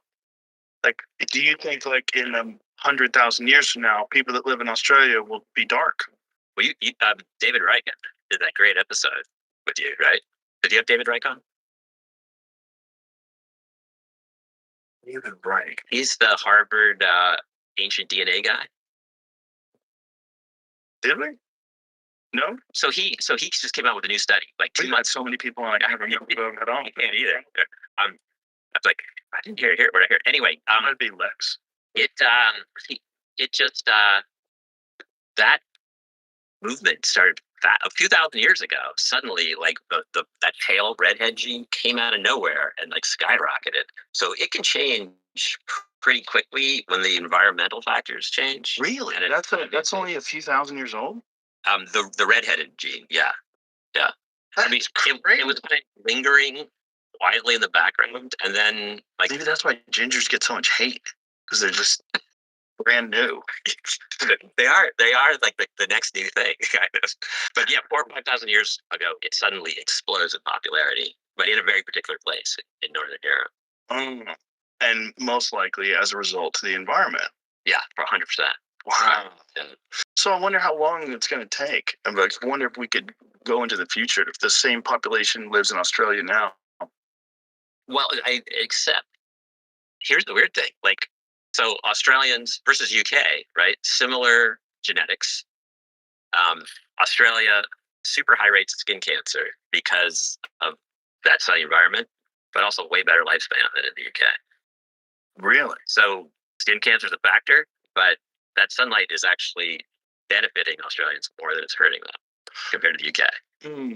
I wonder if that's a healthy user bias as well. Because one of the things about Australia is a lot of outdoor activities. A lot of people are doing stuff outside. Yeah, and a lot of activity, period. And that could be a factor. And actually, that's one thing I could come down to in the book is it's really hard to disentangle all of these factors. But what's really obvious is just outside good, too much inside bad. Yeah. So whatever, like, you don't even have to like break it down too much. More outside, covered up, whatever you want is probably going to be good for you. One of the things a friend of mine who's a doctor said that when he was working in New York City in the wintertime, he would find people with undetectable levels of vitamin D. Yeah. And he said it was a particular problem with people with darker skin. Because if you have darker skin, you're going to get less vitamin D from the sun, whatever exposure you do get. And then these people were all indoors all the time. Yeah, that's a really bad formula. Like, yeah, if you have dark skin, you need 5 to 10 times as much sunlight to make the same amount of vitamin D.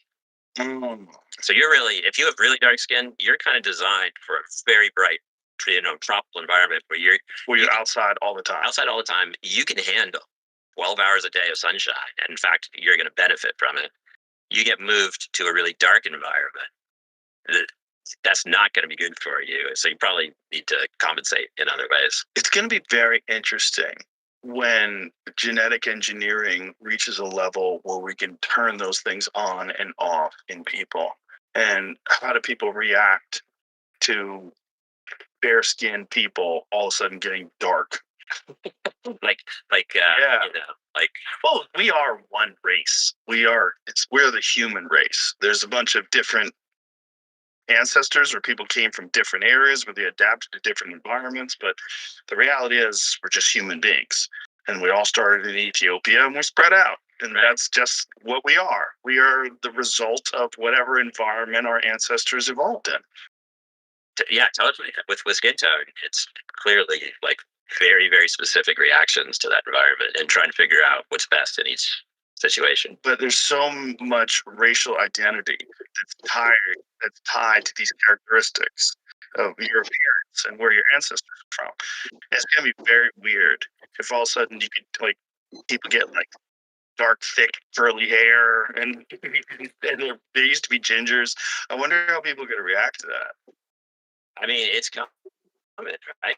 Right, it's coming. All bets are off. Yeah, I just wonder how many people are going to be claiming cultural or racial appropriation with people just deciding to have a healthier skin tone that protects them from the sun. I see where you're going. Yeah. Yeah. Well, yeah. Like that guy with the melanotan. I wonder if anybody got mad at him. Right. Like what are you supposed to look like? Mm-hmm. Yeah, what are you supposed to look like? Yeah. There was a lady that was on a television show once that was turning herself black. It was in the UK. And this lady looked like she had other issues. She had giant breast implants. She looked like a kook. A bunch of plastic surgery. But she was dark as a date. Like that lady. That's a white lady. So that's what she used to look like. And she's getting her boobs bigger and bigger. She wants them bigger. And so look, she keeps getting. That's still too far. Maybe. Wow, that's her? Yeah, that's her. So what did she do? Intense use of tanning injections. She's the ultimate melanotan hero.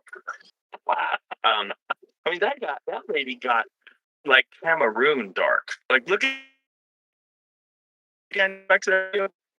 Like, that's crazy. That is crazy. That's crazy. I don't know. Maybe you're in Australia. It works for you. Maybe. Well, it would, right? It would protect because it is melanin. But obviously, she's got other things going on. Like at some point you might too much melanin. So here's the funny thing about melanin as well. Like, so it's made by our melanocytes, which are what can become melanoma if they get screwed up, and those are in the very bottom of the epidermis, the outer layer of the skin, and it's an incredibly good absorber of UV, better than anything we've come up with. It's almost perfect at it.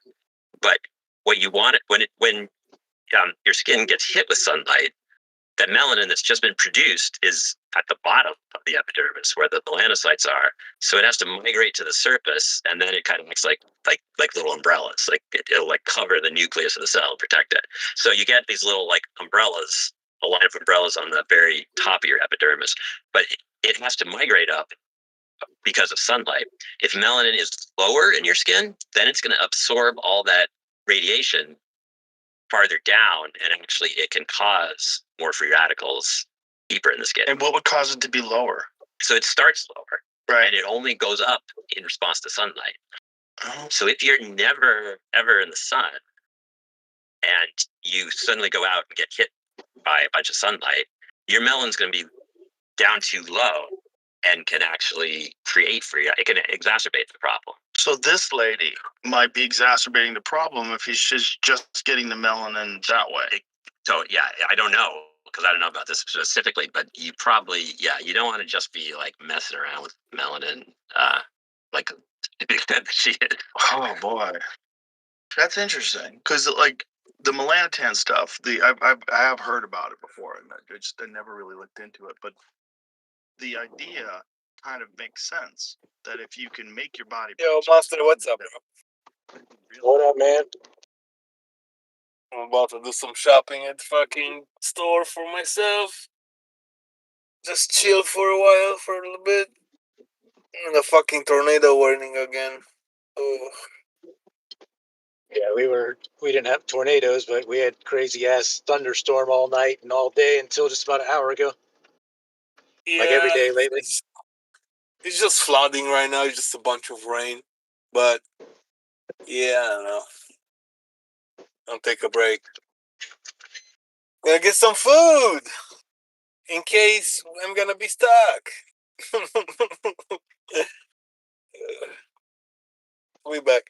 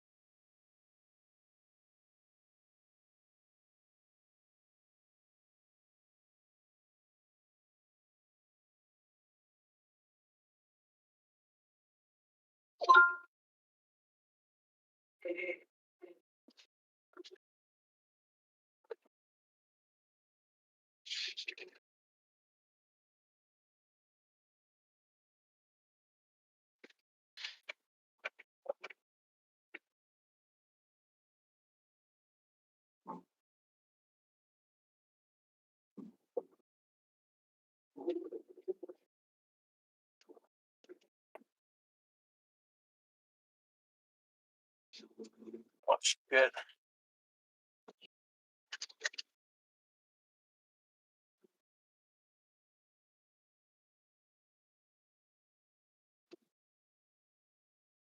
Oh fucking at least the rain stopped.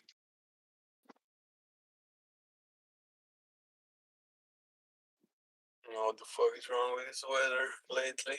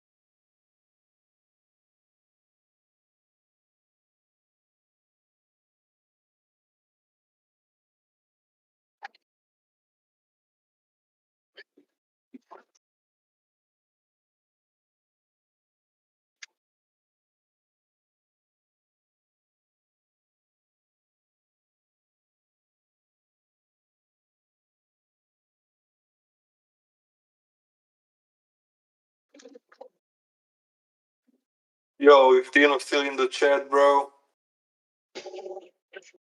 I don't know, man. I haven't talked to chat, man. I don't know if anybody's there. Check this out, Dino. Smoke Cheddar. We got it. That one's good, man. When something is good, it's common to not fucking find it because fucking people are looking for that shit. You know? Yeah. Yeah, it's one of the newer flavors, and people are liking that shit. Yeah. Fucking Dino, bro. Dino! The worst shopper alive.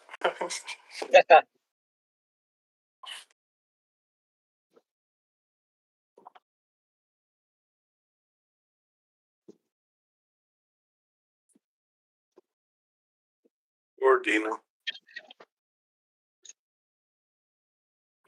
And all those people, oh, I'm not doing Discord. I don't want to be in the Discord. Fucking crybabies. Fucking crybabies. I don't want to be in the Discord. Then fuck you. Motherfucker. I don't know what's wrong with Discord, man. It's not like you have to do all the things that are on Discord. You know, I don't do nothing else on Discord. No, you go in and you exit when you don't want to be here. That's it. It's easy. Oh, they gave me fucking glasses for the weed whacker. Okay. What the fuck? I don't need all that.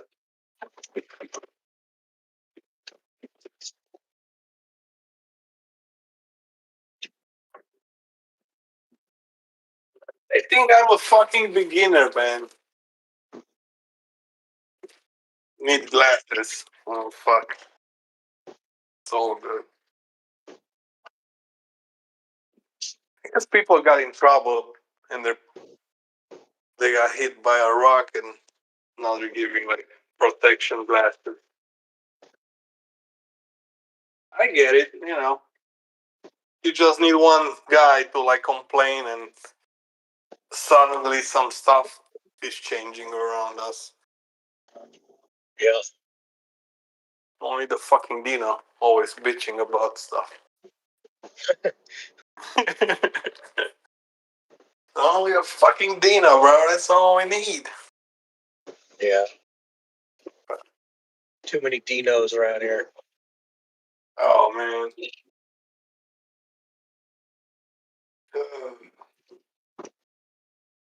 Come on, Dino. Fucking get Discord. One motherfucker. It's time for you to fucking feel a little bit of fucking evolution, bro. The fuck.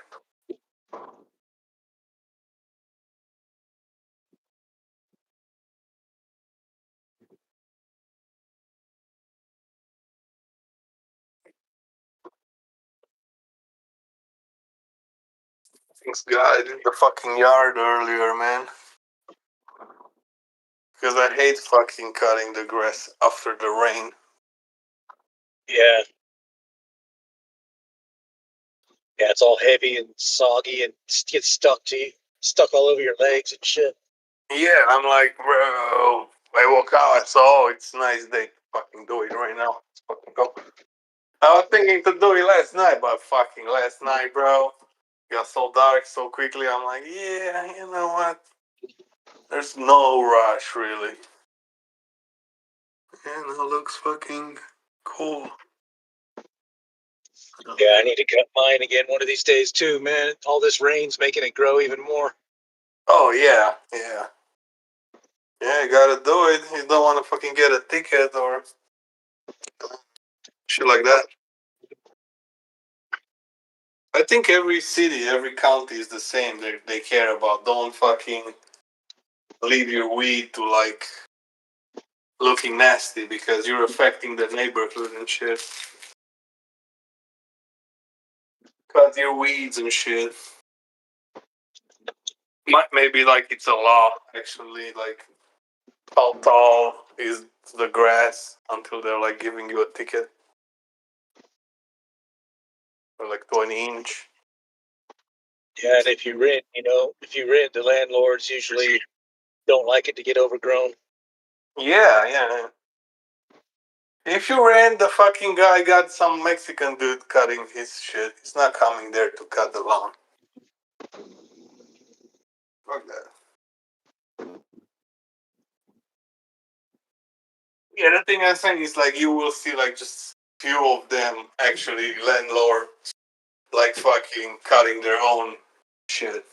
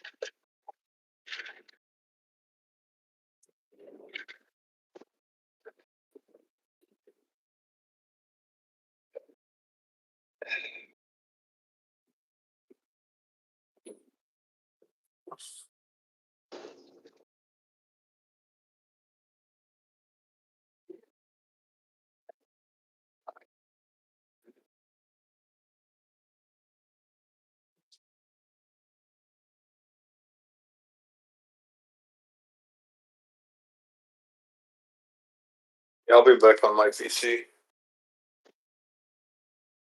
I'll be back.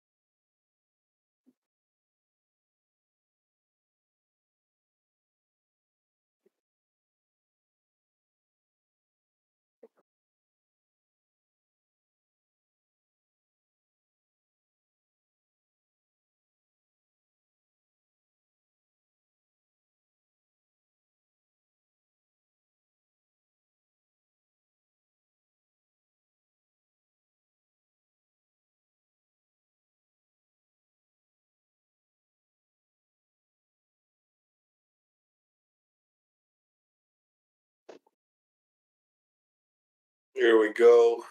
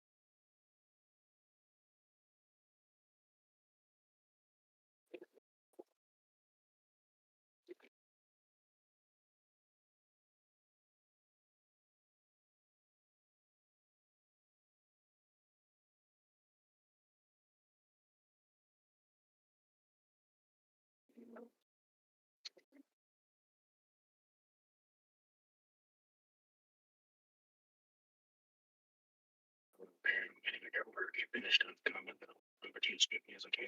Thank you.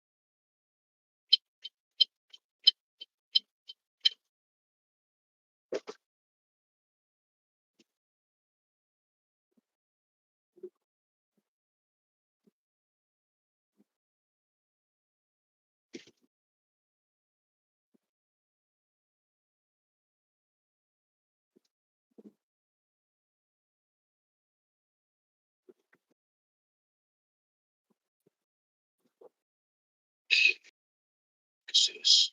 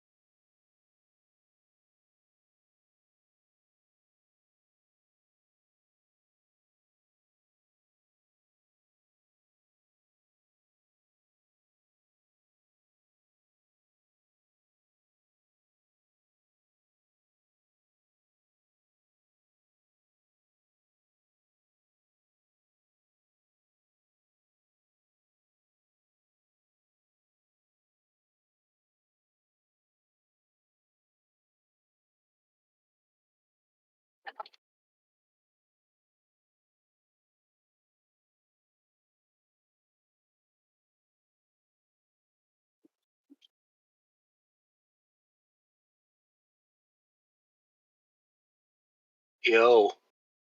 Yo. Hey, your room's looking pretty badass, man. All your illuminated Yeah, it's pictures fucking on it. fake background, bro. Oh. My room is actually empty as fuck. But I like this background because looks like realistic and shit. So. Yeah, it does. I believed it. Yeah, somebody else said the same thing. Forgot who said it.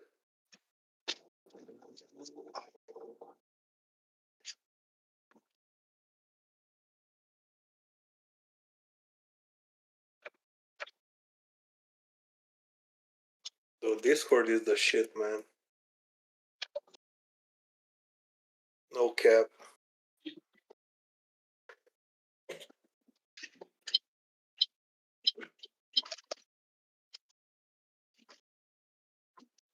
I just don't get it why my fucking camera is on reversal type shit.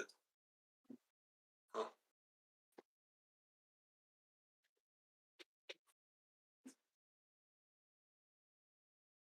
Yeah, I'm blending so well in the fucking shit, dude. Looks so fucking real. Yeah, it does, man. And not even I don't even have like a green screen, you know? Yeah, usually when people do those backgrounds, you can tell that it's fake, man, and yours looks totally real. Yeah, I'm not using a green screen. I'm not using shit. It's just me. The camera just sees me, and I can add anything in my background. I can be at the fucking beach, bro, and make the fucking waves and shit. You know what I'm saying? Yeah. That's how they're doing fucking movies and shit.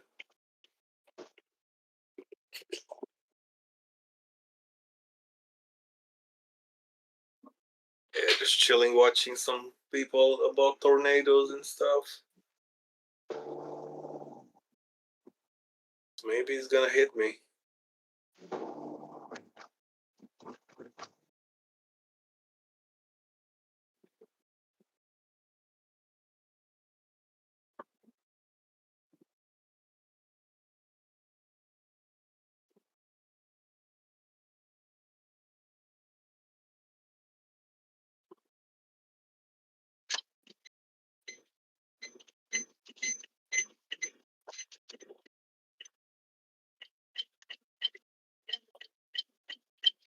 Got an order for Roy's favorite, man, the Whataburger. That's Roy's favorite. I don't think if I. No, Roy said he said he hates Whataburger. I don't think I had. But he only tried it the Whataburger. one time, you know. I was trying to tell him that there's some good shit, man. They got really good breakfast. You know, the burger and fries isn't really the best thing, even though it's called Whataburger. But they have a lot of other shit that's pretty good for fast food. Oh yeah.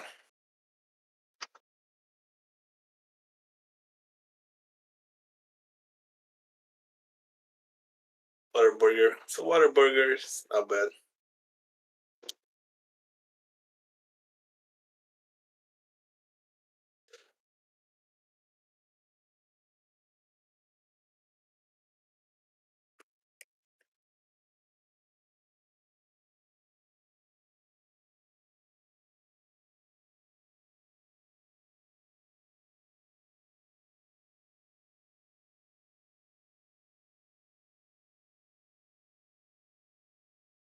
Oh, who was that guy? Mark Wahlberg or some shit? Who created his own patties? Wahlburgers or some shit. That's not the same, right?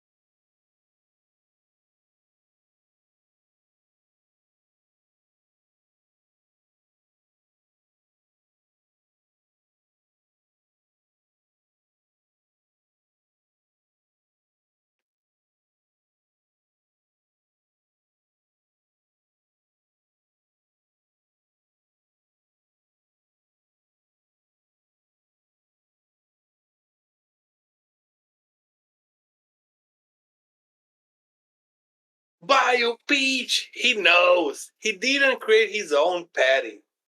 His older brother is a chef, owns a restaurant called Wahlburgers. Okay, Tracy. Okay. Jesus.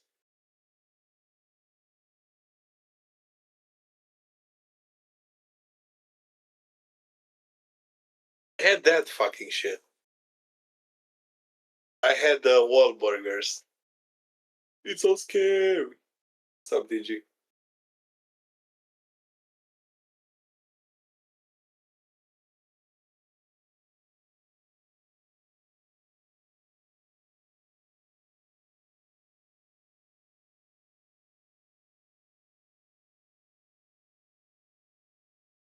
I get it, Tracy. Maybe he get 50%. Sorry, I'm probably wrong. What the fuck? What? Oh, shit.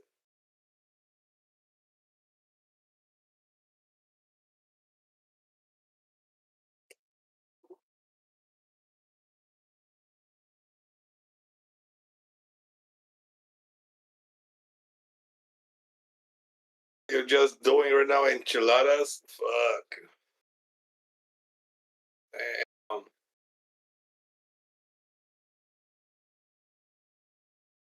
Says on the box, one family, our story, our burgers. And they got their sauce, which says Chef Paul's Wall sauce.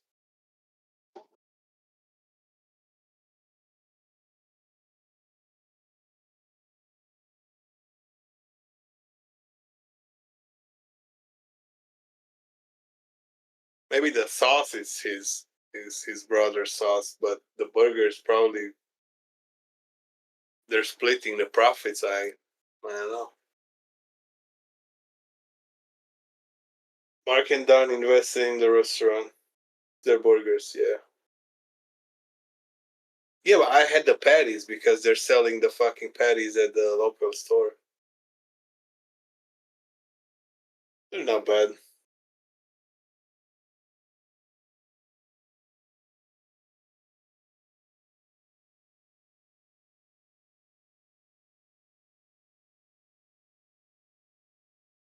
Okay, Tracy. Stick to your fucking history videos, Tracy. You know everything now about fucking Mark Wahlberg. Come on. Come on, Tracy. What?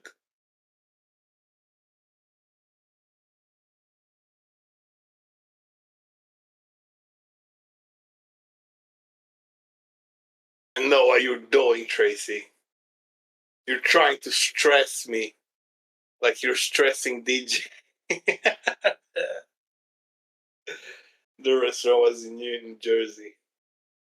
Okay. Huh?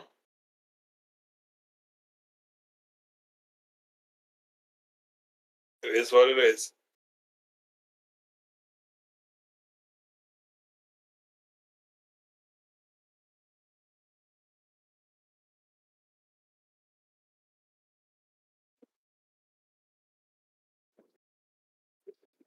It is what it is.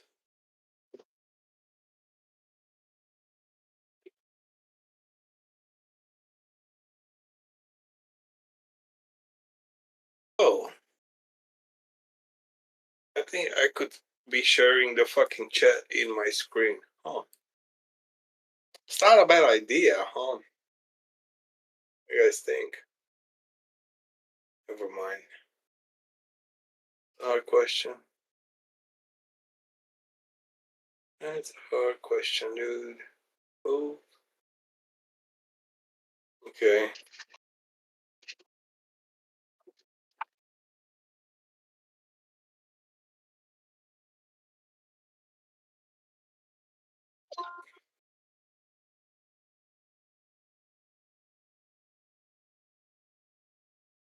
Oh, I could put it on the other one.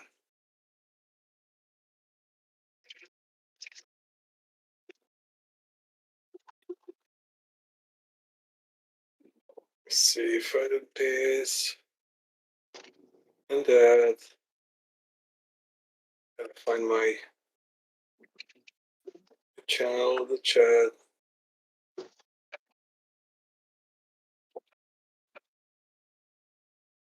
Okay.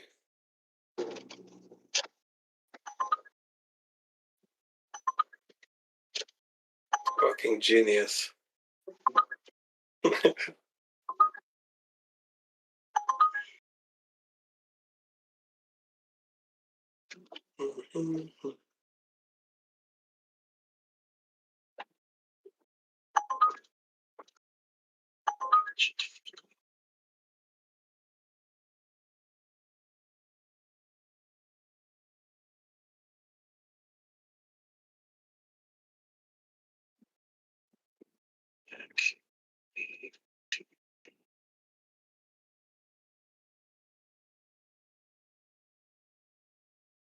What's up, Bobby? What's up, Bubs?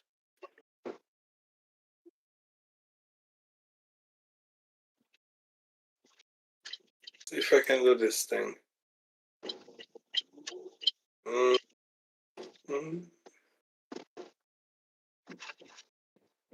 Left. Oh, okay, yeah, like this down more.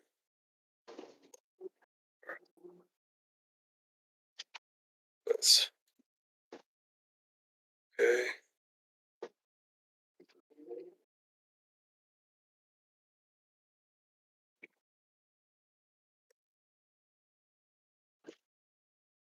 What you doing, man?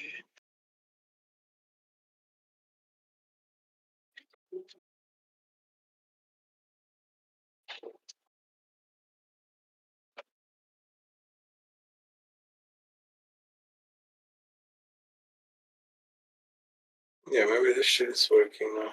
Check this.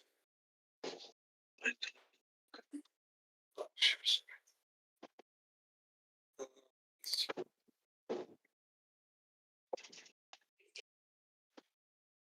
Why my chat is fucking upside.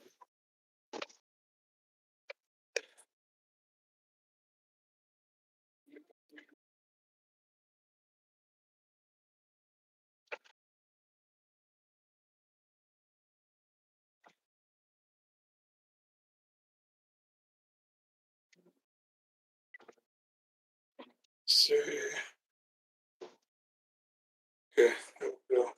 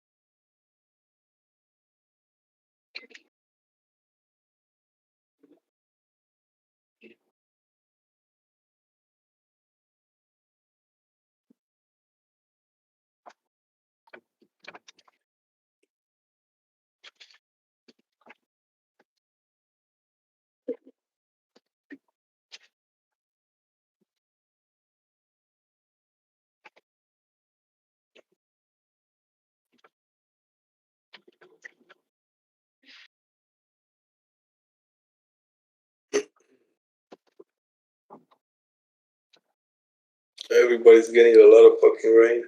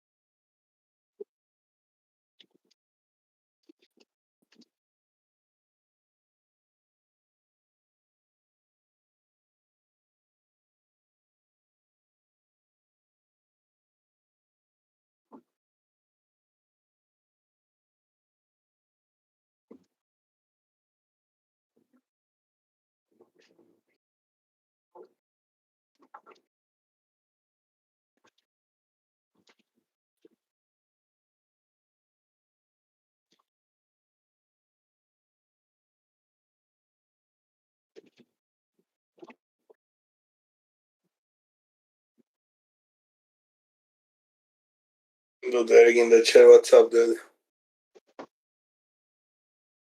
Discord. It's fucking chilling, dude.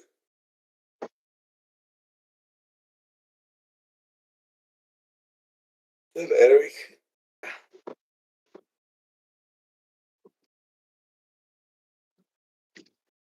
Fuck. Eric got a new name.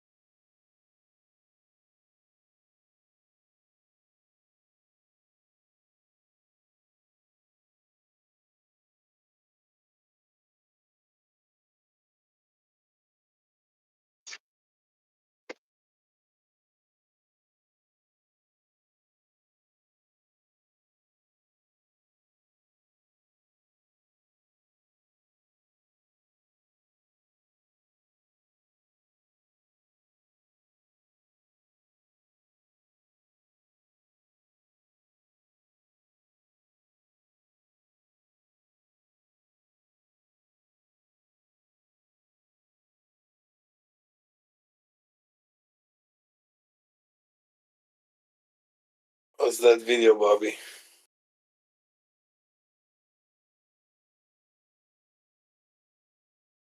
You know, got a new video?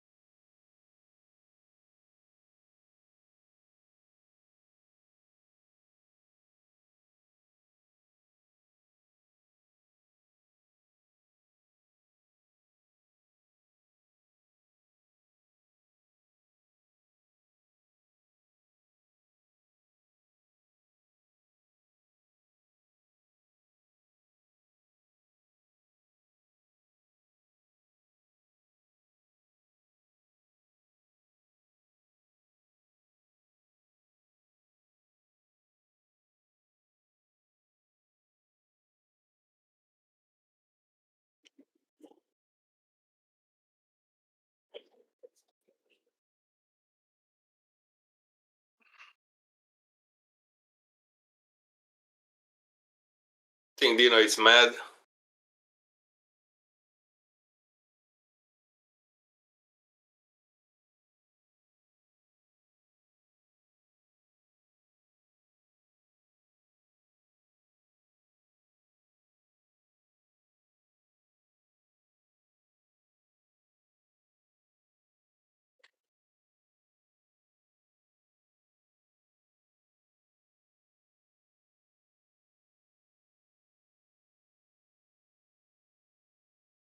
What's happening?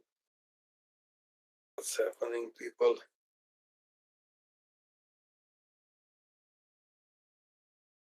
Dino will fucking have a stroke soon, bro. Gotta chill.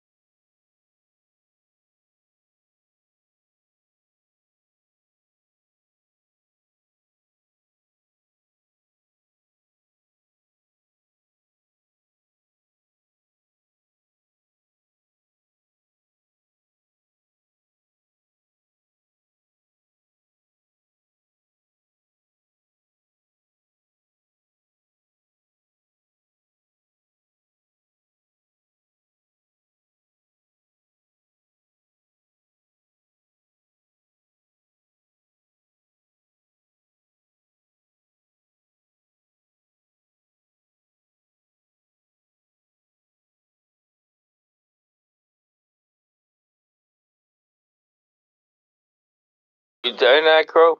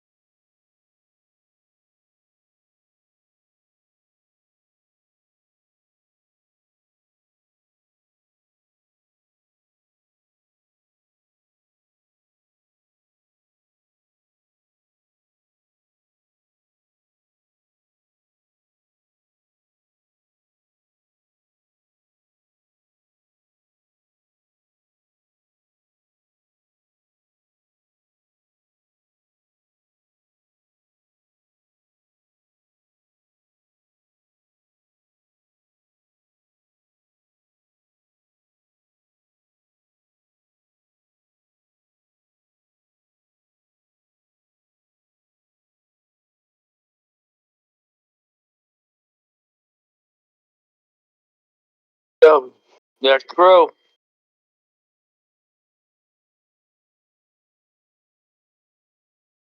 Oh shit. What's Hey, up, dude? I'm fucked up, dude. What happened, bro? Really fucked up.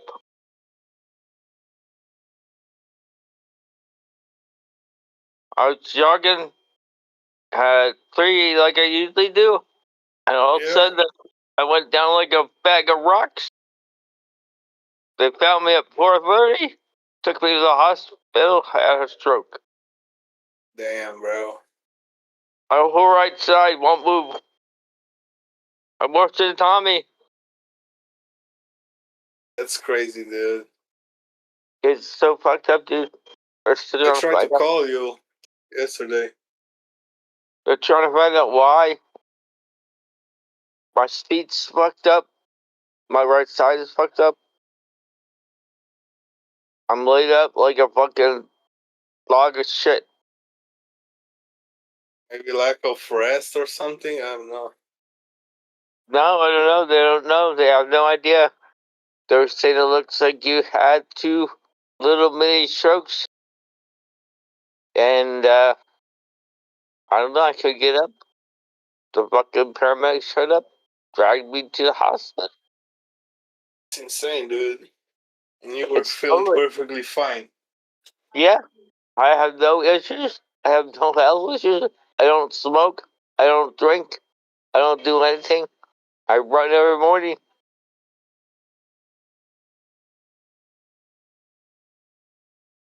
I'm a fucking mess. Crazy. So you cannot feel your right side? You said. No, I can feel. I just can't move my right side. My hand won't work. My arm won't work. My leg won't Damn. work. I can't walk. I'm like an invalid. Yeah, that's why you crashed. And damn. A stroke, man. It's insane. Yeah, I'm too young for a stroke. Yeah, dude. They have the cardiologist checking me out. They have the neurologist checking me out. Every fucking doctor in the world checking me out. I have a procedure tomorrow. They're going to look at the back of my heart. They're going to look at my brainstem. They're going to put a chip in my heart.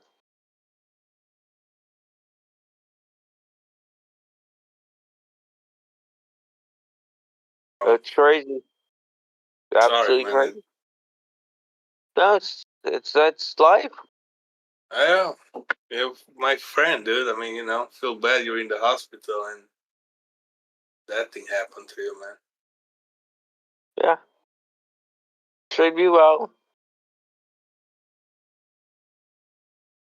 I got every minute I can want. I got nurses washing my balls and my ass.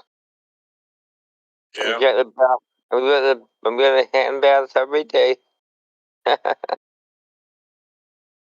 What they're saying? What doctors are saying? Like They don't know. They can't they explain don't it. know what happened. Like they don't know. Like damn, it's crazy. Yeah, they don't know. They can't explain it. They're blaming. They're going, man. It goes, you're fucking healthy. Yeah. Because your heart looks great. Your head looks great. Always see the MRI. I had gas scan, MRI, contrast shit. The MRI showed like a little blockage in my brainstem. I don't know why.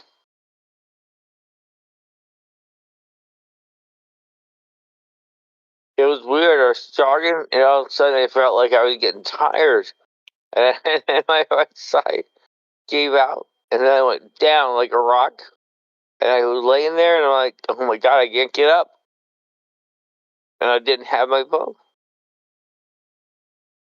So then there was crazy. Then all of a sudden somebody pulled up on me, or they almost ran me over.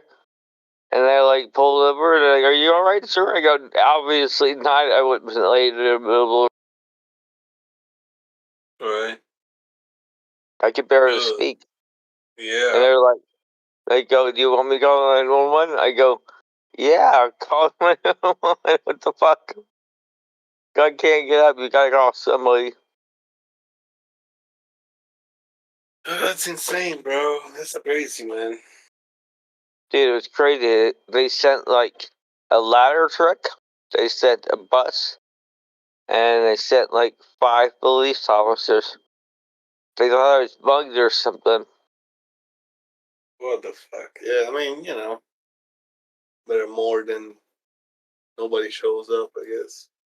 Yeah, it was wild. It's absolutely wild. You hear my speech? It's all fucked up. I can't even talk to him. Yeah. I sound like Tommy. I think he probably fared better than I did.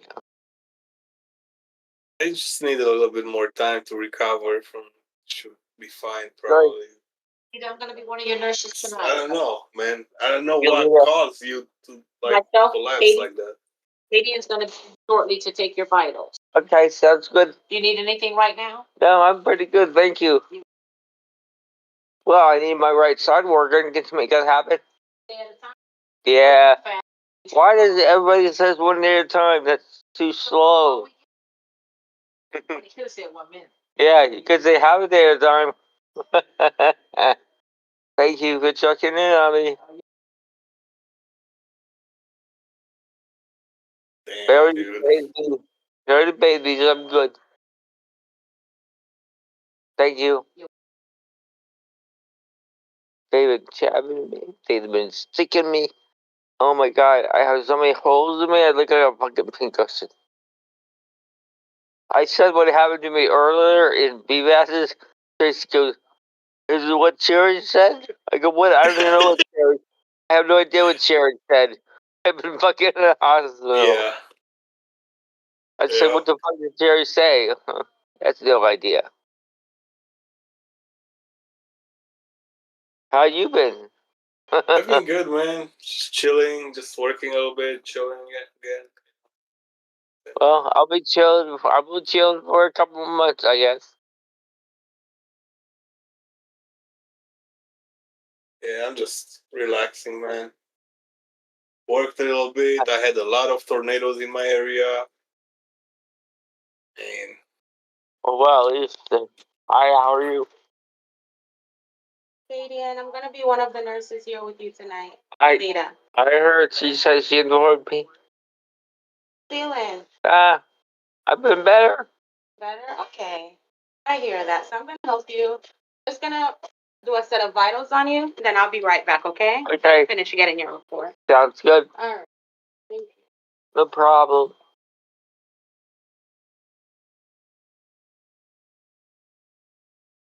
But doctor said they're doing a procedure tomorrow. Do you know what time? Just 1 second. While I run the blood pressure, okay? Okay. Damn, bro, that's crazy, dude. Cherry was right. He said you're in the hospital, and I think he said something about your right side too. But of course, He said heart attack. Someone say you have a heart attack. What's in a heart attack?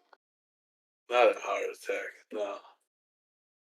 It was worse. You know, YouTube people are always gonna be exaggerating and shit. But dude, yeah. Well, if he's calling like that, I'm gonna blame him. It's his fault.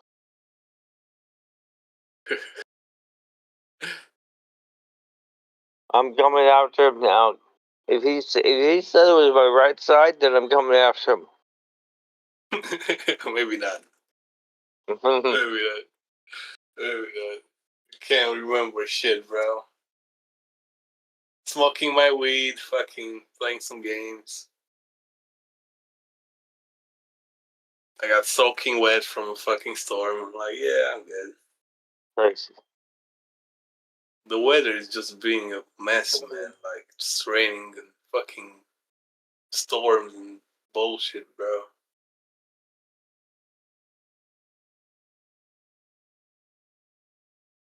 But yeah, everybody's fine here on YouTube, you know. Fucking DJ and the nephew and whatever. All the people. Yes, Still doing their... Maybe the nephew now, bro. Yes, he hasn't left. Huh? He hasn't left the nephew? No, he upgraded the nephew. Nephew's doing next level and shit. He got a license? No, nephew's on a loan, so he gave the nephew a loan. So he's the bank, the employee, the Page LLC, he's all that shit. Right. It's just fucking funny, bro. Like, you know, we need people like him and Dino and to make fucking crazy videos all the fucking time. Yep. For sure.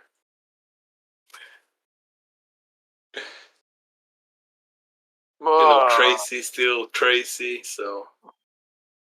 Yeah, she sent me a message. She goes, if you're not in a hospital, it's okay. I'm like, what are you talking about? I'm in a hospital.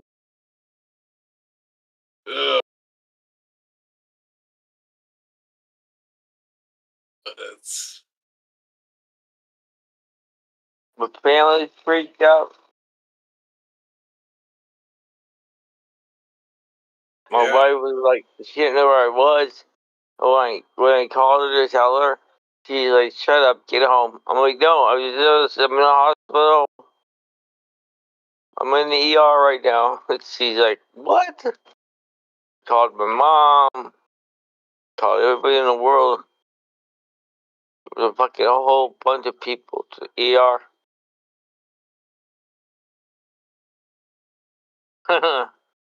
And somebody complained at the main. Someone complained, I forget who. I think it was my daughter who complained how she was treated. Next thing we know, the administration lady was coming to the ER, checking on things, making sure everything's going forward. Yeah, they're trying to make sure you have everything, you know. Yeah. Just learn from me. You just need like a fast recovery. That's what you need. Yeah. You know. We'll see how fast it's gonna be. I don't know, man. I have no movement. I have no movement.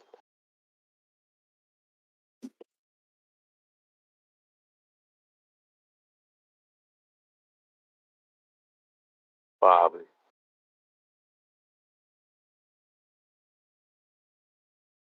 I'm gonna recheck I'm your glad blood. you're good, man. I mean, good. Like, you're alive and shit. 'Cause, Just damn, try to relax. never It's really know nowadays, bro.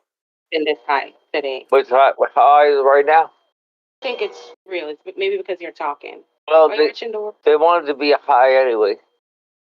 They wanted to Or be. maybe I'll let you. I'm talking and I'll come back into it once No, we're more relaxed. it's okay. It's okay. I'm relaxed. Okay. I'm not gonna be more relaxed than this. I can tell you that. Yeah, they wanted high. They said the doctor is concerned about the elevation because he wants the blood get to the brainstem and the cerebral. So usually just relax, relax. Hey. Thank you. Okay. I'll be back. Okay.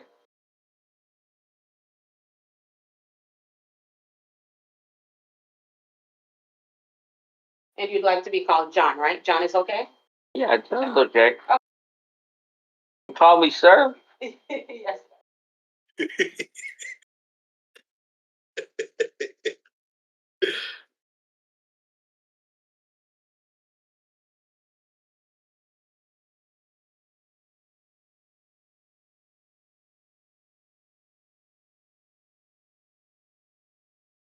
They think you're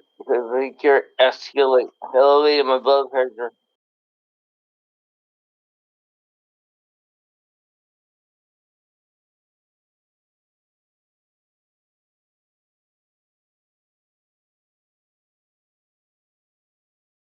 They think you're causing me a high blood pressure right now.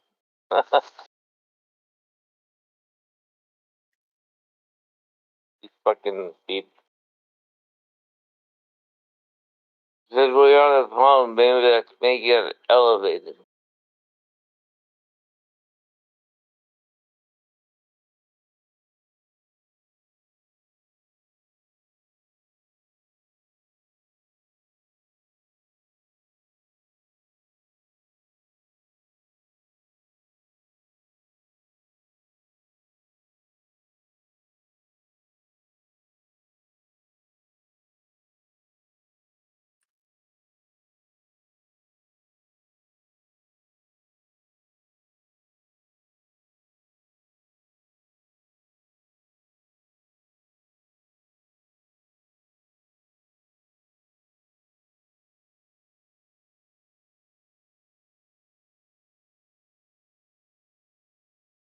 Yeah. And get booked again. Oh, dude. Sucks to be in a hospital, bro. Hate hospitals. Smell the fucking everything. Yeah, I had a more Chinese guy earlier that was with me. What happened to the Chinese dude? I had no idea. The guy, his daughter said that he had dizziness. And then all of a sudden they rushed him down to CAT scan and moved him to another room. I'm like, shit. Guy's not having a good day. Yeah. He's having a rough Father's Day.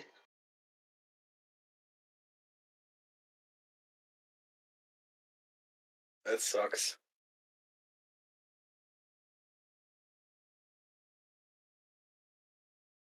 Well, yeah, it's just fucked up.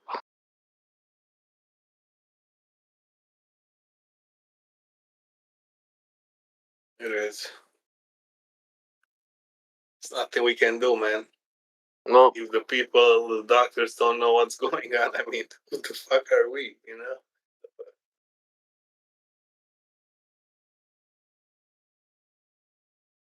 Yeah, my neurologist. Crazy. He's like, well, it could be your heart. Could be this. Could be that. I'm like, I understand, but how? Why? Am I expecting to lose my left side next? I asked her I should jump off a bridge. He said, no, not yet. I think what happened is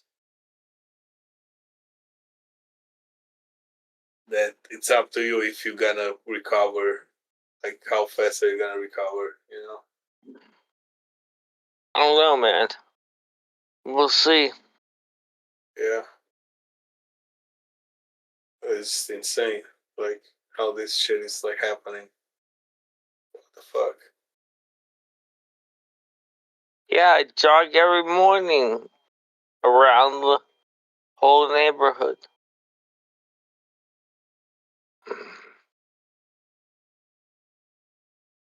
So the docs said that your heart is good and everything. It's like Yes, so far.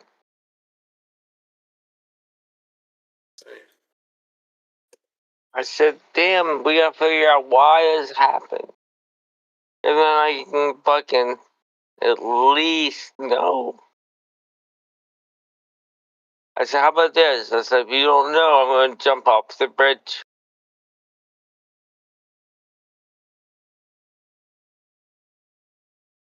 Well, yeah. At least they dragged it on the night. Oh.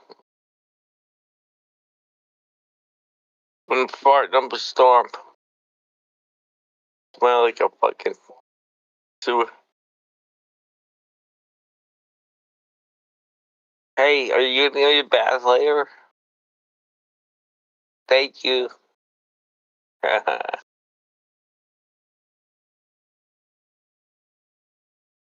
you sound like somebody drugged you. I feel like it. Get drugged. I Probably feel that's like why you're weak too, because they gave you some shit.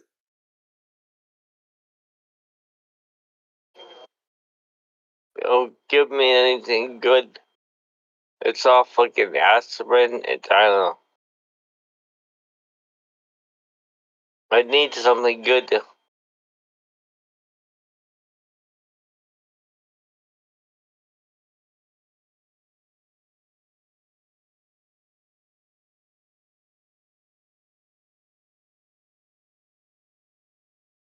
Cram said, just hang in there, have your faith, prayers with God bless.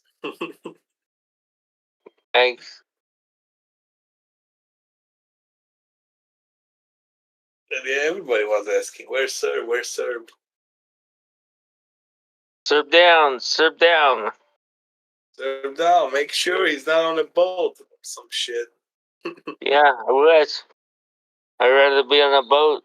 I could use my It's right better side. than be on a boat, bro, and be like that, damn.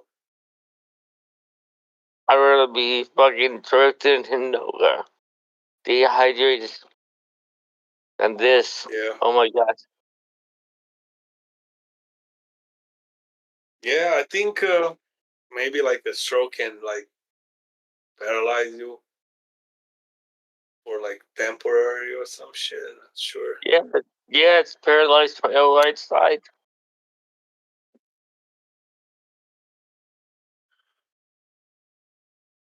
So you cannot like feel your fingers when you're like trying to like move your hand.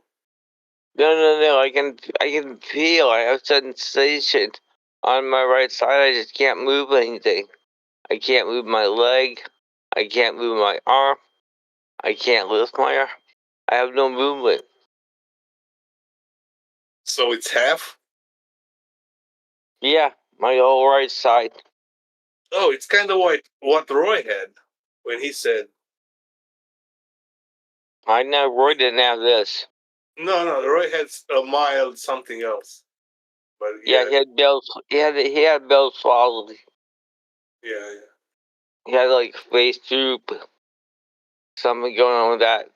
He had Bell's palsy. This is full on fucking stroke. We said that 2 in the brain stem.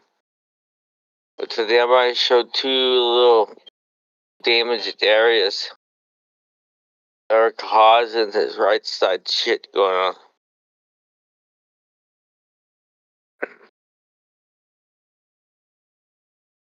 Yeah, I'm super fucked up.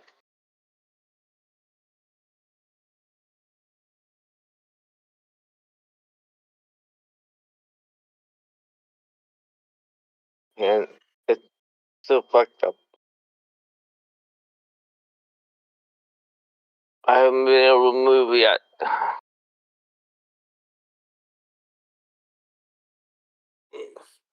Turn this shit off. I have all the equipment in the world. I have all the dimmest stuff, the oldest stuff. I have all the equipment I need to get my shit moving. And, nope. Still no movement.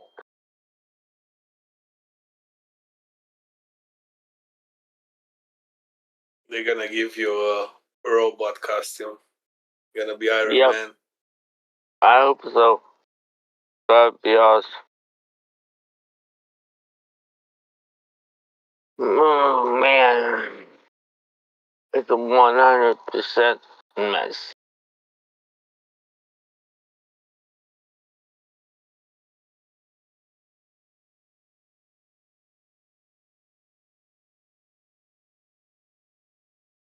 I'd rather be shot again. I'd rather be stabbed again. This is something totally screwed up. Something bad. Yeah, it's like you said, it's from the stroke, I guess. Yeah. But what caused the stroke? That's the fucking question. Because they're saying if you had a stroke, then G was telling all, like, Tommy, everybody had a fucking stroke. Like, it's kind of crazy. Not everybody, but, we had enough people that had a stroke. Like, crazy. G was the same. He was all good, and then he said, yeah, I was seeing colors, and I was down, ambulance. Same thing like you're saying. It's just insane like that. And not even fucking old, like fucking Tommy. And Tommy had the fucking mild one, a mini stroke or whatever. Well, that's the freak thing. I didn't have any warning. I was just jogging, and I was like, God, my right side. There's no warning, bro. There's no warning. Well, sometimes people start seeing shit, or they get a face droop, or they see colors, or they see some sort of vision. I was running, and all of a sudden, I'm like, man, my right side seems weak. And then I started to limp. I'm like, what the fuck? And then I went down like a rock. And I was like, what the hell? And I'm laying there. And then when I try to get up, I'm like, what the hell? My hands, my arms aren't working. My arm isn't working. So I tried to roll over and get up. And then my legs went, my right leg. Yeah, you gotta check yourself more and more and more now, so you don't have another one. I think that's you need to focus, like, less stress, less think about crazy shit. Like, yeah, I don't know, man. Like, yeah. Yeah, the way came on is crazy.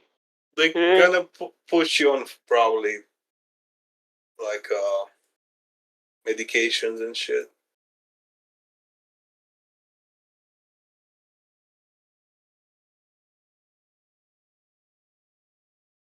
Who knows? Maybe you just need to, like, they're gonna take you at the pool, and then you will have the whatever Yap was doing for his leg, the physical therapy.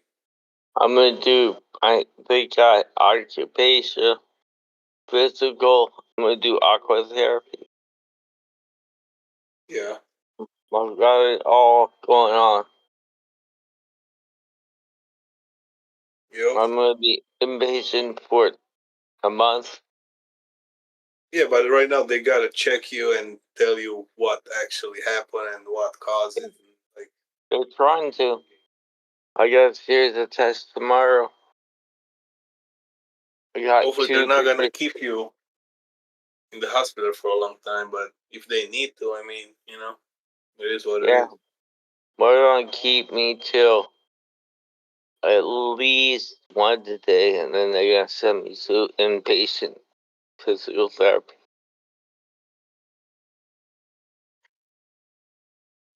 Oh Jesus, dude. Yeah, I'm really kind of fucked up, man. I believe you, bro. Oh yeah. Mm.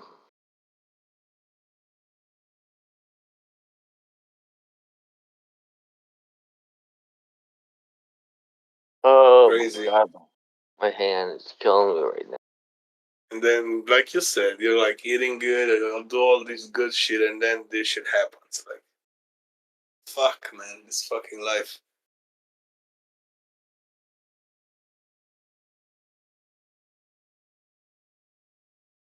Feels like somebody else is controlling our body and just put us down for no reason. And Cram will say, "Oh, you know who's that, Necro? That's God."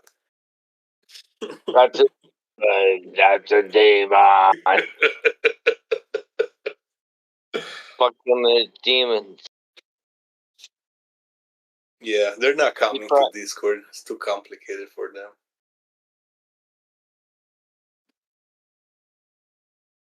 I just hate StreamYards lately. Yeah.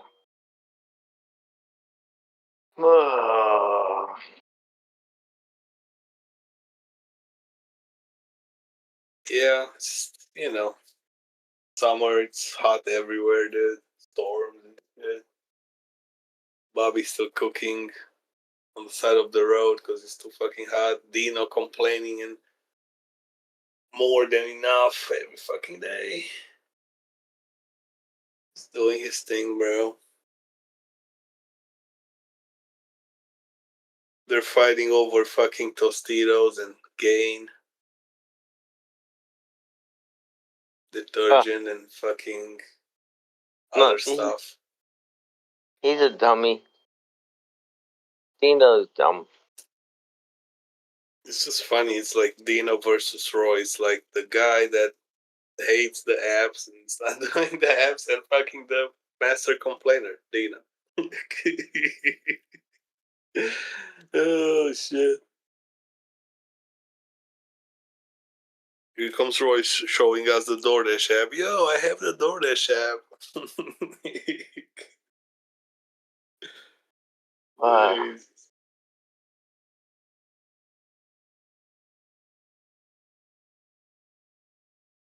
That's why I'm fucking happy, bro. Every fucking time I'm like waking up, I feel blessed. I'm fucking alive. I'm, all good.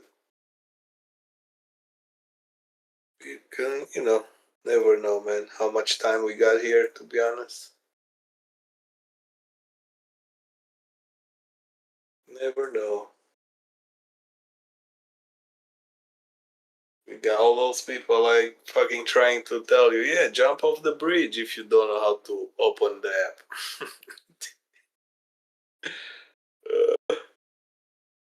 It's bad.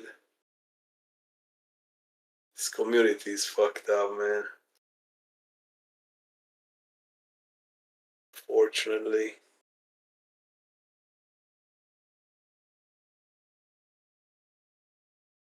Eric was here today in the chat. He changed his name again. What was his name today? The Perfectionist. Oh, yeah. From the Star Dasher to this. Okay, dude. Fucking go. Poor guy. He's trying. He's a little YouTube star, too, in a way.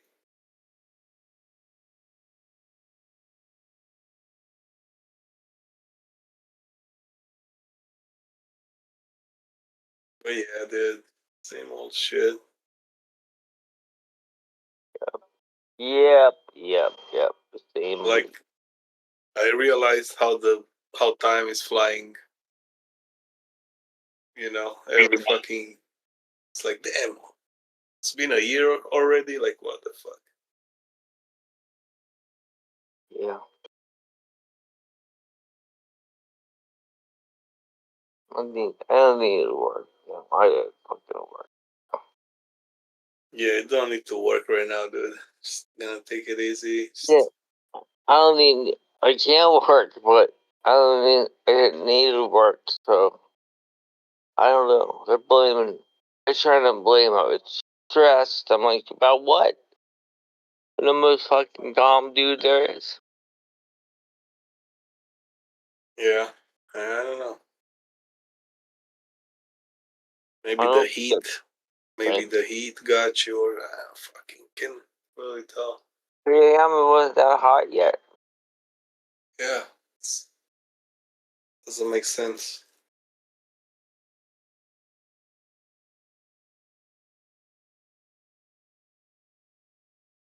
Well, I'll be.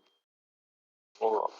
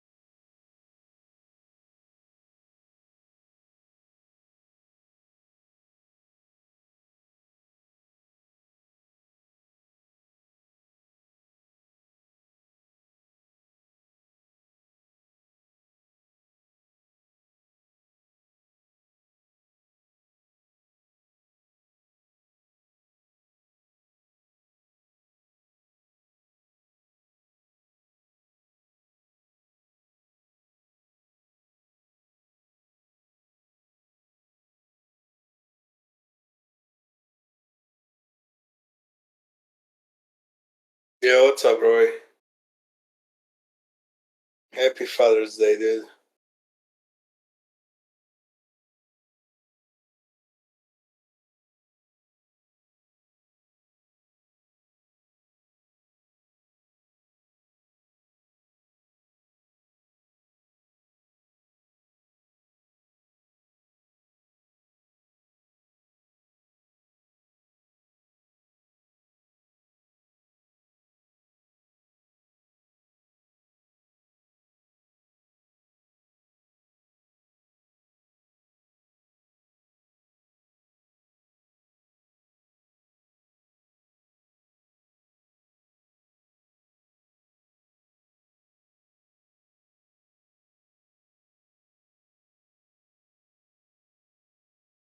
Hell yeah, me too, bro. I'm here with Serb. Serb is in the hospital. He had a stroke.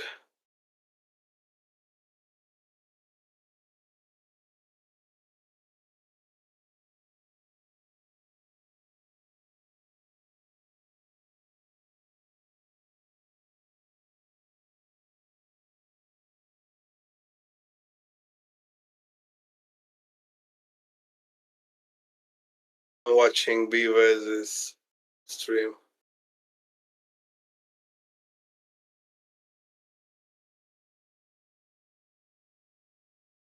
Yeah. And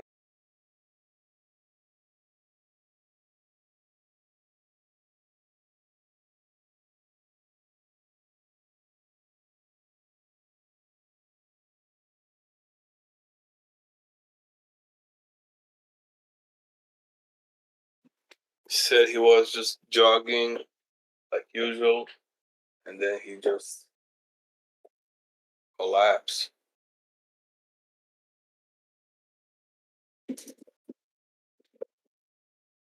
and can't feel like right side.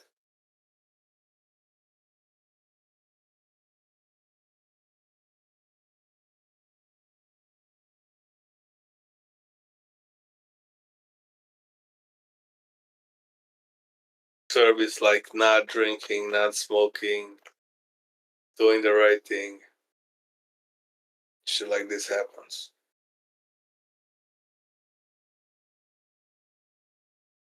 Pretty much the same shit what happened to G. You know, Tommy.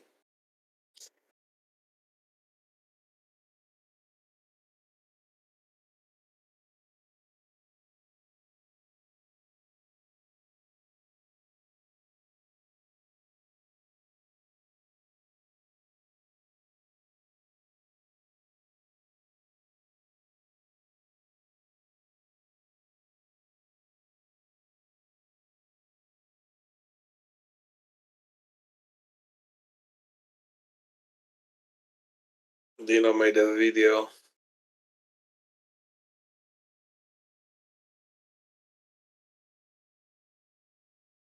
Everyone robbing the delivery independent. 25 minutes ago.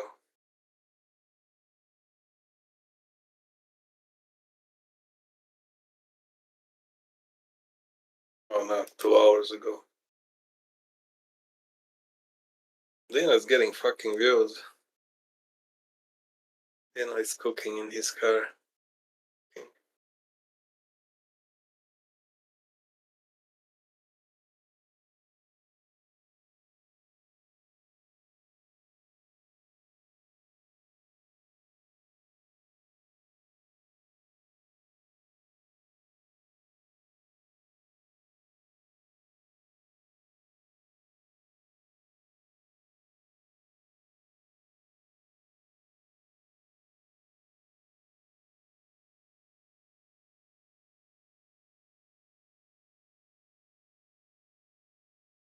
He's talking about the Fruit Loops that never work in the gig economy.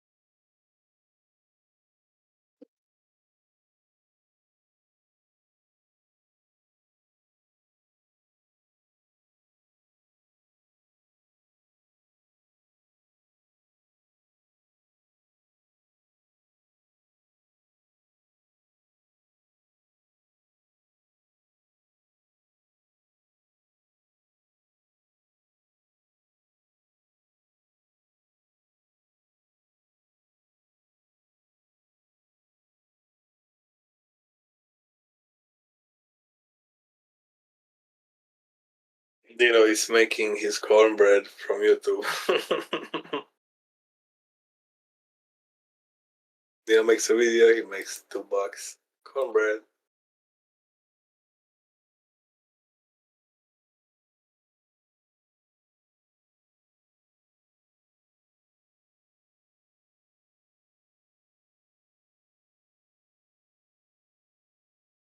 There.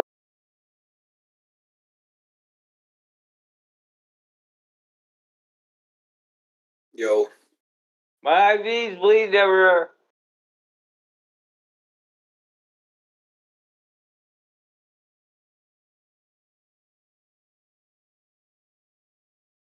Hello? Yo, can you hear me? I'm bleeding to death. Hello? Yo. I'm losing blood. Nobody coming? Hello? Nurse.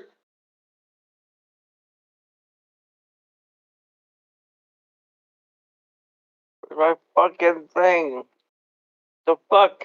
I'm gonna die here.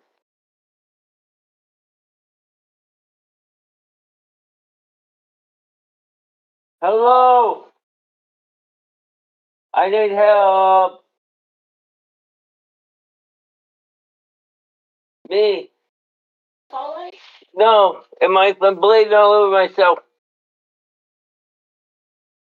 None of these work.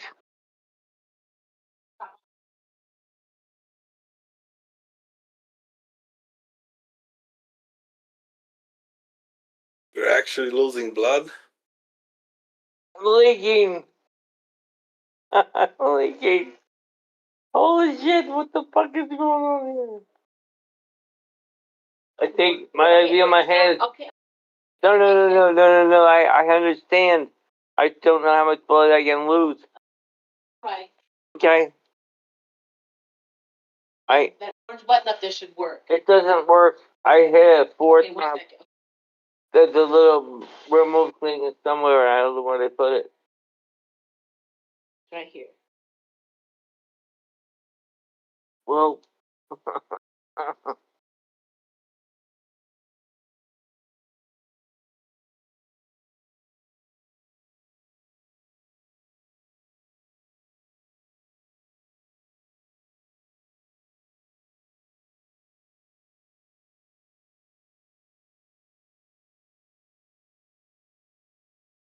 I'm trying to be a man. Just don't want to leak all the blood out.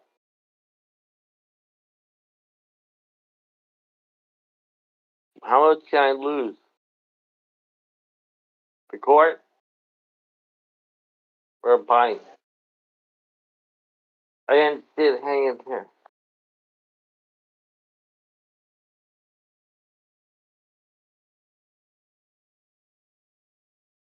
Thank you. I appreciate you.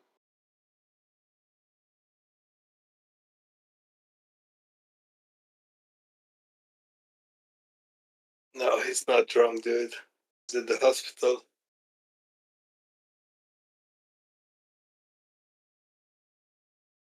Damn, you're losing blood? What the fuck, dude? It's crazy. I don't know why it came out like it did.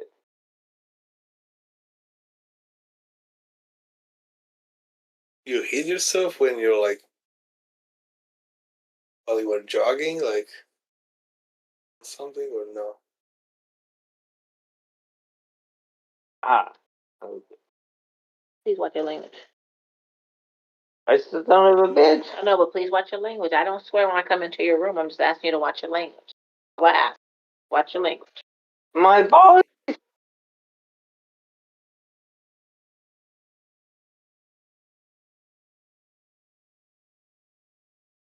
Holy cow.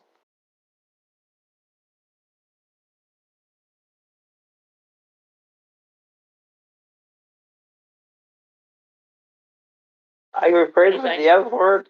That's my normal go-to. I'm sorry, it's disrespectful. If I don't curse, I'm just asking you not Yeah, to. but Okay, I just asked you not to. I know. Okay. I respect that, but Okay, then it should be you about gotta yours. respect my culture. Yeah, I can respect your culture, but you can respect the people that are caring for you in the moment. I have nothing but respect for you guys. The moment I walk out, you can curse all you want. I'm just asking you to watch your language while I'm in here. That's it. I have always respected everyone who has come in here. Been nothing but gentle. Okay, all I'm asking you is to watch your mouth. That's it.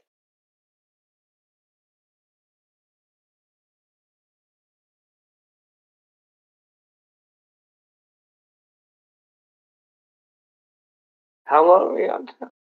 I'm So on what all time? night. So what time? Till 8 o'clock in the morning. Okay, good thing. Thank you.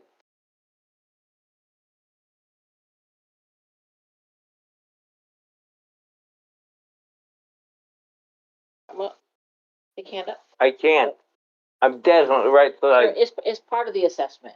No, I don't. I don't. I'm telling you. Okay, but they said you used to be a physical therapist? I'm saying the right side is dead. I understand, but this is part of my assessment because I'm not coming in here to do a full assessment. I'm working with this side of your arm. I'm confirming it, right? I guess so. We're going to ask you that probably 17 times. Listen, I don't know why we got up on the wrong foot, but this is getting a little bit obnoxious. I'm going to send you a nurse in. Two fresh blankets. Send your nurse in to do. Thank you.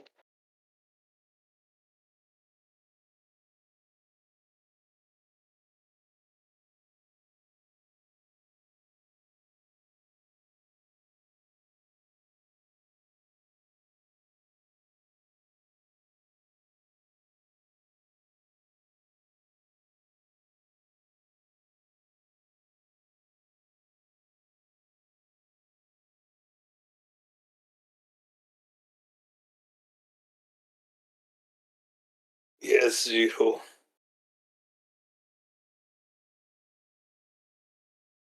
But service being a good patient. Wait, come on, bro.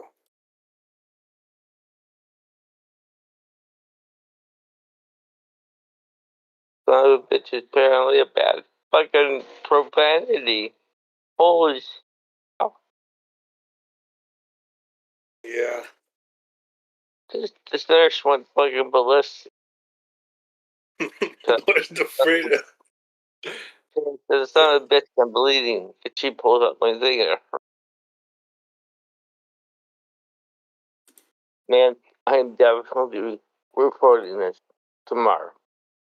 There's no question. Say, just please don't cuss. I ain't cuss at her. Cuss in general, saying, ouch. She made it sound like a cuss to her. She came in so disrespectful. We've never seen that. I've never seen that before. Son of a bitch. Holy cow.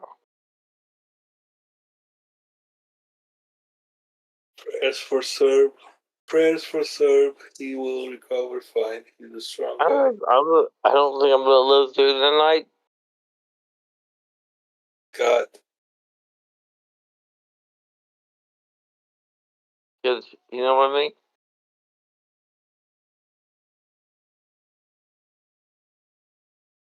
Yeah, there should be somebody there all the fucking time.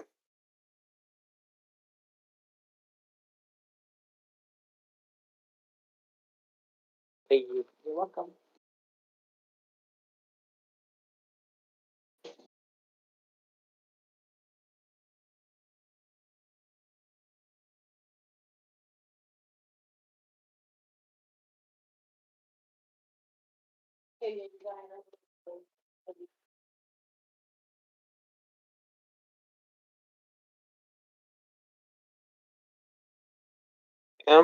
Emily was on this week.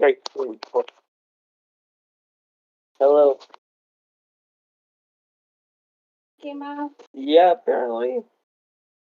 There's blood everywhere. Oh no. Maybe he got caught on something.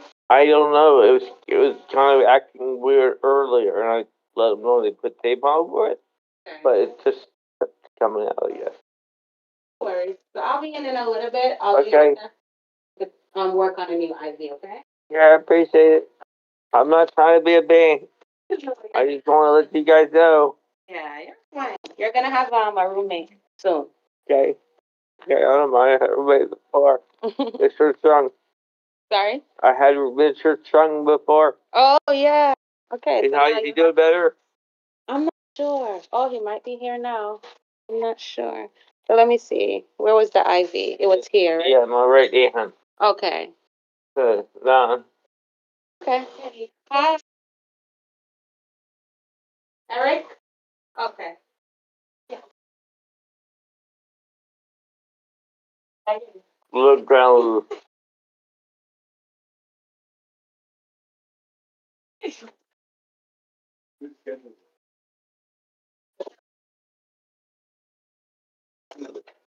Yes. Keep it. I mean, hi. Your Sandra here? Okay. Hold on. I think I put this. Okay, but oh, you have to shorten it? I think maybe if I just do this. Yeah. The technique. Hi, we're rooming. Good evening. Shit. Oh. Okay. There's a black there's a black cord that you guys pulled out when you moved me out. There's a black cord down there. Yes. Thank you so much. I very much appreciate it. If I offend anybody, you let me know. Oh, please.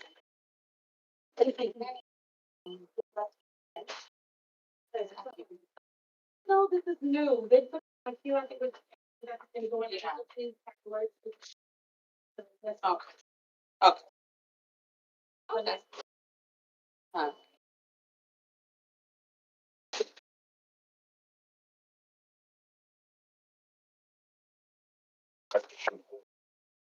Yeah.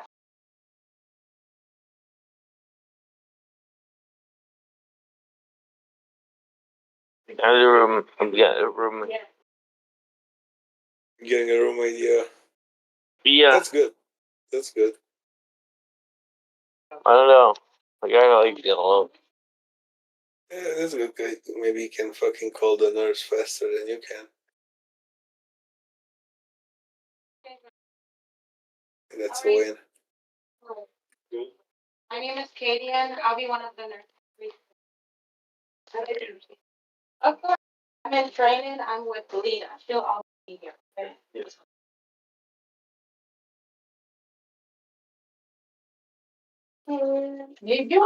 Thank you so much. Bye. Thank you. Requested from pharmacy. Oh, there should be. No, we don't know, Bobby, what caused the stroke. Bobby got this. All right, thank you. Pharmacy right now, okay? All right. Goodbye. Bobby Gator, the investigator.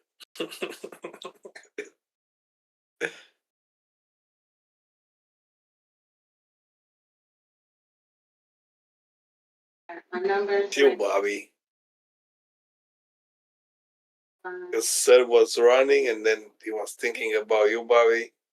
fine. Either one. He got mad. Faithful. Just kidding, dude. Report and everything. I got report on you briefly, so I'll look up everything else that's going on. And and like, more? You want to more? Then can you go by Eric or yeah.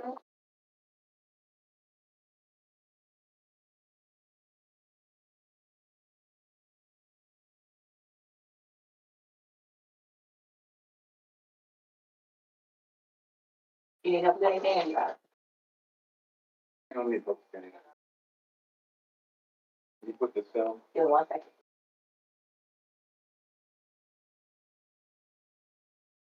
Oh, they were trying to, I guess,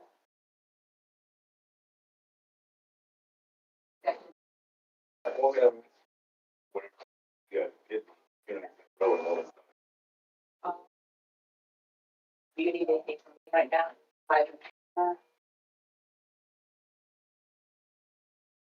All right. Can I take a look at your stomach really quickly? Because I know you have the hair.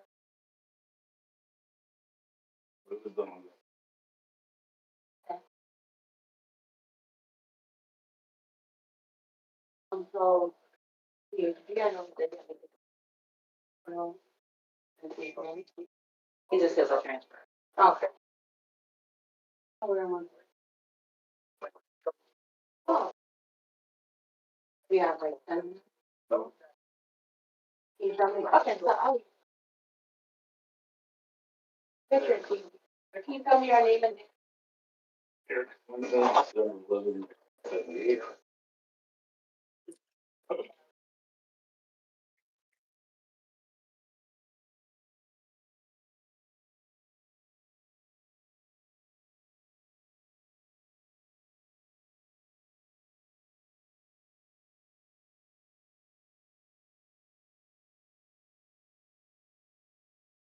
This is not real. Yeah. A year. Yeah, June 20th. a year. I just say,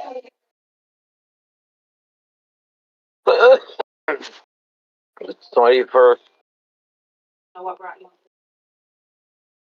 Yeah, I'm over at the Karen Institute. And my sodium dropped. Thanks to it. Send up here. So I got my sodium up to 127 yesterday, and then it's like you guys said that I had high.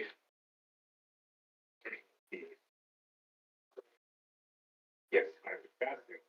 Saying just I think your sodium is a little bit like, and just quickly was like even lower in the teens, right? I came in, yeah. Yeah, like one. One. Oh, okay. So now, here, I'll just, like, you know, that's one on the chart, and then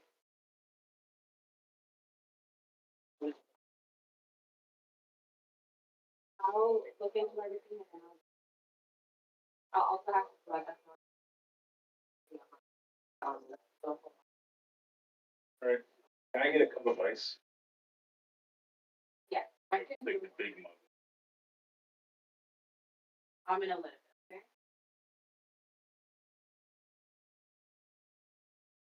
That and then if you need anything before then, Bobby's learning now.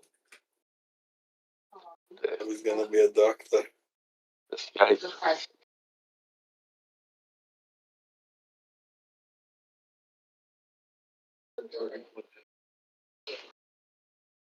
I don't. I can't even record on it. It's not plugging along.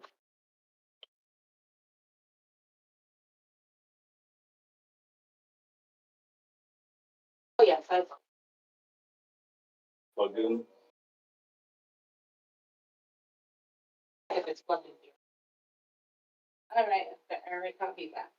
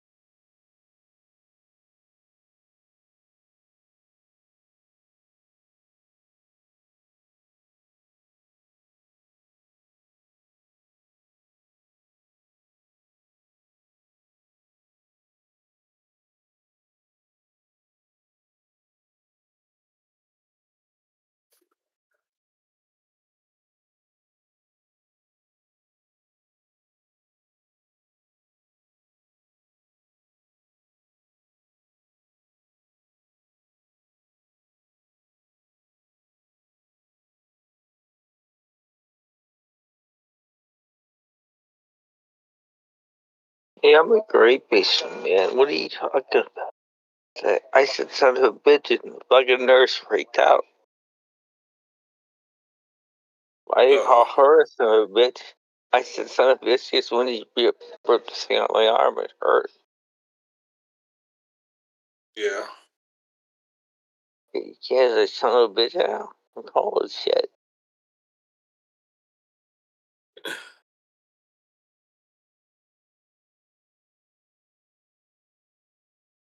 Can't call them, I guess. Was getting That was the weirdest exchange I ever had with a nurse in my entire life.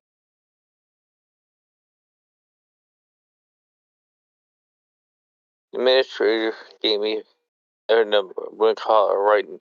I'm gonna text her. Tell her that I was treated pretty poorly just now.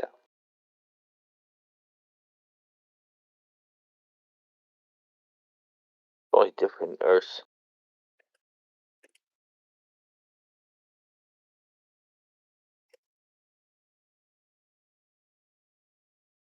Repeat it, but I can't say my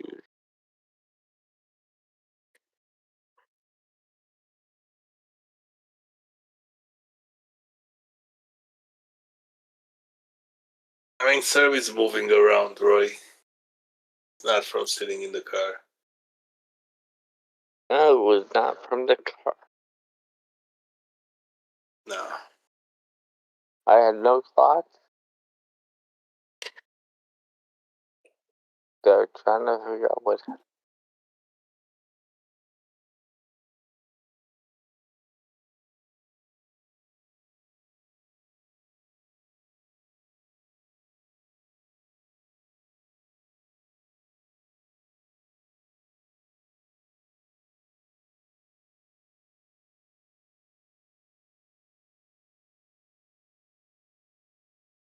It's weird thing.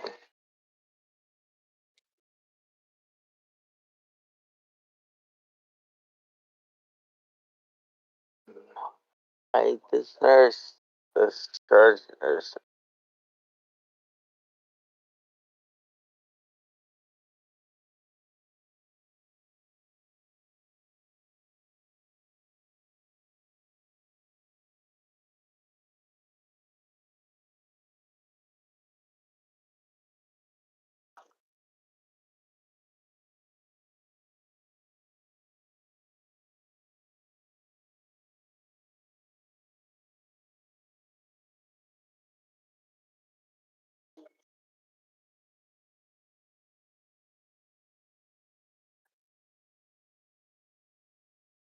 I don't know, Roy.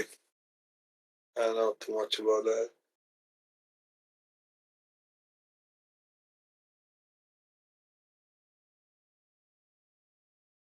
I've complimented every nurse. I've complimented every CNA. I've thanked them for trusting me. I've been nothing but cordial.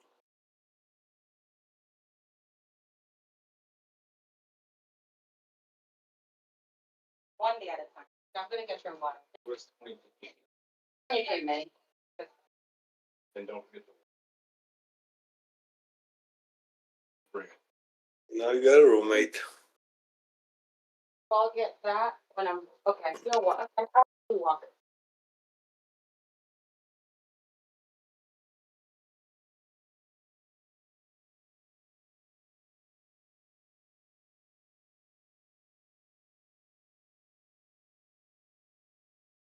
There you go.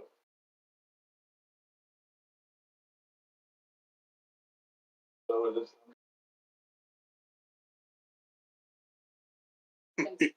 Scott, come on. Service not starting drama with the nurse.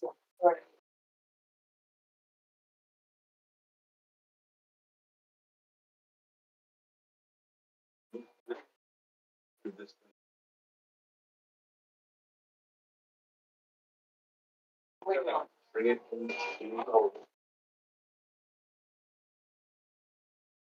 And then What is wrong? Want your tray on this side? Like the TV show? No, but I want to like.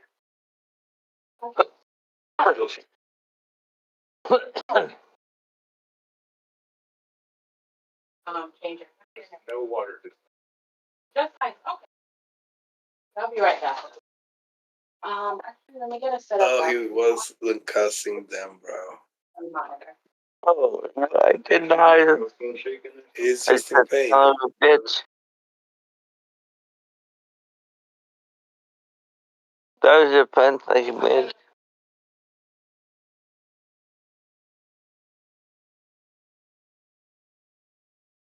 Now she's mad at me.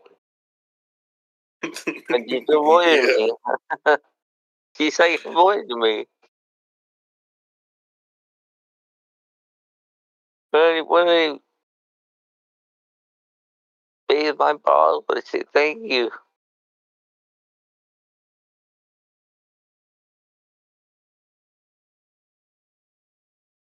This one is nuts.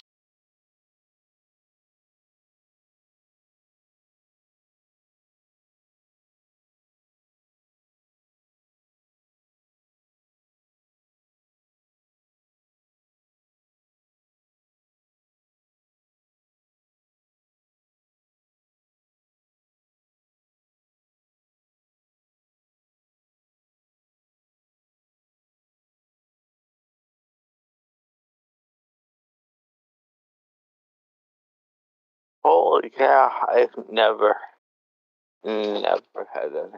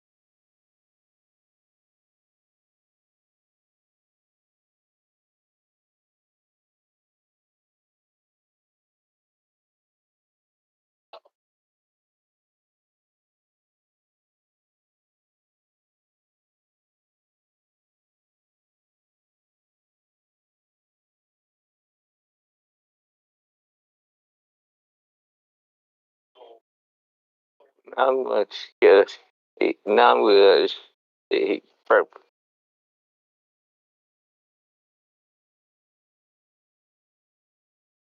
It's gonna give me like bad burger.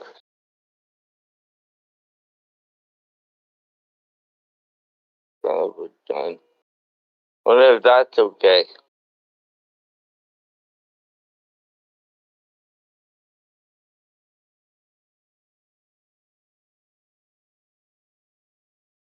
Let me get some shitty eggs and grits tomorrow now.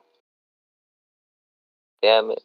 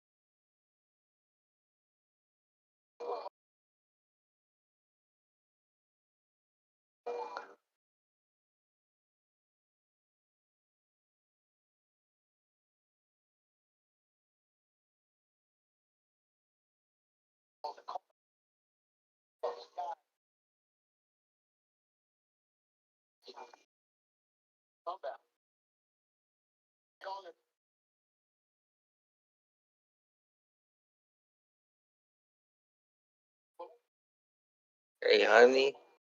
King Paul, the admin in my. Yeah, this nurse was crazy. Oh my god, that son of a bitch. I'm gonna need to pull out my thing. I was bleeding like a pig. Yeah, she got mad at me. I'm like, I'm the one bleeding. The blood everywhere. You see my bed. I look like I had a period.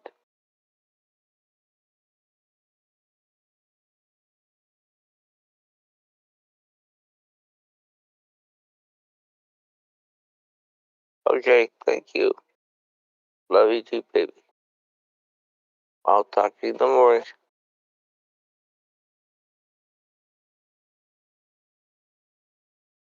Damn.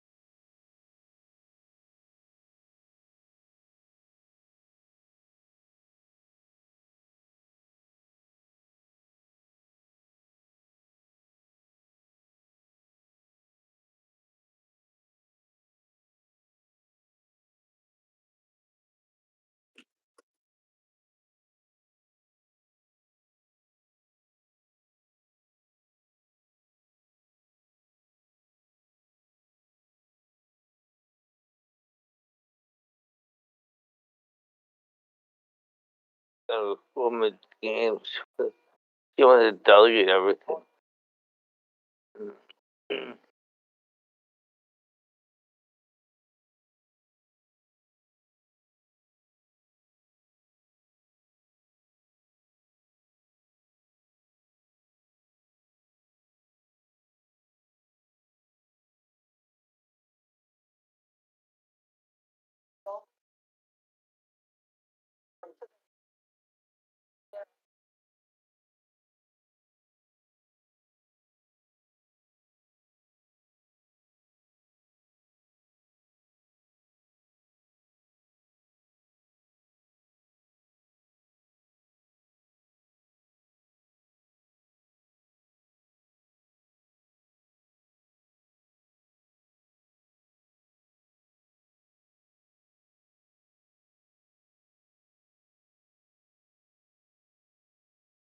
She feels like giving me some bullshit.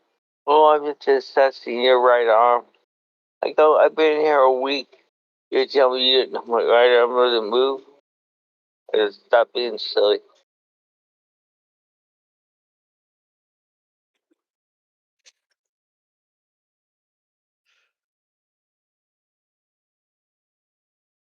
You're one of those nurses that wants to impose her will on people.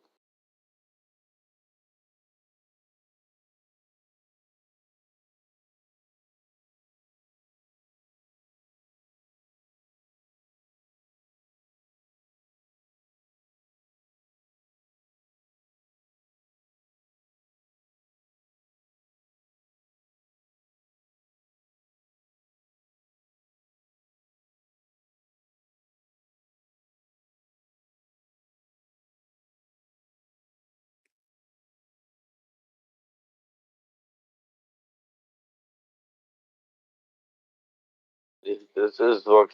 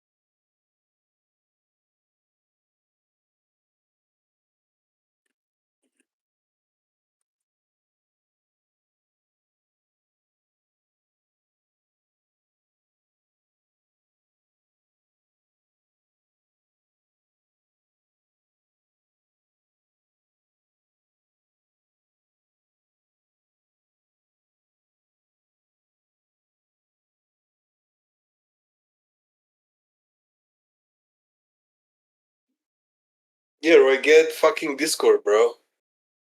That's why it's quiet.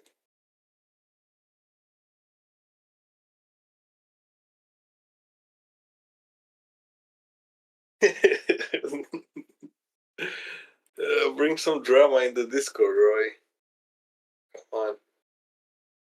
Come on, bro.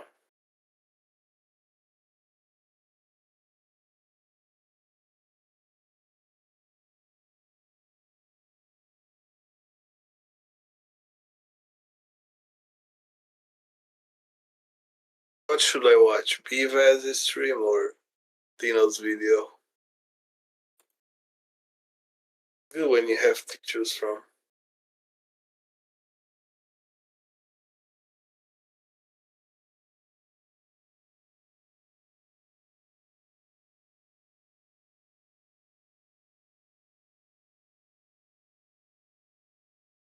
Yeah, dude. It's quiet because Serb needs fucking quiet, bro.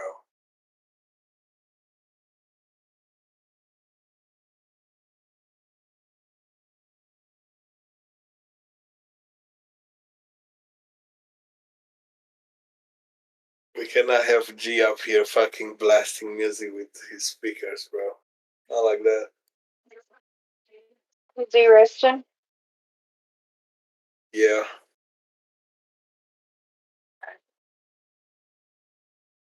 I'm like the door guy.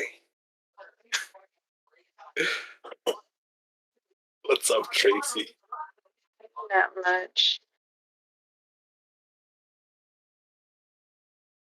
Didn't realize my YouTube had cut off.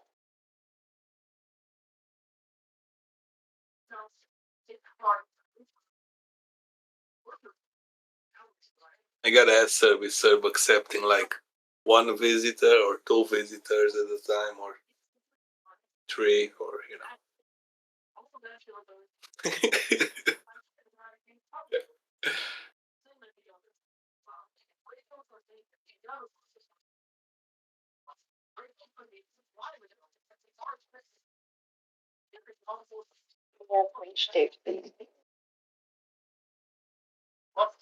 I missed where he said that in the chat.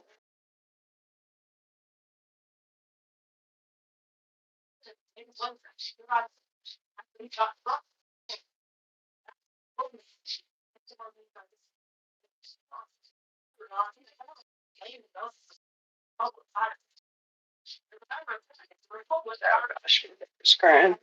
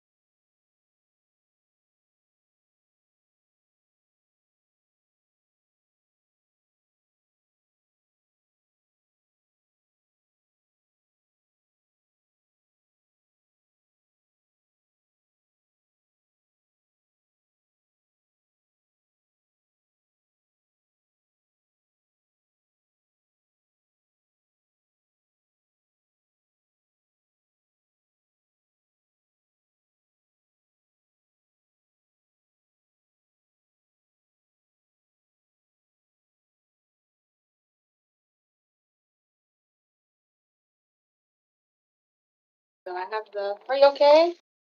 Okay. I have the things for your IV in a little bit. Okay. Okay, no problem. I'm okay resting without my stuff in the arm. Yeah. Give it a break. Yeah. Okay. You're good. Take your time. Of course. Thank you. Maybe we could try the next. And then also remember after midnight, so try to drink up because after 12, nothing for your procedure. What? Yeah.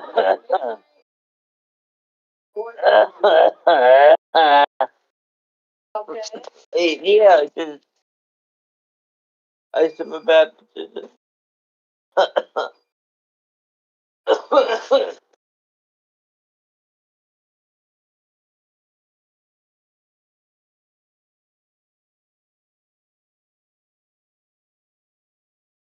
What's happening? What are they doing? Sure of the time, but definitely tomorrow. Okay? Usually in the morning. But just remember, after midnight, I'm gonna clear like all of this stuff. So you could Good. I will drink. I promise. you could eat and drink for now, but after midnight, Yeah, I won't. I won't do it. I'm a good patient. Don't listen to your partner. Okay. I can order you some DoorDash. And I have these leads to put on you, so you can monitor. Okay, so I'm gonna put these on you in a little bit. Don't want my bed on. Oh no, sir. Yeah. This is just your heart, so we can. I'll make him laugh.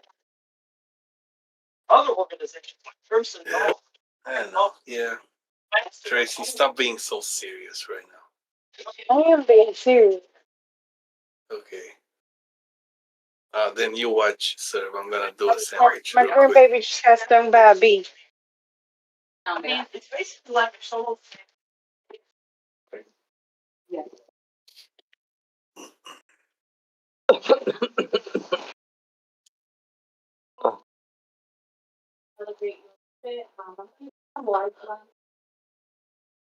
White, because I'm gonna put the leaves on, and then I leave them. But I'll leave them for you later. Again. I'm gonna get that.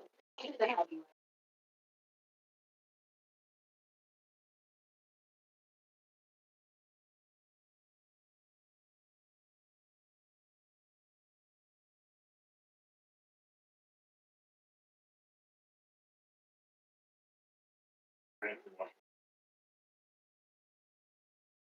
Wait, you have you're saying you want to? Well, I mean, I'd like to work. Yeah. But I was under the impression that some other staff member was going to do the whole 5. Like a good time? Right now I don't have a peer partner. I might do that. Okay. Tomorrow morning. Now, so I'm just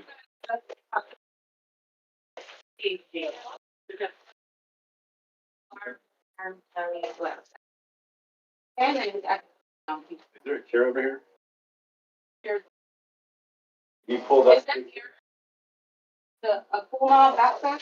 Yeah. You pull this chair then close to the bed and the wipes on. Just leave it there, but I have to put on your monitor. The leaf. I'm just gonna wipe it down before. These are warm. I still have. Then I have to get a set of vitals on you. Temperature.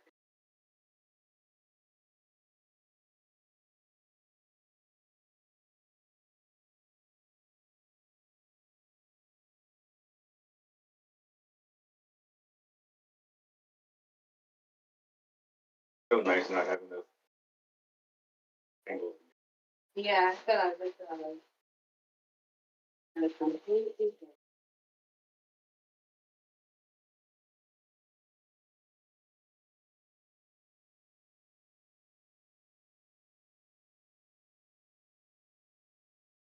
Wait, let me go to the bathroom.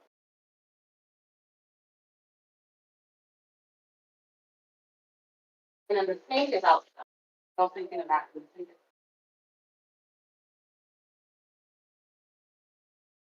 Do you have anybody here that washes clothes for us? No.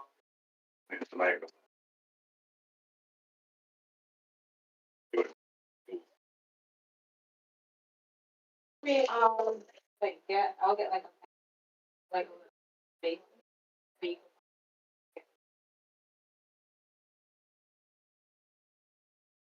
Body. Yeah, because I really have to be coming.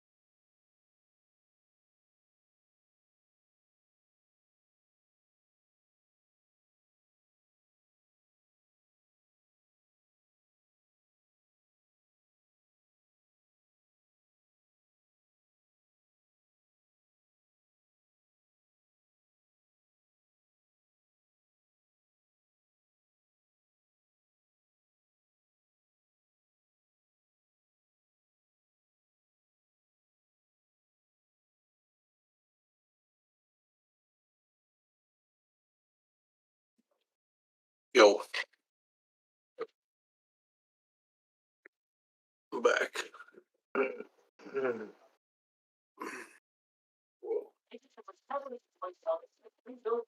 I'm here. Trying to see how to cut a papaya.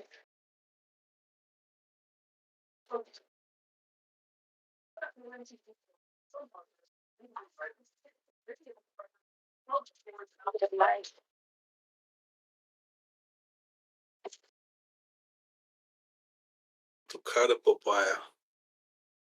There's the papaya I got the other night. Mm-hmm. Figure I might ought to cut it. He's saying Yeah. he's saying Alright, go bad. I think I'm a knife.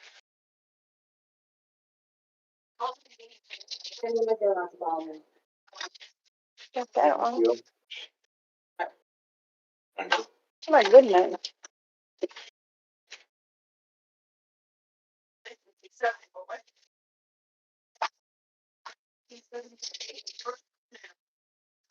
There's a good knife. Take a little bit. Freaking.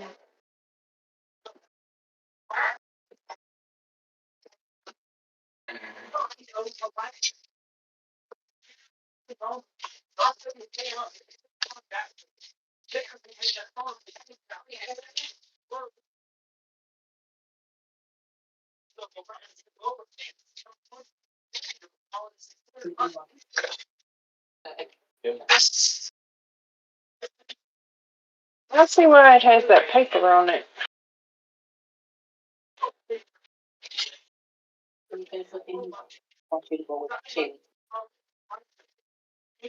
Because everybody's touching it, I guess. No, it had it sitting on something and it's got a very soft skin.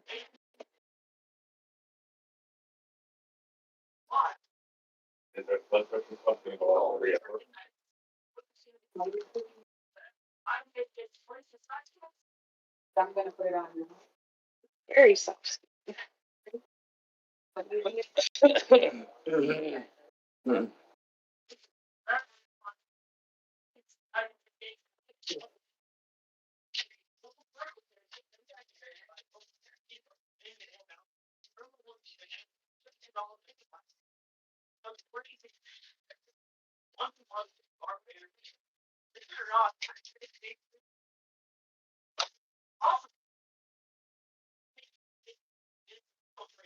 Got a papaya greenway.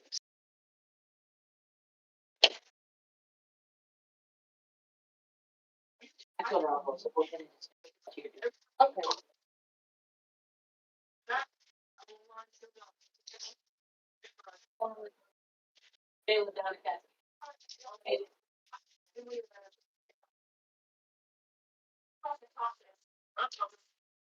Mm.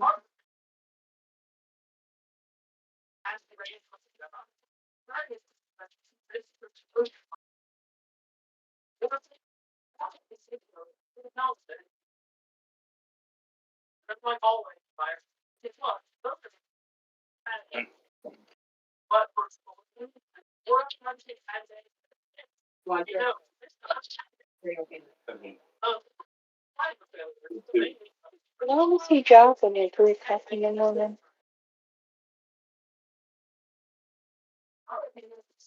Huh? Why was he jogging at 3 o'clock in the morning?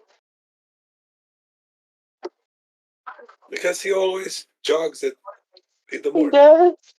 Oh, oh goodness. Yeah. I guess someone found you. Yeah. Was lucky somebody was on the street.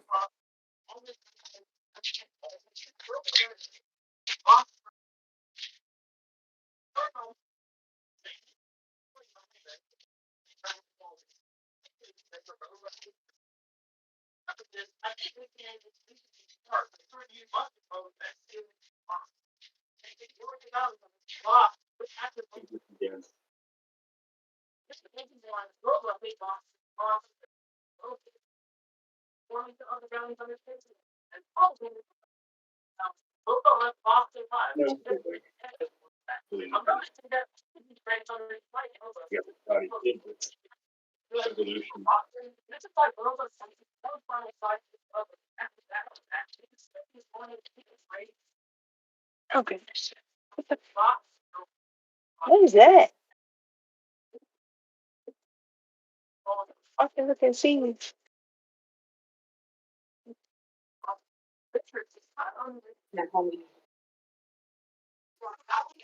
People man.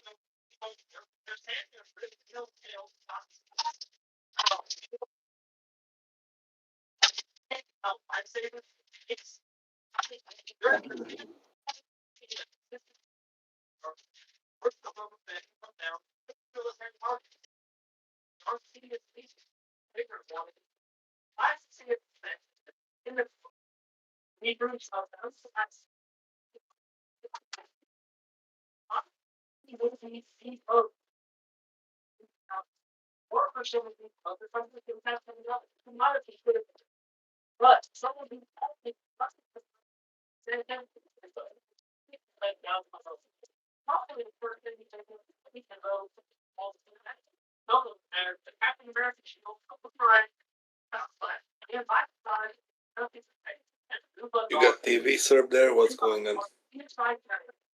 What conditions you got? It's my kid's TV. You hear? Oh, She quit screaming.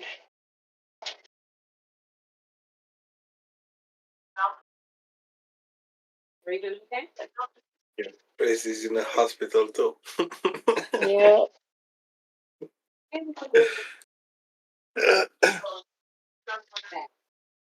Got a long way to go.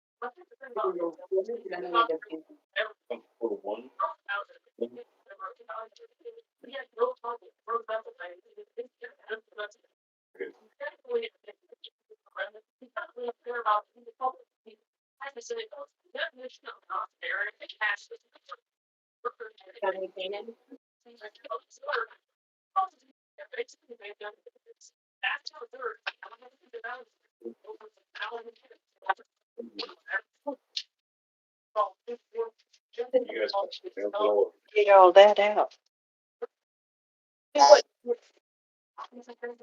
Oh, that.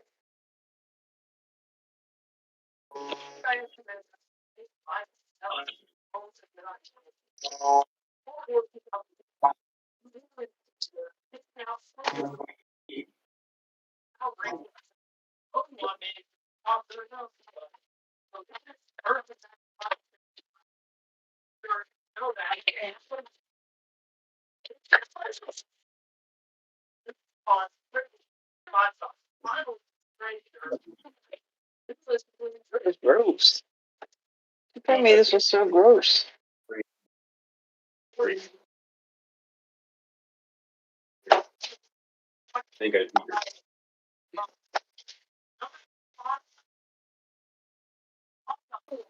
Gonna run the blood pressure. And the first time I medication, I have the no, but take five. Let me run the blood.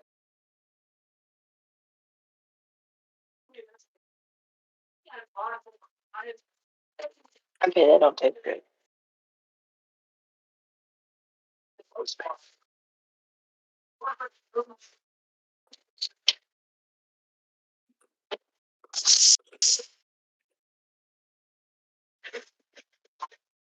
I think that went bad.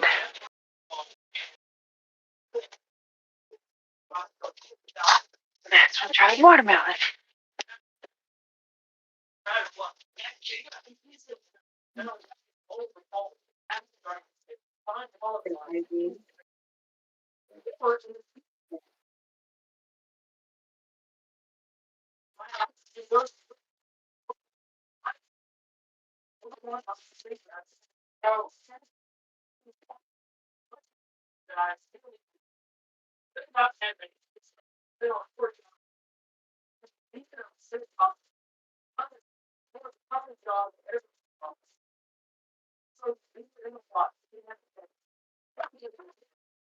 Yep. I'm eating that. It was bad.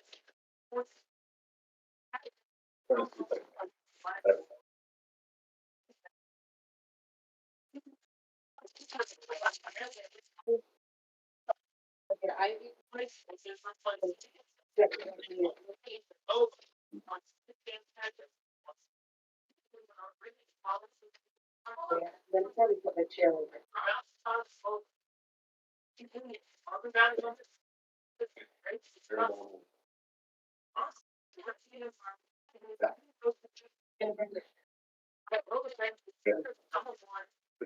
What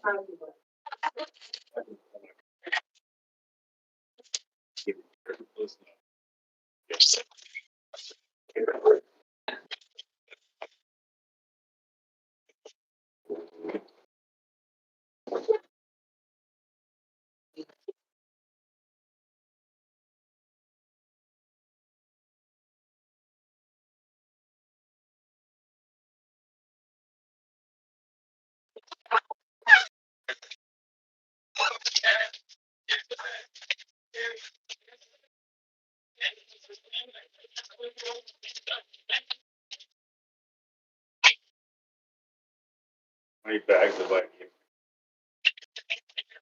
You know, that's the podium. And you can also be on present.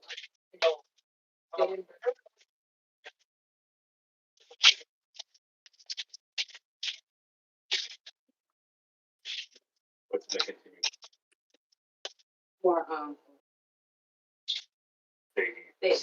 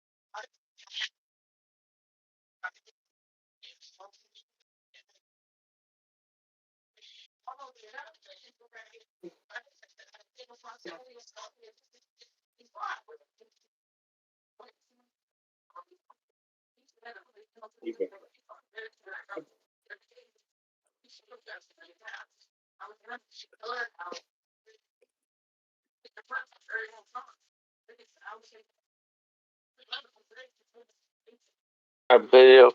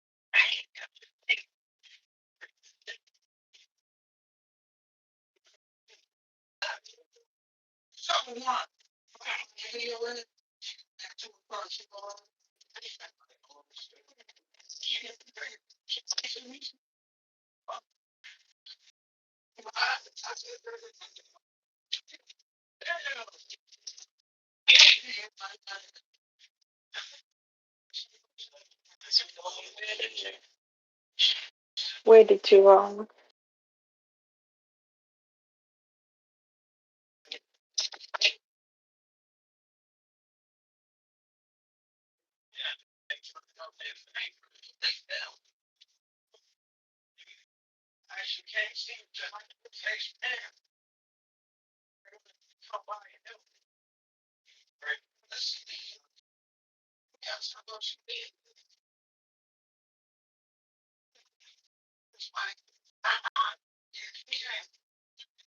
What did you notice who everyone is? You know.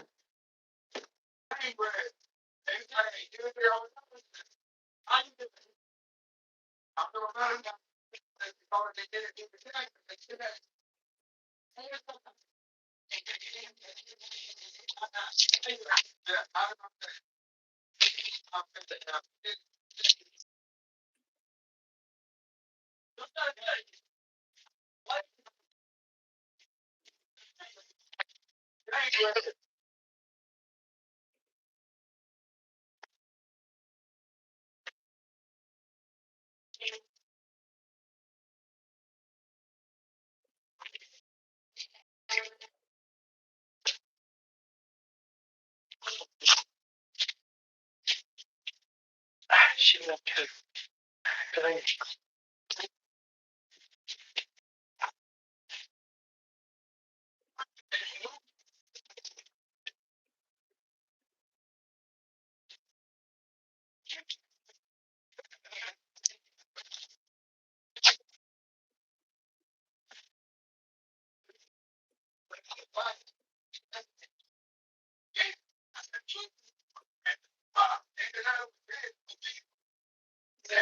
That's it.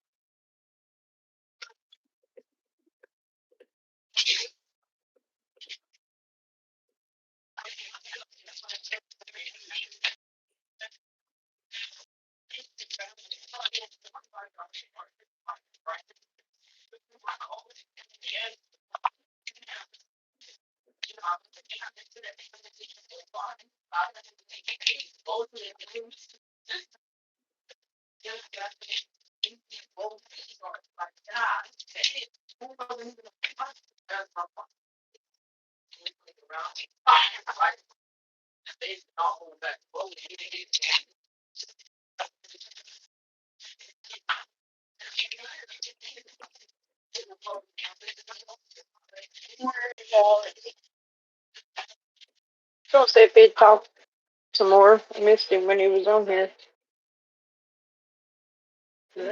It's okay.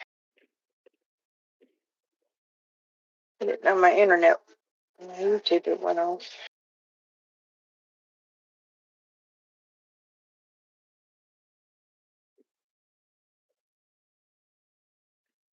Talking?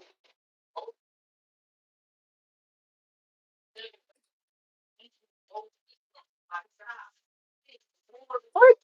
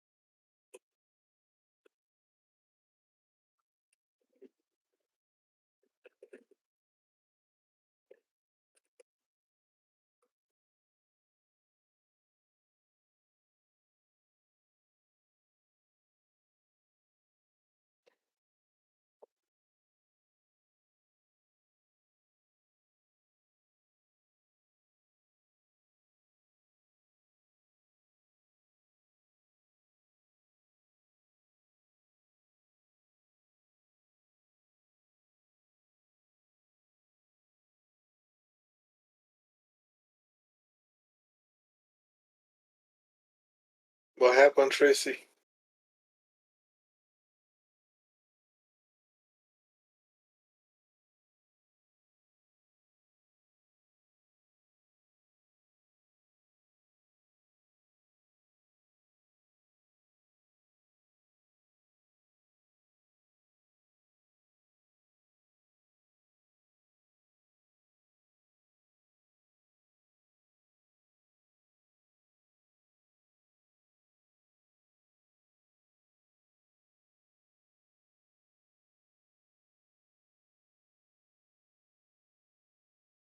Oh.